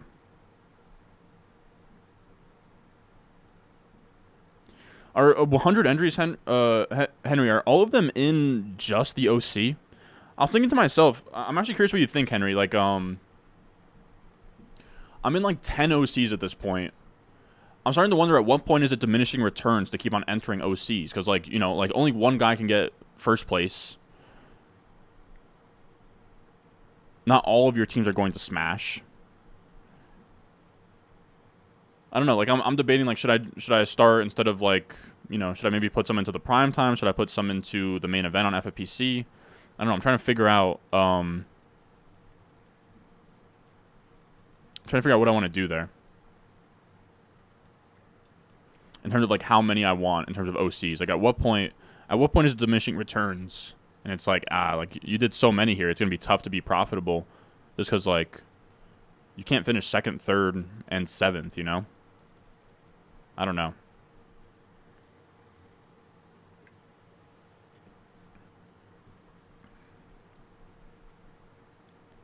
I'm hoping watching Ron do 10 to 20 NFC drafts at this point.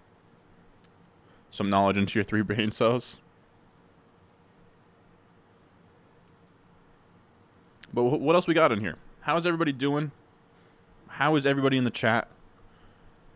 Hanging out on this fine Saturday night.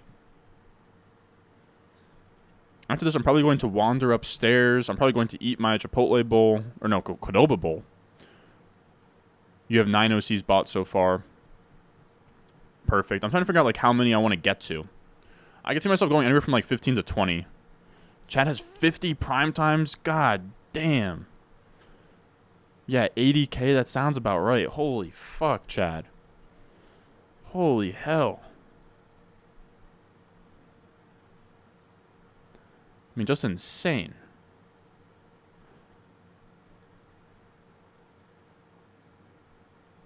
You said anyone I should look out for? I've never done fantasy and my draft is in 30 minutes. Holy shit, dude. Anyone you should look out for? That's a really broad question. I like Breece Hall.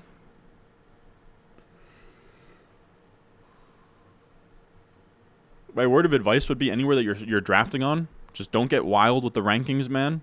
Do not get wild with the rankings. Like if you just literally draft off the rankings, or not even just draft the guys that you don't have to scroll down on the rankings to do, and you'll be all right. What's the Qdoba wait time? Qdoba, it says Qdoba's going to get here anywhere from 9:55 to 10:03 right now. So like another, probably be here in like 20 minutes. As a Bijan truther, would you ever take him 101 now? The highest you could talk me into drafting him is like 104.5 PPR. I still have a really tough time taking him over McCaffrey. But I don't hate the call.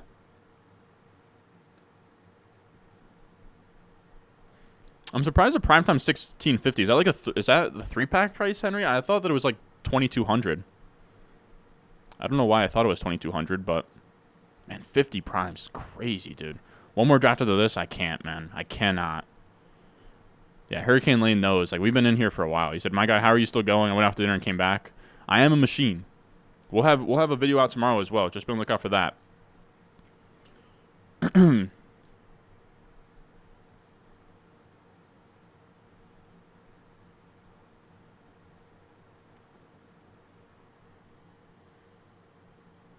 But what else you guys got going on? We got to focus up ever so slightly here. 156 is this pick number. We have Dak, Minnesota, and Denver. I don't feel a ton of pressure. I think we could take a Dolchich. We could take a Jaden Reed. I think those are the two that I'm looking at here. Probably Dolchich and Jaden Reed.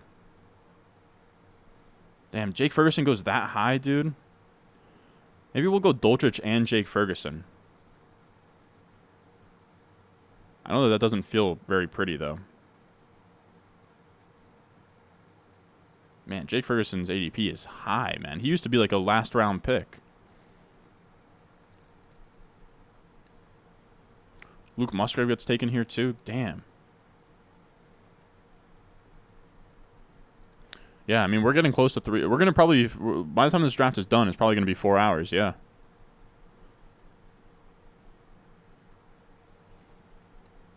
So I think we definitely go Dolchich.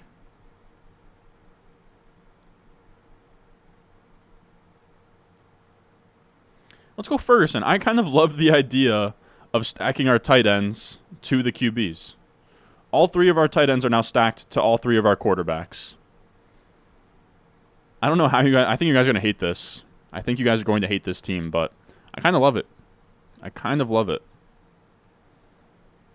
Probably going to end up with a 3-5-7-3. Which I think we can get away with on this team. I do.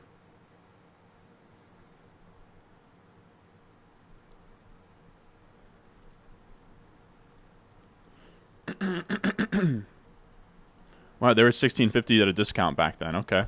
I like that you buy them ahead of time.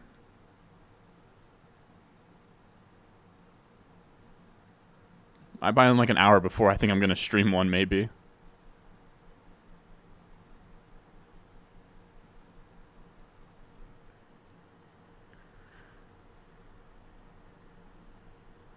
I love stacking the tight ends or my back end wide receivers. Yeah, I agree. I was looking at Reed as a bring back in the Week 17 game versus Kirk. But I like this setup. I imagine Mims is already gone. He has to be gone at this point. Was Mims hanging around and I was just overlooking him?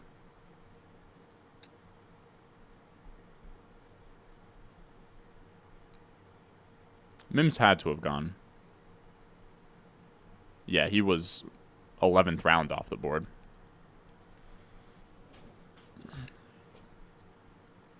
Carlson from 62. I will say I think I took Chiefs kicker over Raiders kicker in one of our recent high stakes. I wish I did Raiders kicker. I will say that.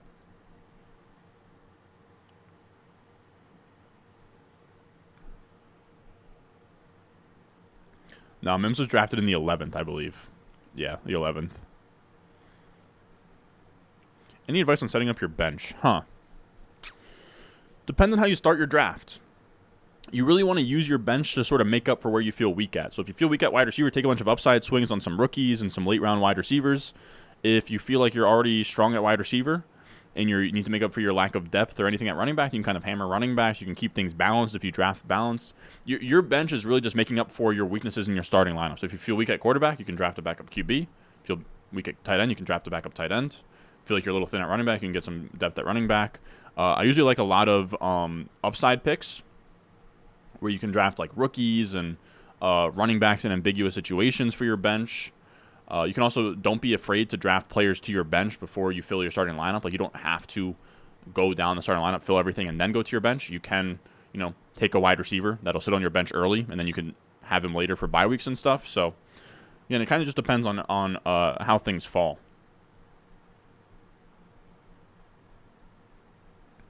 Yeah, that is a late Rondo. People are pretty out on Rondo.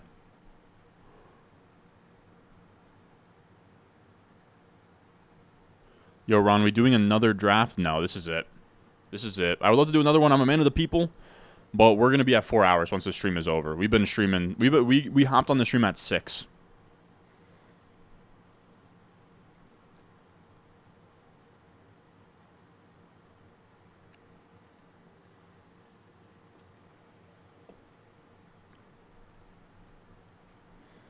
Hey, Ron, have a keeper draft tomorrow. Best available is Bijan, Kelsey, Saquon, JT, Henry, and Jahmyr Gibbs. If it falls to Henry versus Gibbs, and you can keep them for 3 seasons, then Gibbs by a lot. Thoughts on Michael Mayer this late in the draft? I do love Michael Mayer. I mean, not on this team because we already have 3 tight ends, but thanks for the long stream tonight. I'm not sure how many more I'll catch. Yeah, good luck on all these drafts you're going to be starting up. I imagine some of them are on RTS, Henry. I know you outlined your cut line, OCs, prime times.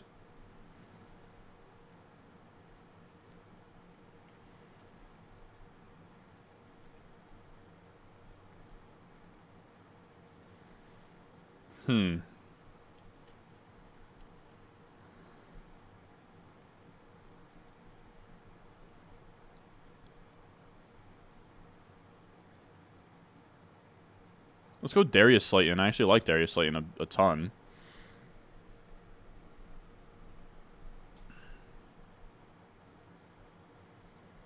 We have Vikings, Dallas, Denver. Well, let's go Deuce Vaughn, man. I don't know what to expect from Deuce Vaughn. All right, so let's go Chuba Hubbard. I actually like Chuba Hubbard a ton. He gives us some correlation with Jaguars. I will say, I wish I had more Week 17 stuff going on. Like, we have nothing. We don't have any Detroit on the other side of Dallas. We don't have any Green Bay on the other side of Minnesota. And we have no Detroit or Chargers, yeah. So that sucks. I would like more Week 17 stuff in there, but that's not a big deal or anything. Just a preference. We'll put ourselves in the top left here.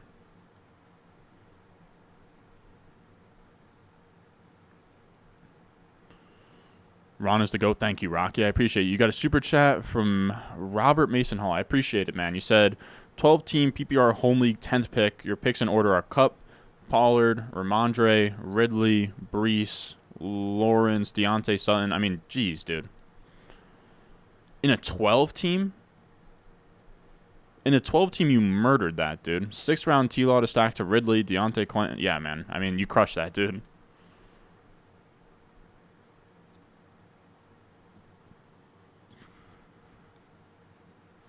What did you say about Jacobs' news earlier? I mean, I was kind of assuming that he was going to play. I moved him up a little bit, but he's a guy I'd probably take in the early third.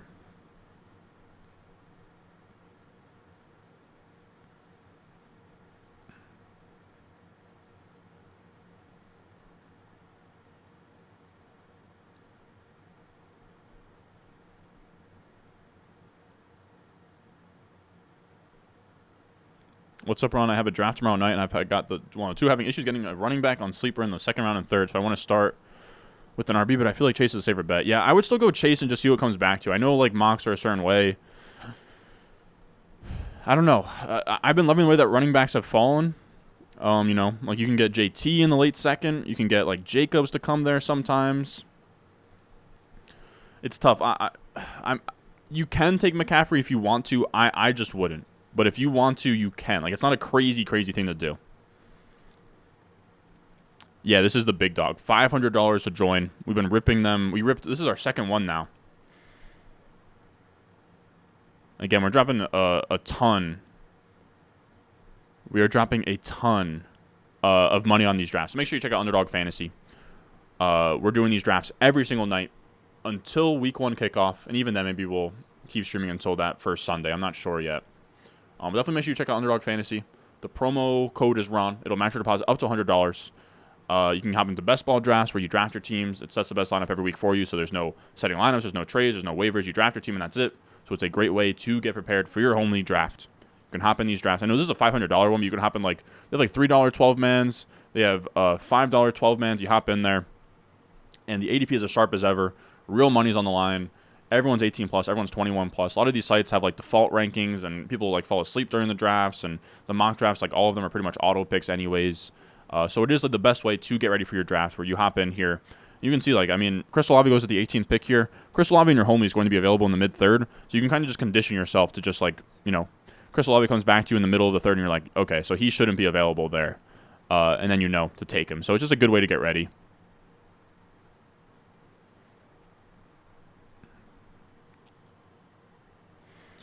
Took a Bijan at 5 in my home league today.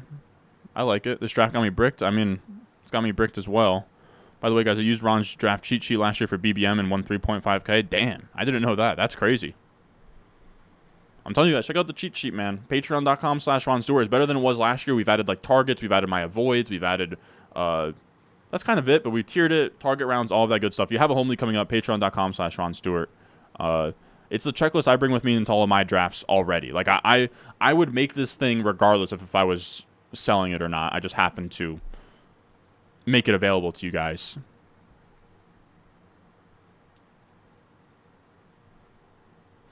Do you watch other fantasy YouTubers for their take/content ideas? If so, who?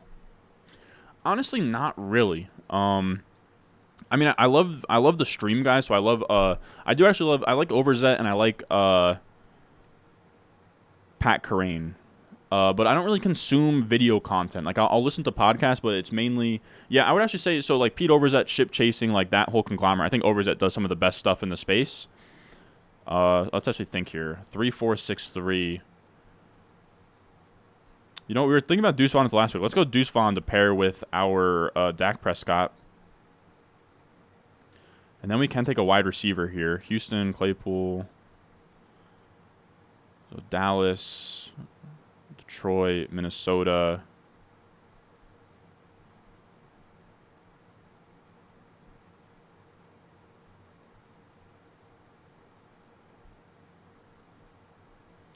And we'll take a Josh Palmer, man, just in case if, like, Quentin Johnson isn't the guy that we all want him to be. Josh Palmer's on the other side of that Denver game. Maybe he's out there in 3 wide receiver sets running routes. And he makes me eat my words when it comes to QJ.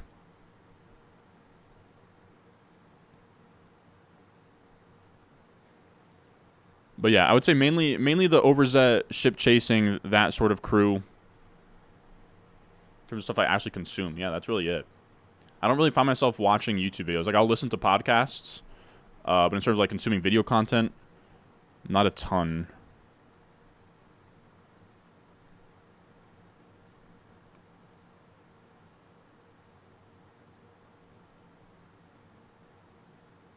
Yeah, ETR does good stuff too. But, all right.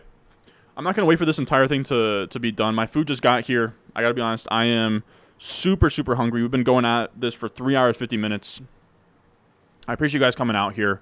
We'll show the final team right here. But it's a weird team. It's a 3-5-7-3. We go 3 quarterbacks. We have Dak stacked to CD. We have Kirk Cousins stacked to Hawkinson.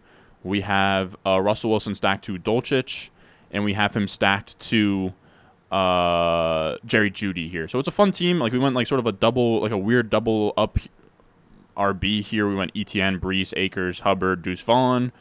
It's a solid team. It's not my favorite team of all time, but it is a fun team we're looking at here. But again, I do appreciate you guys coming out here. As always, make sure you're checking out Underdog Fantasy. That's what we just drafted on. We just did a couple high-stakes drafts on there. We did some redraft high-stakes stuff, unmanaged. So again, Underdog Fantasy, promo code Ron helps the boy out a ton. Matches your deposit up to $100. And then, of course, if you have a home league coming up, we have the Patreon as well, patreon.com/Ron Stewart. But if you can't support there, I do appreciate you guys just hanging around in the chat, leaving a like on the stream, being in the live chat. You guys are the best. We'll be out here tomorrow. We're going to stream tomorrow. The goal is to get 2 videos up tomorrow as well. So be on the lookout for that. As always, I appreciate you guys, and I will see you guys in the next one.